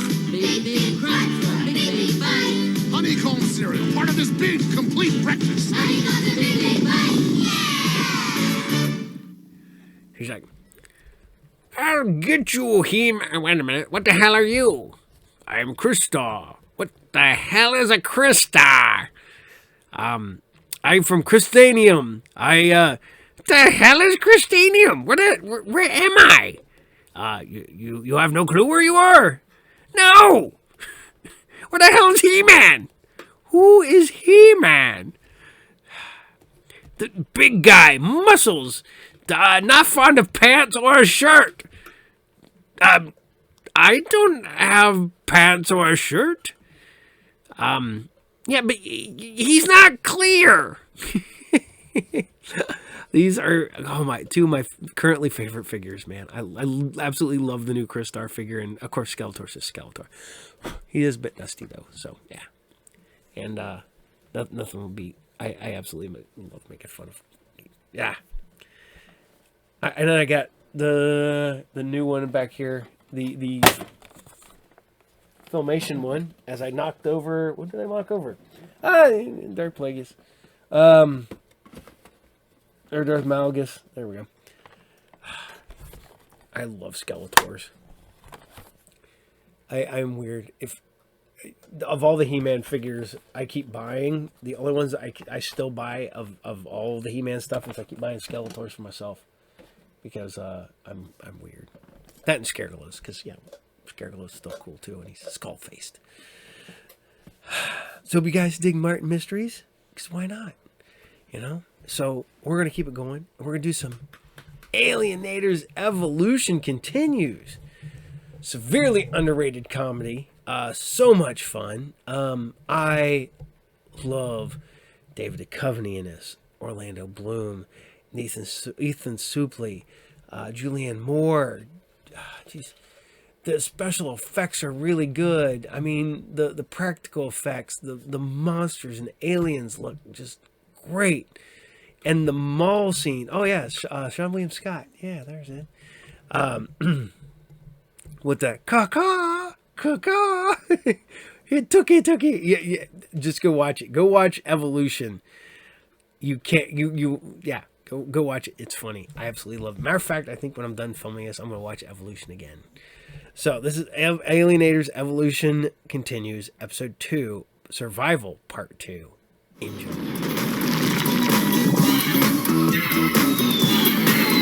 When some giant slug comes from under your rug, say hello to evolution. When some alien cell starts to mutate and swell, say hello to evolution.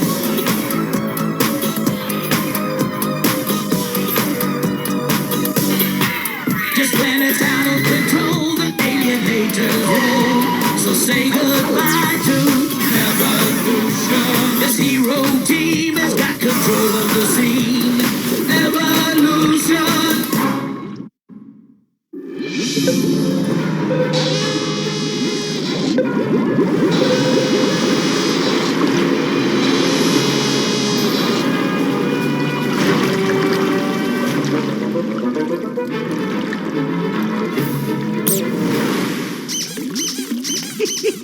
Oh, yes, little ducky. Oh, you're so lovely. Who loves his little ducky? Yeah, I do. Does Ducky love Daddy? Yes, he does. Come on, you worthless old pipes.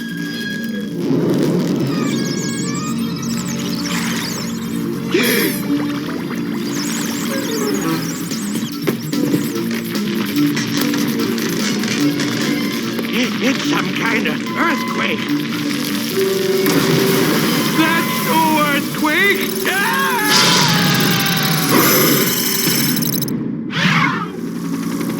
Because the genus may still be out there, the Congressional Subcommittee on Impending Disasters has authorized the creation of an anti-genus squad to be on call and ready to fight 24/7 in order to protect this great country and the world. However, I don't think you're up to the task, Kane. Oh, that hurts. You see, I live for your approval, General. And I was just about to thank you for the snazzy new digs here. Having these mobile home labs right in the middle of campus allows me to get to my classes and save the world. Smart Alec.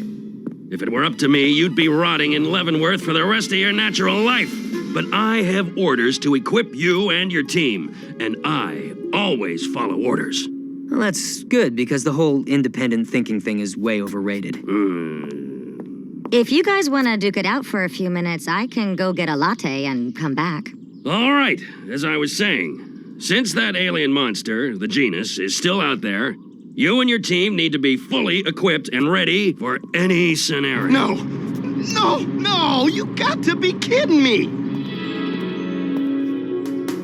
Oh, I'm listening to the Thomas Cup Finals in badminton. It's really exciting. Sorry, General. Do drone on.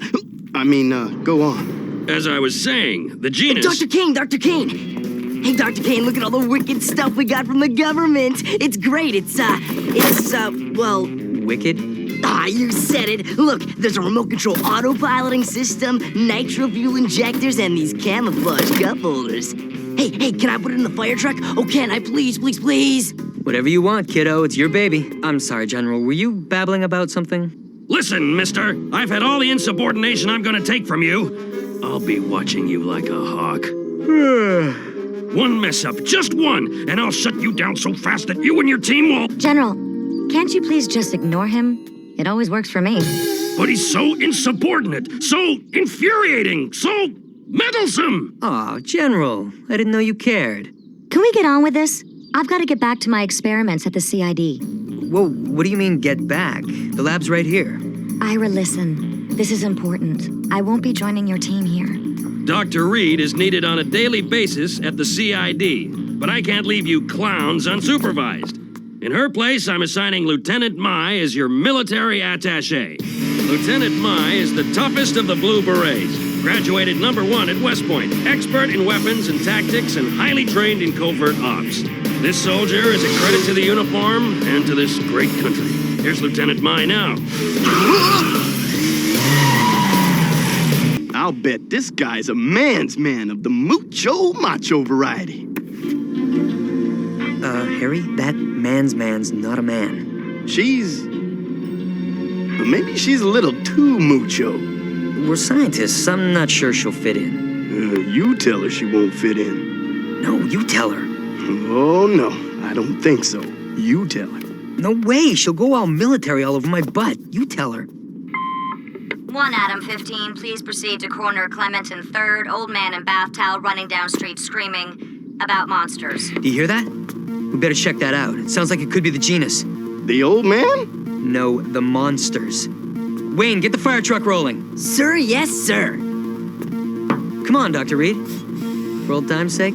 I can't, Ira. I'm sorry. You've got Lieutenant Mai. But she's so military. Look at her. She probably uses General Patton hair rinse and camouflage toothpaste. Her first name is Lieutenant. For your information, it's Lucy. Come on, Dr. Kane. This baby's chromed out, washed up, and ready to ride. We gotta go. All right, suit up, everybody. You too, Lieutenant Lucy. We got a world to save.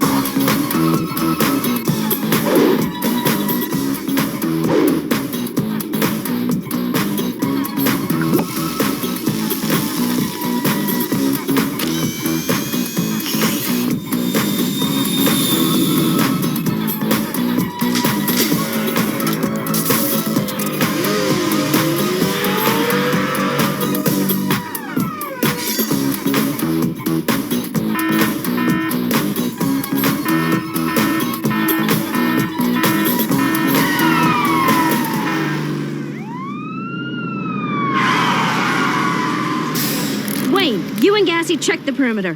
Whoa, hold on a minute, Lieutenant Bossy Pants. I run the show around here. Wayne and Gassy, check the perimeter to make sure that the genus hasn't left the area. Aye, aye, Dr. Kane. All right, fellas, we're from the Glen Canyon Community College. We'll take over. Don't worry, we're professionals. Look, she's got a uniform and a badge. Sir, can you show us where you first saw the monsters? Inside. But do I have to go back in there? Oh, most definitely. You need to find yourself some clothes. I'll take point. Hey! That was my door! Don't worry, you'll never miss it.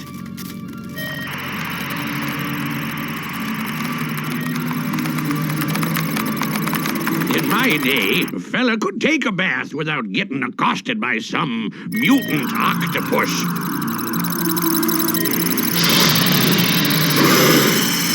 Then I ran in here to call the police.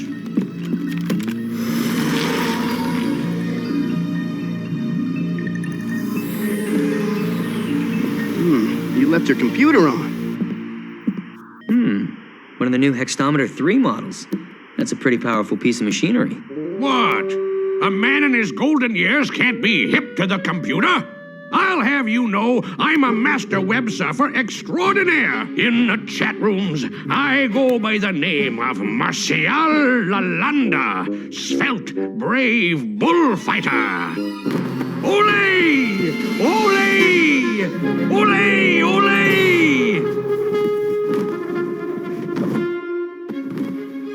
Whoa, put your cape back on there, Lalanda. I captured these under the sink in the bathroom. Classic genus Paleozoic parturition. The what now? The first stage of evolution of the genus, from single-cell life to multicellular beasties. Worms, insects, it's amazing. Whoopee. We checked the parameter, Dr. Kane. Nada going on out there. Gassy smells as sweet as a pine tree air freshener. Oh, yeah, pine tree air freshener hanging off a manure spreader. Uh-oh. Gassy's stinking. Lock and yodel, everybody. That's lock and load? Whatever, just get ready for the genus.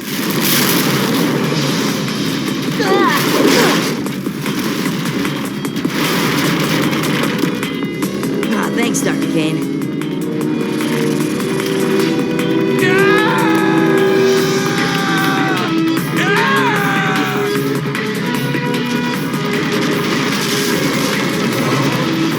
In a full-on box trap offense, Ira. What do we do now, Dr. Kane? This looks like a job for the military. No. I specifically remember someone saying that they were running the show around here, and it was you. I hate it when I say stuff like that.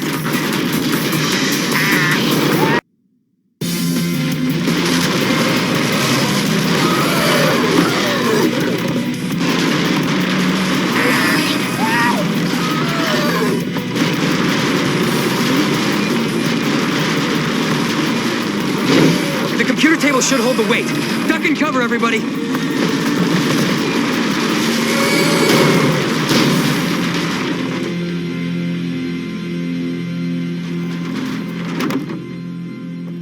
As usual, my last-minute calculations were correct. The computer table held the weight of the ceiling. I am a genius. Is he always like this? Your leadership is a little too last minute, if you want my opinion. This whole operation lacks thought and planning. Preparation is half the battle. Listen, the last thing we need around here is a blow them up first, ask questions later kind of military mind. Well, some kind of mind would at least be better than none. Whoa, guys! This isn't the time for locker room quarrels. We're right in the middle of the game, remember? Fascinating. Look, it's the second stage of genus evolution. The Mesozoic meridian. Isn't that amazing? I've never seen such perfect specimens. I've got to get this on tape. Give the scientific observations a rest, Doc. We need firepower. You asked for it, you got it. Whoop, there it is.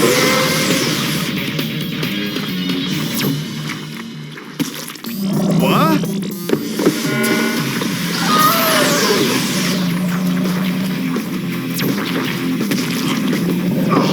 Too many. They just keep coming.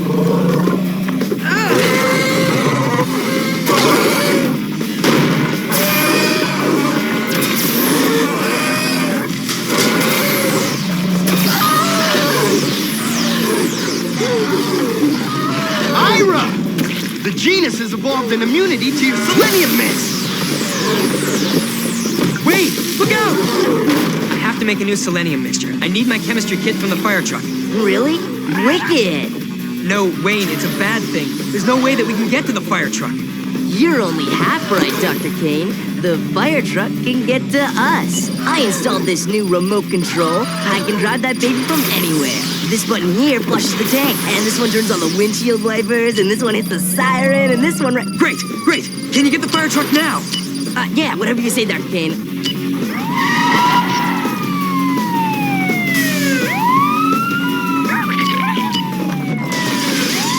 Stop, come on, just stop.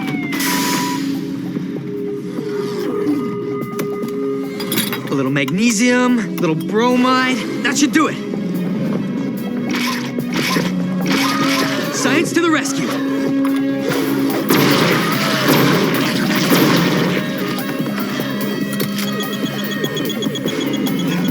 Three, two, one.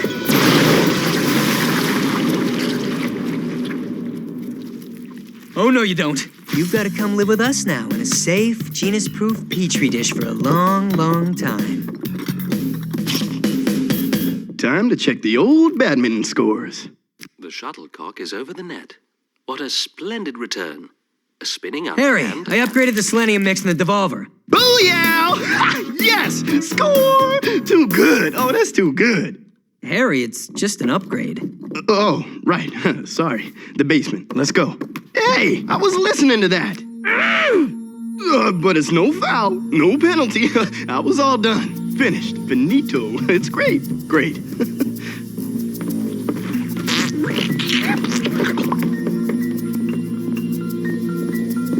You know, I was thinking, I don't remember Dr. Reed ever saving my butt like you did upstairs.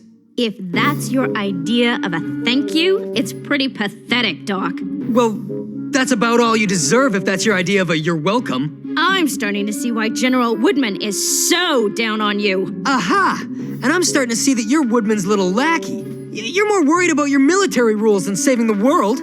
Don't you worry about me, Dr. Kane. I'll do my duty. You just do yours. Hey, what was that?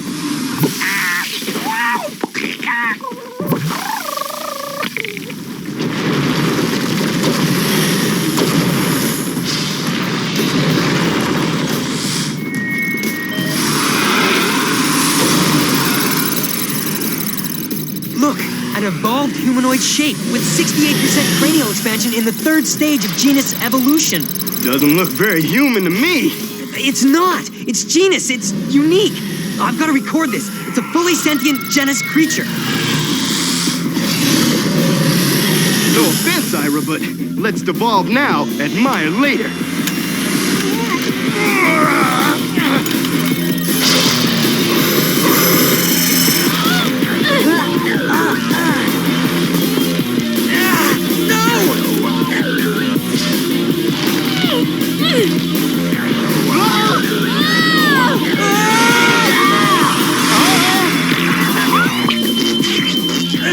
I think it's trying to communicate with us. What's it saying? I'm guessing dinner time. Nice to meet you. Sorry I have to eat you.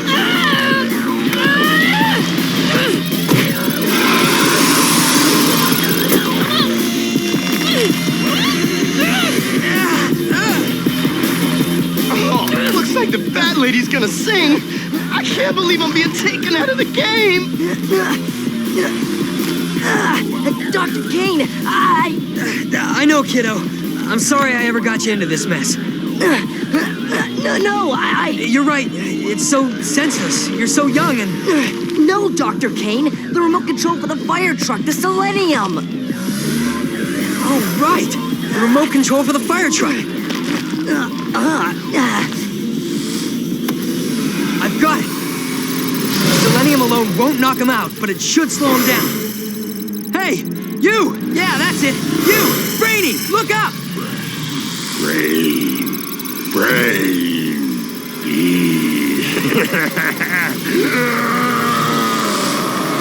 Yeah, Brainy! Siren, where's the siren? There! Yeah, maybe you aren't as smart as you look.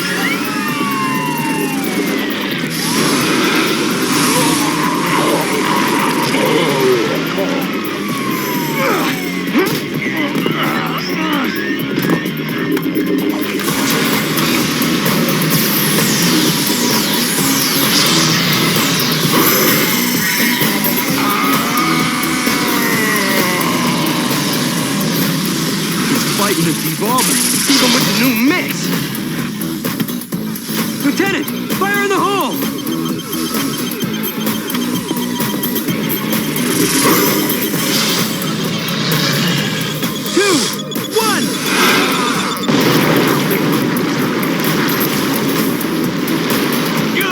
My house!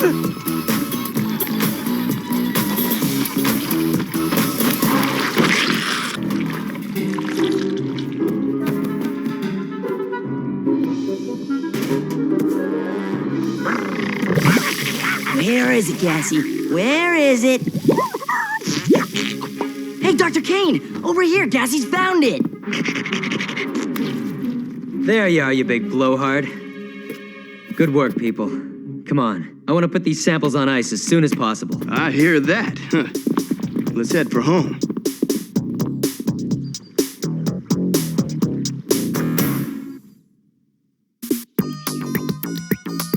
And here's the serve.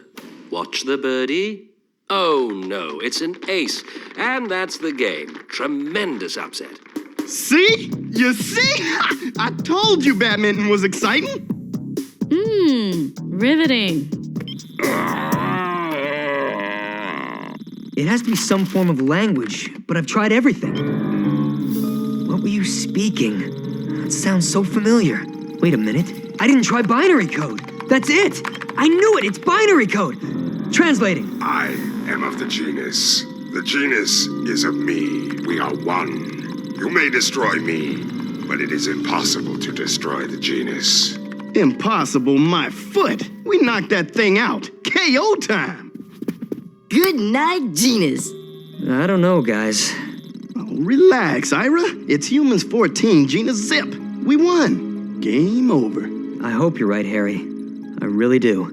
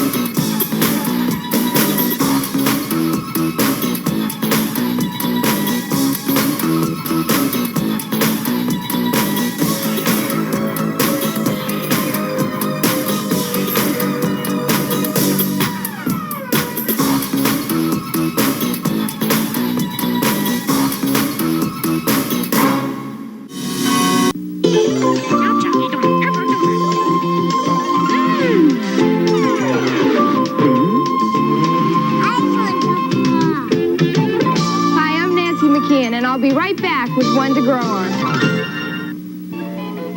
Alfie, the B's are missing from alphabets. Nancy McEvil again. Get him, Alfie! Post-alphabet cereal, part of this nutritious breakfast. It's doggone good. Who's that turning on your wheels? Who's that riding at your heels? Who's got lots of fun appeal? It's Alfie! Bike Reflectors, Alfie! Bike Reflector and Fun Club games in each specially marked box of post-alphabet cereal. Watch. Here comes the nerd. Can I play? Listen, Bob. Why don't you go catch some of your butterflies or something? This is a serious game. So Bobby's an oddball, right? Wrong. It's funny, but believe it or not, some people have thought I was strange. But once they got to know me, they realized I wasn't. You see, it goes back to that old saying, you don't really know someone until you know someone. People have a way of surprising you if you give them a chance. Come on, guys. What have we got to lose? Hey, Bobby!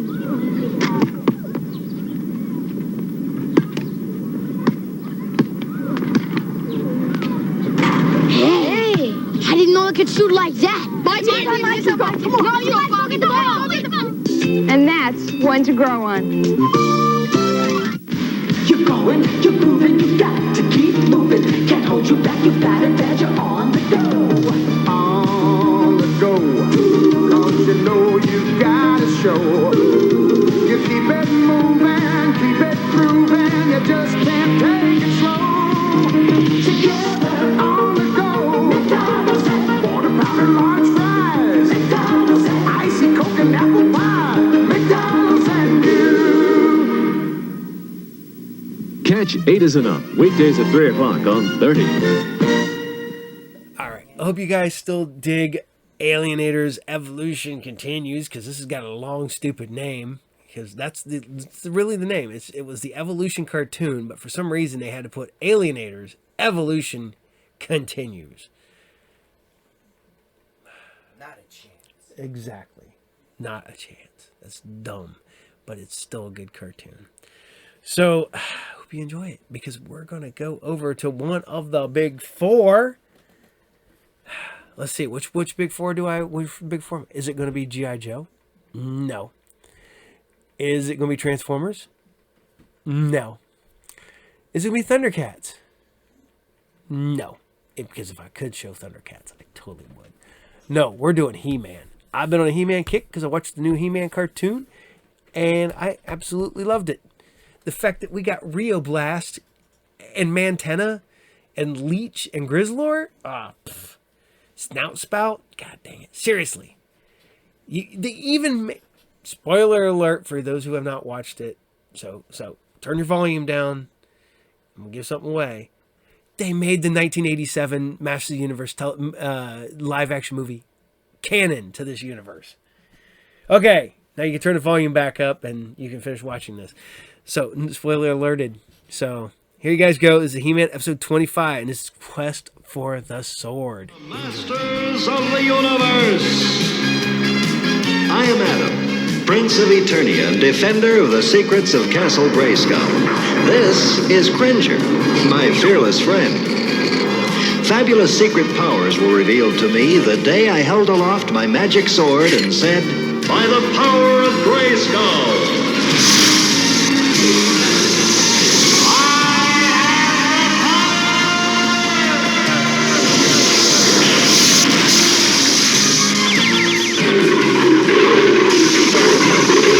Cringer became the mighty Battle Cat, and I became He-Man, the most powerful man in the universe. Only 3 others share this secret. Our friends, the Sorceress, Man-at-Arms, and Orko. Together we defend Castle Grayskull from the evil forces of Skeletor.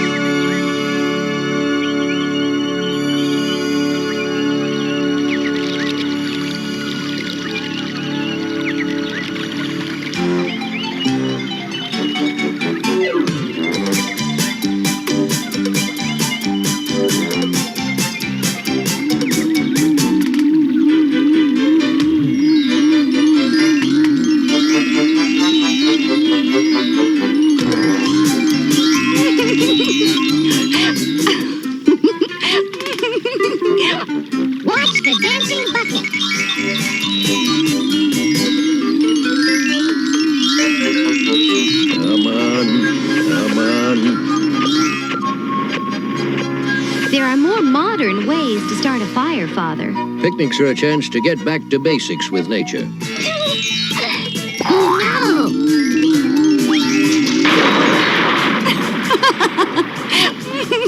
Uh-oh, I did it again.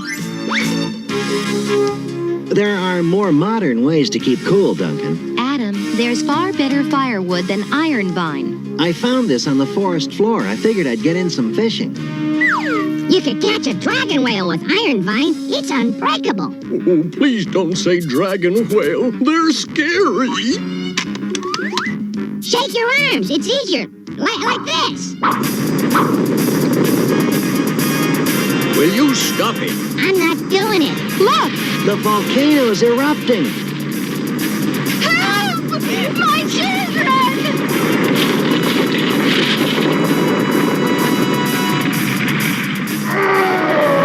That rock creature looks ferocious.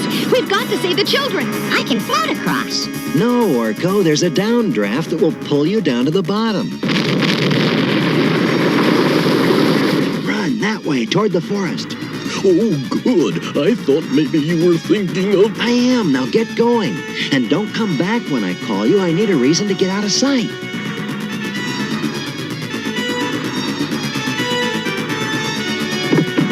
Cringer, come back! This is no time for Adam to run after Cringer.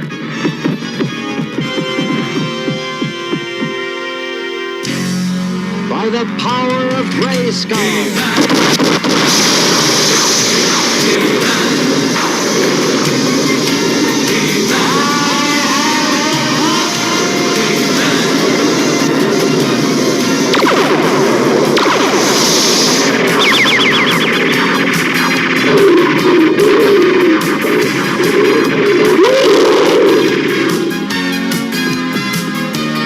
Come on, Battle Cat, before that opening gets too wide to leap.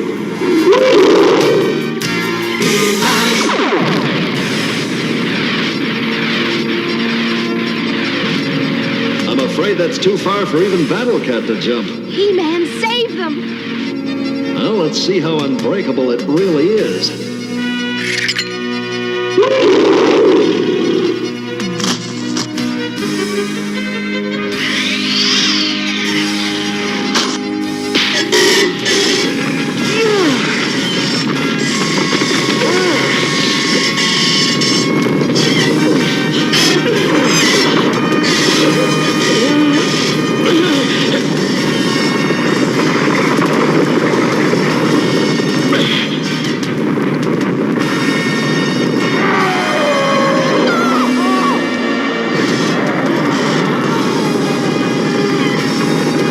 Get the children.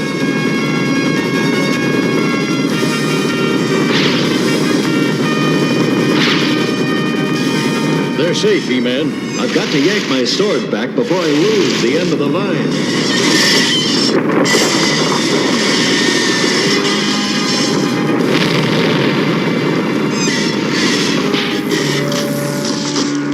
I'm going to use the Wind Raider to go after my sword.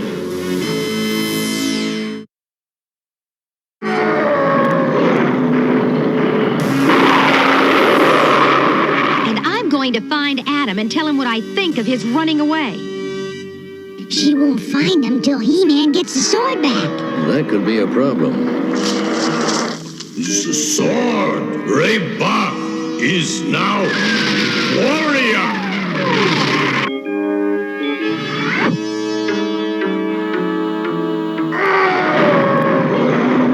Why don't you give me back my sword and just be a great guy?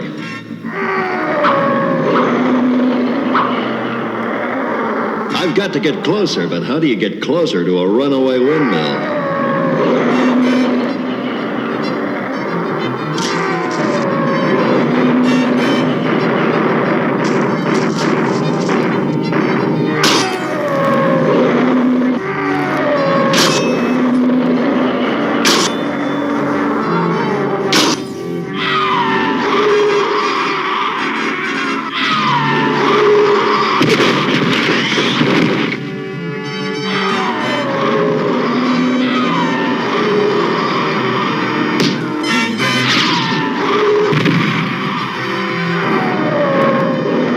can knock the sword from his hands. A bit closer.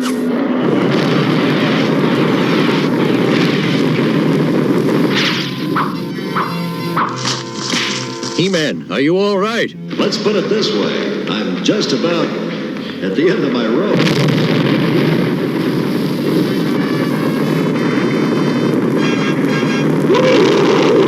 This thing can't make up its mind. First I had to try to close it. Now I have to try to keep it open. He will not get out. Come.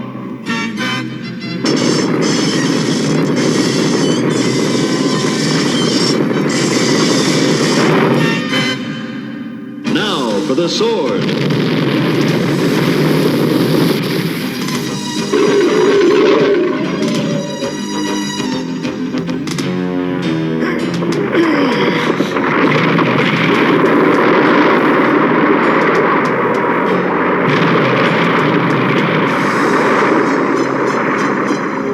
If that keeps happening, it'll take you a week to move all those boulders. He's right. Which means that Adam and Cringer won't be seen for a week, among other things.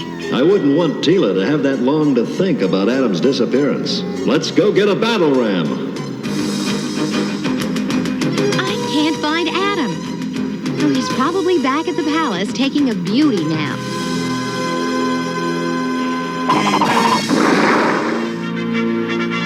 You don't need that ship. I'll ram a new entrance into the mountain. The mountain's solid stone. You could get a headache, Rammy. Like the one Adam's going to have when I find him. Still no luck finding him, eh? He and Cringer are probably out picking daisies somewhere. Maybe I'm being too harsh. There was nothing he could do to help the children anyway. Still, he shouldn't have run off. And he should be told. Maybe if you tell him, it will sink in. I promise you, Tila, Adam will know how I feel about the whole thing. If you find him, he's never around when you are anyway. Yeah, you know, I don't think I ever seen the two of you together. It is strange that your paths seldom cross. Powers just will it that way, I guess. Enough talk. Let's go get your sword from the Rockmen before they hurt themselves or someone else with it. And then you can help me find Adam. I'm sure that once I've gotten my sword back, I'll be able to produce Adam. Good. I sure can't wait to hear you telling him what you think of him.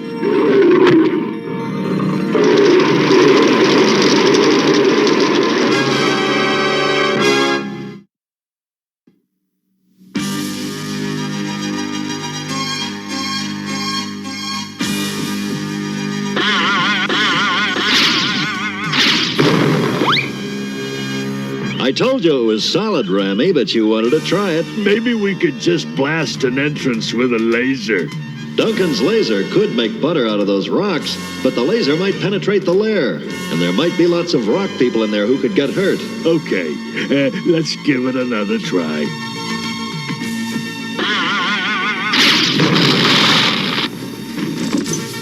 I'm more out of practice than I thought. I can make your job easier. A mosquito can't help a hawk.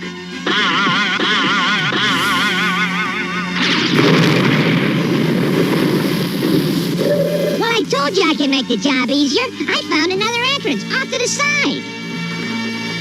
This has come in handy twice today. You never know. There's a whole network of cave corridors in here. But this seems to be the main corridor. Be on the alert. We don't know how many rock people there are.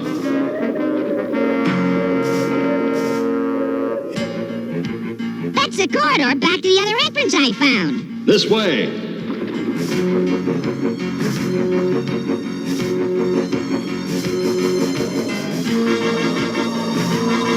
Look at the pretty cave paintings. They sure are gentle and peaceful. Those two rockmen who attacked HeMan certainly didn't act gentle and peaceful. Listen.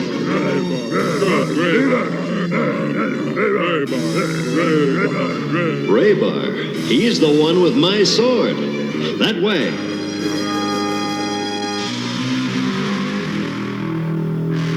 It's an entire world. What's that big pit? It would seem to be a pit to the center of the Earth. That's the source of their light, heat, and natural energy. Boy, if I could capture some of the energy down in that pit, could I do magic?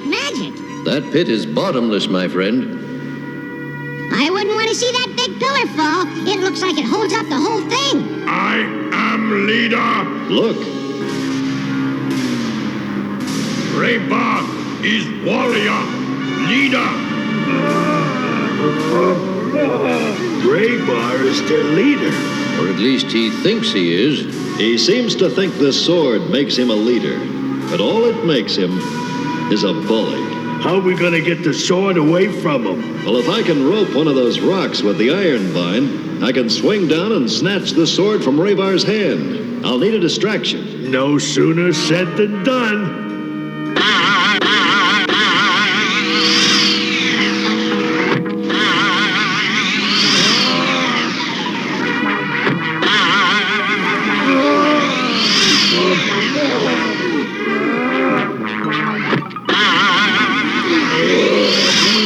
Well, it's certainly a distraction.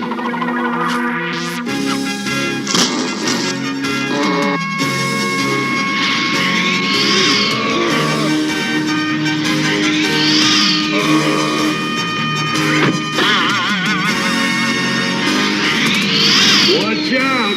I can't steer!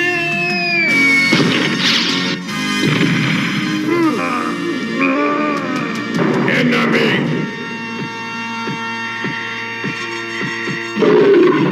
Enemy! Grab him! They're afraid of He-Man. I'm not sure that's it. They're a completely peaceful people. They don't like conflict. Grab enemy! Raybar leader, say so! They won't obey you, Raybar. They're peaceful. As you are, really. Raybar, not peaceful. Raybar, warrior, leader. I have sword. A sword doesn't make you a leader. Toga, me have seen outside world.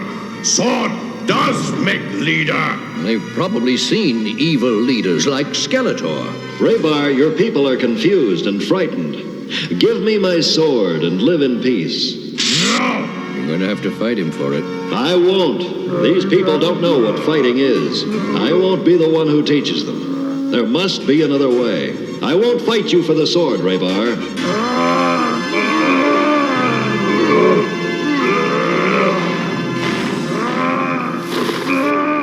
Now there may be no other way. Now, Togar, leader.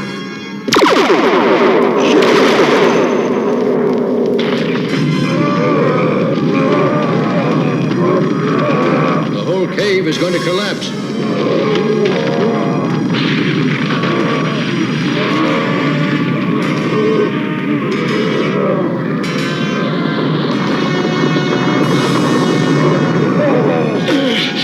I can't hold it much longer. I need a foundation. That rock, it would do the trick. But how can we move it? We've got to try.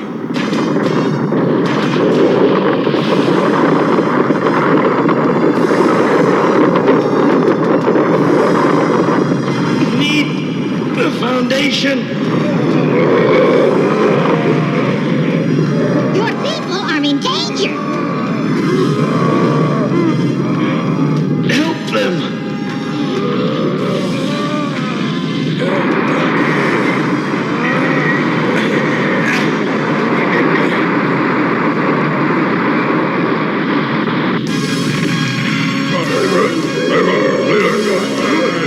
They're cheering Raybar and Tolgar and us. Listen to the cheers. Maybe you are leaders after all. Friend, right. Sword and laser do not make leader. Sword and laser, bad. The sword, gone. No, it can't be. Even you couldn't survive at the center of the earth. Besides, the sword has melted into nothingness by now. Then it's all over, Duncan. From now on, I'll never be Adam again.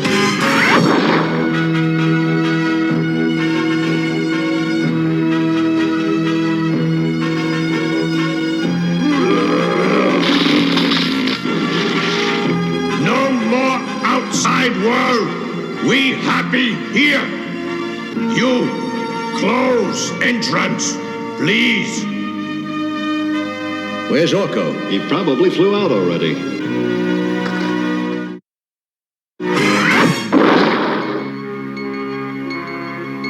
You and the others return to the palace and see if Orko's there. Battlecat and I will be along. I'll check here once more. Then, close the entrance.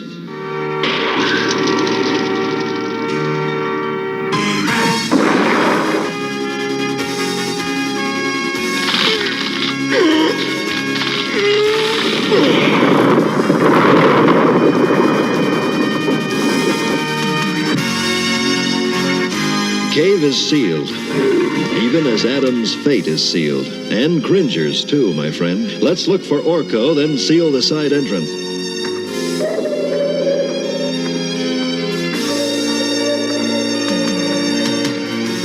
Hey, He-Man, want to see a great trick? Orko, how can you be thinking of silly tricks at a time like this? But this is a really great trick. Watch. And I don't even have to use magic. Presto! How? Remember, I said I'd love to capture some of that energy from the bottomless pit? Well, when everything turned out okay in the cave world, I went down into the pit. It got too hot.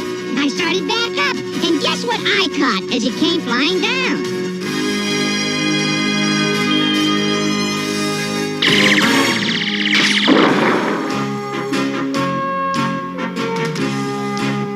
As soon as He-Man gets here, we'll find Adam. Hearing He-Man lecture Adam will be more fun than a party. Did someone say party? And what was that about He-Man? How? He-Man's going to let you know what's on his mind. I already know. How? Don't tell me you and He-Man came face to face and I wasn't there to see it. Okay, I won't tell you. How?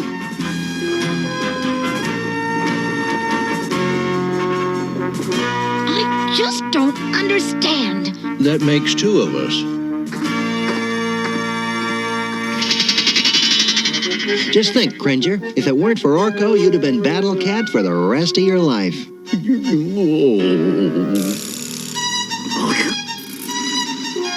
remind me to show you the new trick I've been working on. Turning pussycats into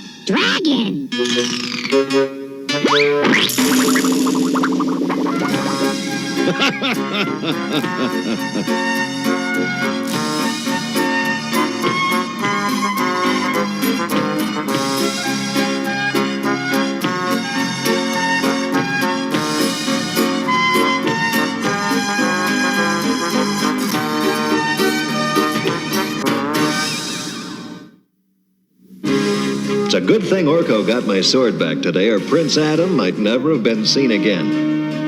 The Rockman who took my sword thought it made him a leader, but he was wrong. A sword or any other symbol doesn't make a person a good leader. What does is intelligence, respect for others, and an unselfish desire to do good.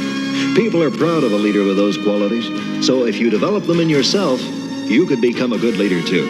See you soon.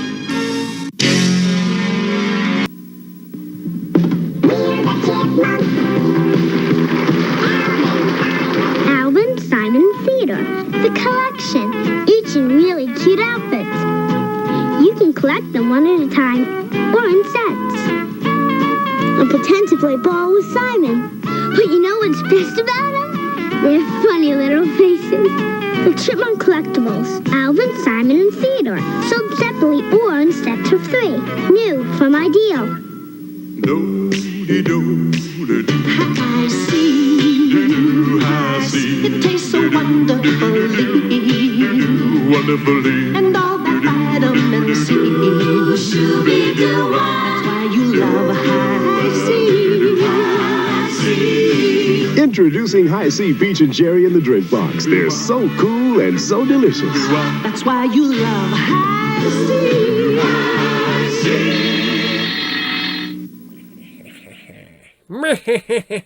He-Man.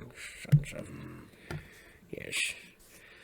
So, all right. I hope you guys had fun watching some He-Man. And I'm putting a bonus cartoon, hopefully, past the credits. Because I've just been giving you a cartoon the last couple weeks. Because if I wanted to do all the Deke cartoons, and I wanted to do all the Filmation cartoons that I could have put on here, I would have showed like 8 hours of cartoons. And I only do that on special occasions, which we're getting really close to. In 11 more episodes, we'll be at our 3-year anniversary, and we'll be doing episode 156 in 11 episodes. So in 11 weeks, we're going to do a special, and I don't know what I'm going to do, but it's going to be pretty huge. And I'm going to have fun with it. So we're going to put a bonus, so hang on there.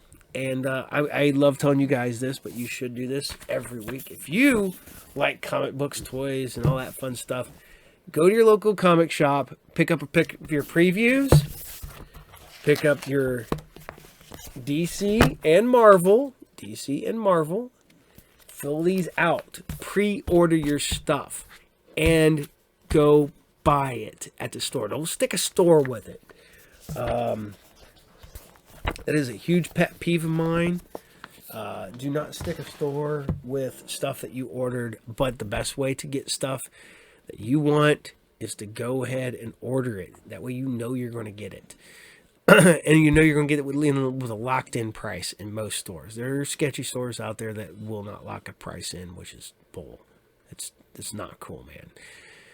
If a book drops on a Wednesday and it becomes a $20 book because it's the first appearance or death of or some important event happens in that issue, and it's suddenly a $20, $25 issue the day it comes out, at RU Game, it will always be cover price plus your discount if you have a file. But don't get me wrong, if I order extras, they will be bagged, boarded, and put over to the side at price because you didn't pre-order it. So every time a big event happens, everybody calls me up and it's like, do you have this? Nope, because you didn't pre-order it. So I tell everybody, pre-order your comics at your local comic shop. And don't stick them with comics if you are going to take off or whatever. Way out's right. Am I right? Thumbs up, man. Tell me. Seriously, I'm 100% correct on that. Do not do that to your local comic shop. Because some of us, I'm not rich. And if I get 4 or 5 people who bail on their files after, a few months, it depends on how much they ordered, I got a guy who comes in and buys stuff, but he's got a lot in his file, but he buys a big chunk every couple weeks. But if he decided not to show up, I'd be out a ton of money. There's a couple other people I'd be out a ton of money if they stopped showing up. So, and we can cancel some things. Some things we can't. Some things they won't let you cancel. So just letting you know. Take care of your local comic shop, because if they do, they'll take care of you. Or they should, because if they don't, they're a bad comic shop, and then whatever. So, people like us, people like Way Out Toys, you guys are good people. So, as I go on a tirade about taking care of your files at your local comic shop and ordering, we're going to do the rundown. Remember, Mondays at 12 noon Eastern Standard Time, we have Group Therapy TV. We will be bringing you a special later episode of Group Therapy TV here in the next couple weeks. I'm working out that one right now. It'll be Group Therapy After Dark, because it will be a more for mature audiences only. And then, of course, we have Thursdays at 8 p.m. Eastern Standard Time. We got Talk and Roll with Hawk and the Captain. We got a lot of really cool bands coming up. I did take this last week off just because I had been sick, for those that I told you about. And then Sci Fridays. You all watch Sci Fridays. You all watch Saturday morning serials. So, bam. I want to do shout outs, a little bit of shouting out to all you guys. Johnny Wayne, Autumn, Paulette, Maria. Black Phoenix, 41054, this channel, Swamp, Rabbit, Bunny, Tarek, Chiron, Roe, Way Out Toys, Newfie, Matty Bot, just... I could go on forever. You guys are awesome. You're right here every week. Stay cool. So stay cool, dudes. And, so, what do I want to tell you guys before I leave? Remember, Piqua Comic-Con, June 22nd, 23rd. I'm booking guests now, and tables will be filling up fast. We will every Piqua Comic-Con has been a sellout on tables. So, and I'm in negotiations with some guests now. So people that if you've watched Group Therapy TV, they will be at the show. Gary Church, who was just on the last episode, will be there. Rachel Hoffman from a few weeks ago, looks like she will be there. We got a lot of cool people, so just you got to hang in there, man. I got some more comic book artists coming up on Group Therapy, so yeah. So hopefully we move that. And I'm thinking about doing a music festival in Piqua, and now I just got to figure out where and when. So, and I love how people always say pickle. It's Piqua, Piqua, Ohio 45356. You can find us all there. It's a little small town that I have lived in a majority of my life, probably 3/4 at this point. Is it goofy? Yes. Is it backwater? Backwater. It's a little backward sometimes, but I've been here my entire life, and I got good friends here and family here, and it's not bad. Some people can't handle small towns, and I can't. This is about as small town as I can handle. It's got a theater and a couple grocery stores and stuff like that. It's those little towns, like villages, that have nothing but like a gas station and a subway. I couldn't do it. But on that note, hang around. Hopefully there's a cartoon past the credits. And you all take care, and I'll see y'all there. Captain out. Bye.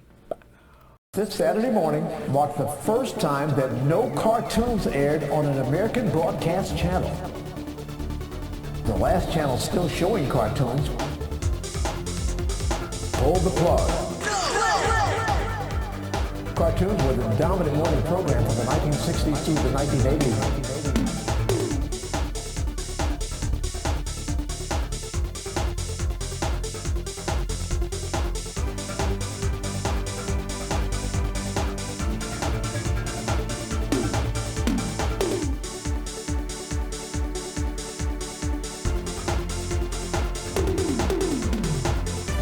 In the year 2040, one hero fights to save our dying planet, the Phantom.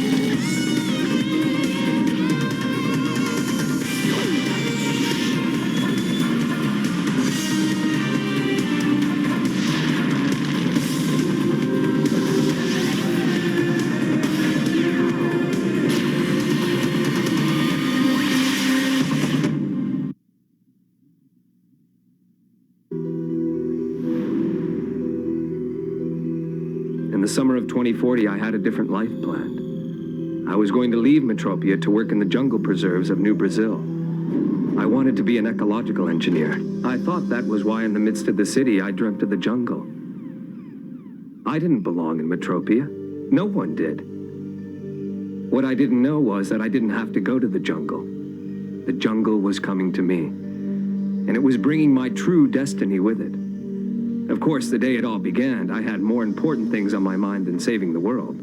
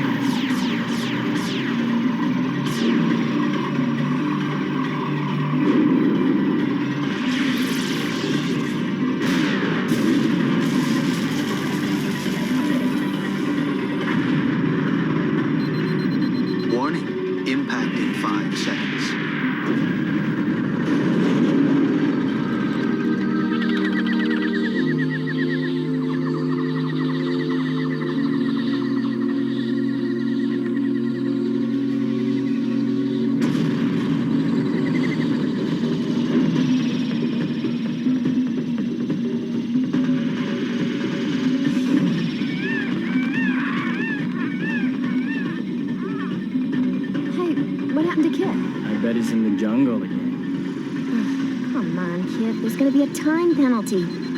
Warning. Prepare for transition.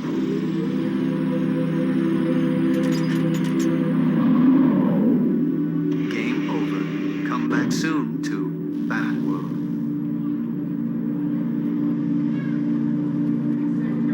Kid, you're an expert at these games. The real excitement of the game is in the 10th level, not the jungle. That's for Neos. You know what my aunt thinks about guns and violence? But Battle World's just a virtual reality game. Its jungle simulation is real enough. Flavor, please. Apple, jalapeno, squid.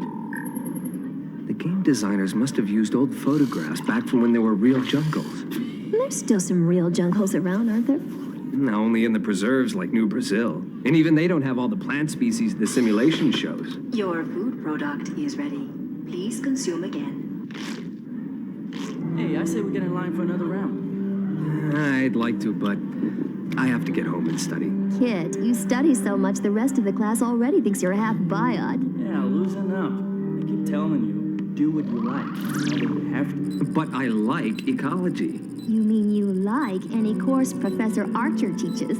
Yeah, but the professor remembers the old days, back at the turn of the century, before the resource wars, when there were real... We know. Real jungles.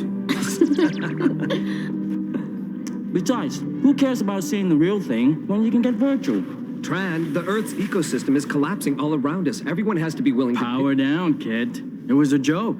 You sound more like your aunt every day. Too mega serious. Yeah, maybe.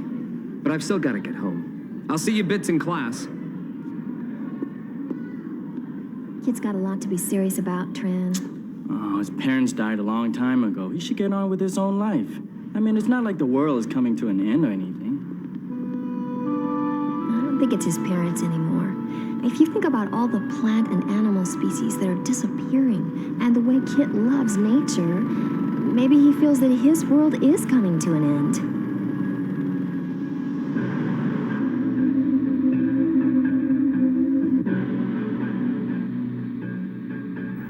Master Maxwell, may we be the first to wish you a very happy birthday, sir.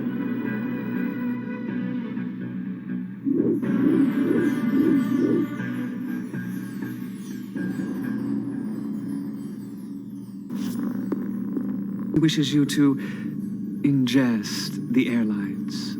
Now. As you wish, Master Maxwell.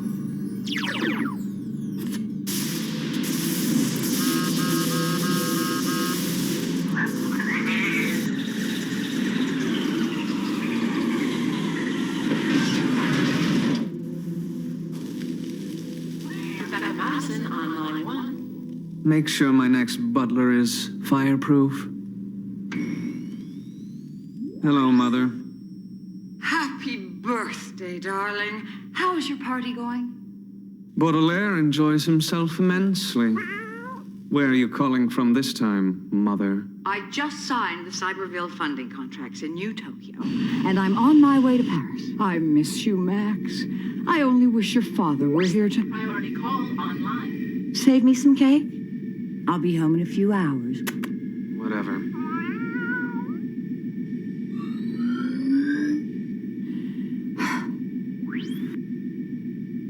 What is it, Graft?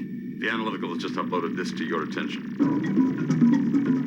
Gran? He arrived in Metropia 15 hours ago. You know what he's come for. The Phantom disappeared 16 years ago, the same night he murdered your husband. If Gran is here, then the Phantom is coming back from the dead. He can't do that, Graft. That ghost who walks garbage is African superstition. It doesn't call for action. I decide when to act in this corporation, Graft. Do you need reminding? I never forget that, Ms. Madison. Then find Gran. And when he makes contact with the Phantom, eliminate them both.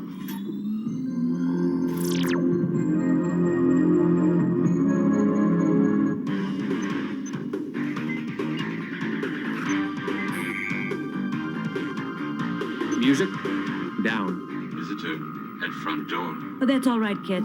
I'll turn off the concierge so you won't be disturbed. Thanks, Aunt Eloise. Music up. Next page. Yes, who is...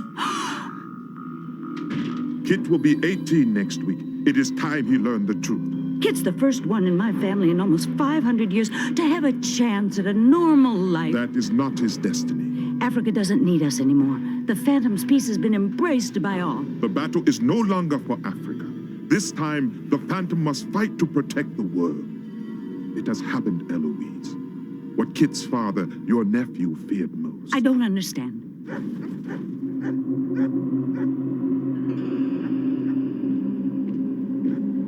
Get down!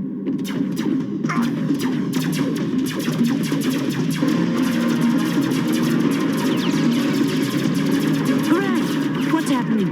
The battle has begun.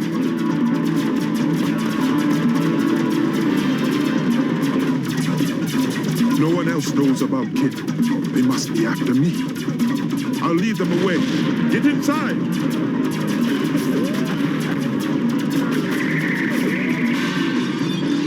Biots! Eloise! Eloise! They're biots!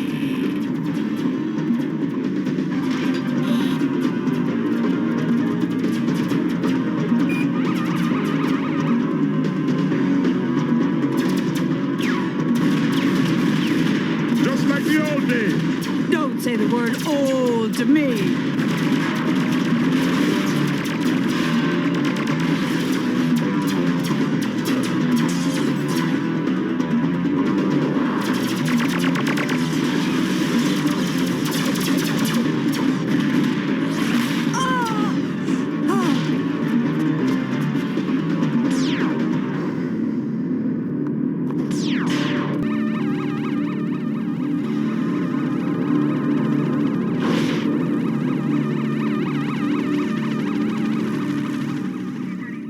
And you never knew your aunt had these antiques? She hates guns. If we have any more questions, we'll be in touch.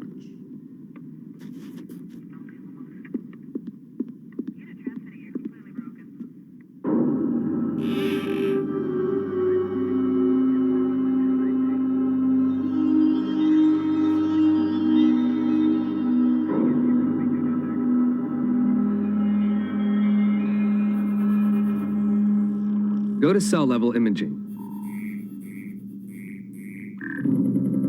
That's impossible. Go to molecular imaging. Hello, Kit. I heard what happened last night. Rogue biots are a symptom of these terrible times, it seems. Hello, Professor Archer. How is your aunt? Oh, nothing life-threatening. She'll only be on an artificial heart for a few days while they clone her a new one. Brave new world. What's that? I think it's a leaf from my aunt's collection, but I can't identify it. It's green, but it doesn't have any chlorophyll. No, I meant, what's that? No, it's something else from her collection, I think. No, that was a crime fighter who was supposed to have had a ring like this. In Africa, I believe. It's Bengala, where the African Unification Accords were signed in 2014. I can't remember the crime fighter's name, though.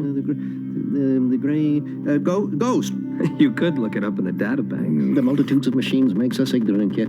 But I think I know of a book that might have something about that ghost. Yes. Analytical. Cross-reference this DNA with flora indigenous to Africa. Start with Bengala. Cross-referencing. And dredge anything you have on someone from Bengala called the Ghost, gray or otherwise.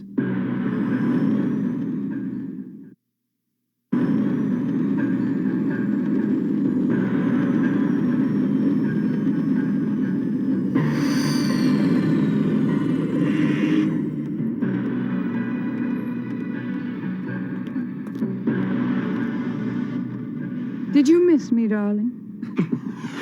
Baudelaire didn't miss you. Just a moment, Max. Graft, this is Madison. I have all the signed contracts ready to go. Has City Council voted on the Cyberville proposal yet? I can answer that. The council voted no. Oh, does that ruin your plan to take over the world, Mother? Of all the lessons your father taught me, Max, the most important was always have a backup plan. Within 3 days, the council will beg me to build Cyberville, or I'll see the city-state go up in flames. Baudelaire likes flames.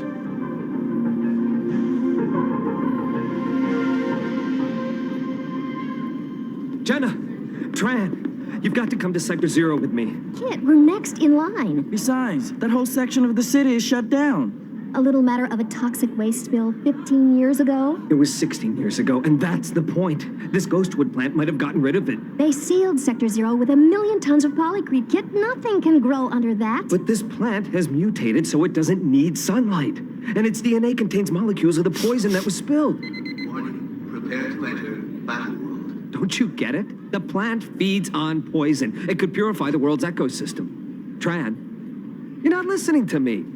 Jenna, we want to play Battle World. But this is important. So is the game. Warning, new players take your battle positions.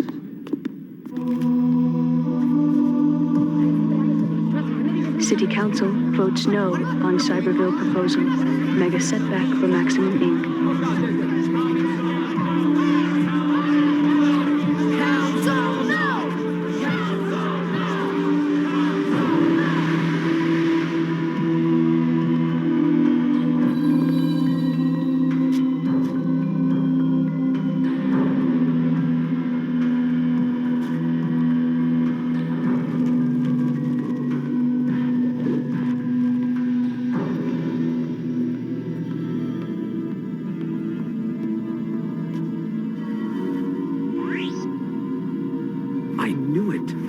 This'll make Tran and Jenna understand what I meant. A skull. If this works, Aunt Eloise has got a lot of explaining to do.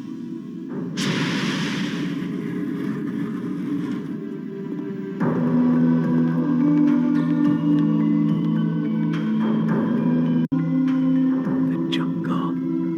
From my dream. Look at those fools, rioting because my Battle World game brainwashed them to do whatever I tell them. Backup plans. Remember that, Max? Always have backup plans.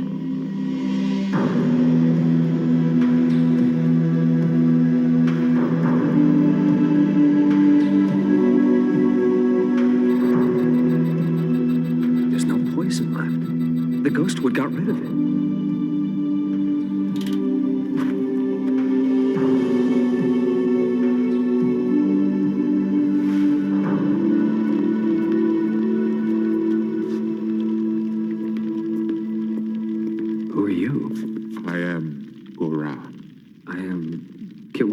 Junior. I know. How else could you have found me? I don't understand. In your heart you do. You are your father's son. You wear his ring. My father? In your dreams you have seen this jungle. In your heart you have always understood. The Phantom walks again, Kid Walker. Generation unto generation. Father unto father's son. My father was the Phantom.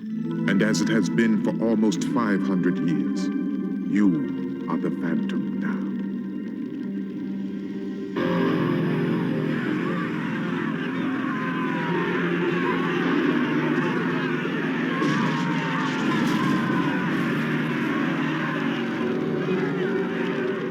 Look into the flames, kid. Look into the secrets of your heart. In the year 1566, a sailing ship was attacked by Sing pirates in the Bay of Bengala. All crew and passengers perished, save one, a boy. Rescued by the Bandar tribe, taught their secret ways. To swear an oath on the skull of his father's killer, to fight injustice wherever it might be found. So the Phantom lives in the whispers of 23 generations. The role passed on from father to son, so the world believes there is only one, the man who cannot die, the guardian of the Eastern Dark. The ghost who walks. I've always felt there was something missing from my life, but... You are your father's son, Kid Walker. And now it is your turn.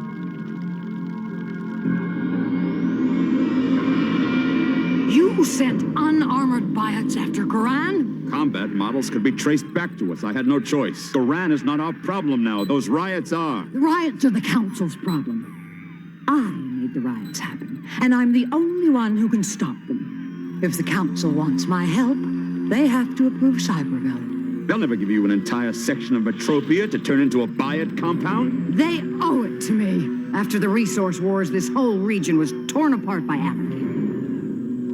Look, Garan, there must be a mistake. I can't be the Phantom. There is no mistake, and your training will begin today. Training? For what? Whoa, hey, a smart gun. Receptors in your headgear make the phase suit and its equipment respond to simple mental commands. You're not listening to me. You will find self-guided inductance ropes in your power cups. The suit also has a digital camouflage system that can project a holographic picture of your surroundings, making you appear almost invisible. I don't care what the suit can do. It has nothing to do with me and my life. What's so funny? You remind me of your father when he was young. You said you would tell me about my father and my mother. You will return here tomorrow at dawn. For now, you must return to your aunt's home at once. The mask you must remove yourself. Do you know what happened to my parents? Some questions only the Phantom can answer.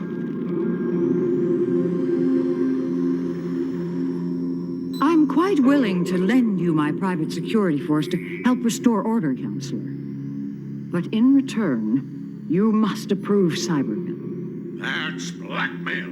No, Counselor Schliemann, that's business. I'll be waiting for your call.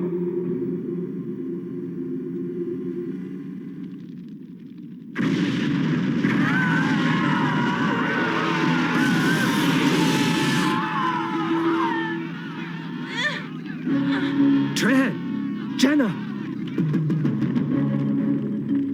No looters. My friends are trapped in there. Who cares? Someone has to care. Not these days.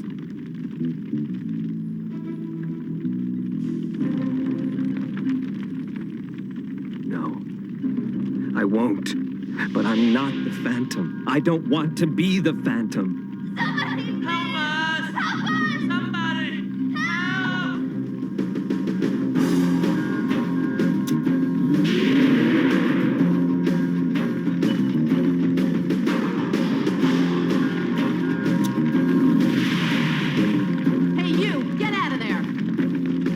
I'm sorry, I don't even remember what I was doing.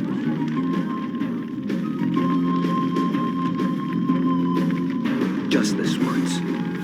I'll do it just this once. Aim. Lock. Fire! Jenna! Look! This had better work.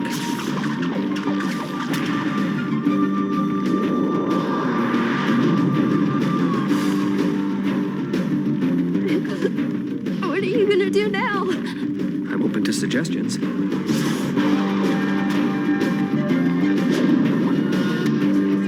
is he?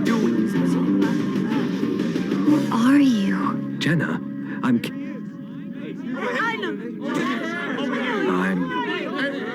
the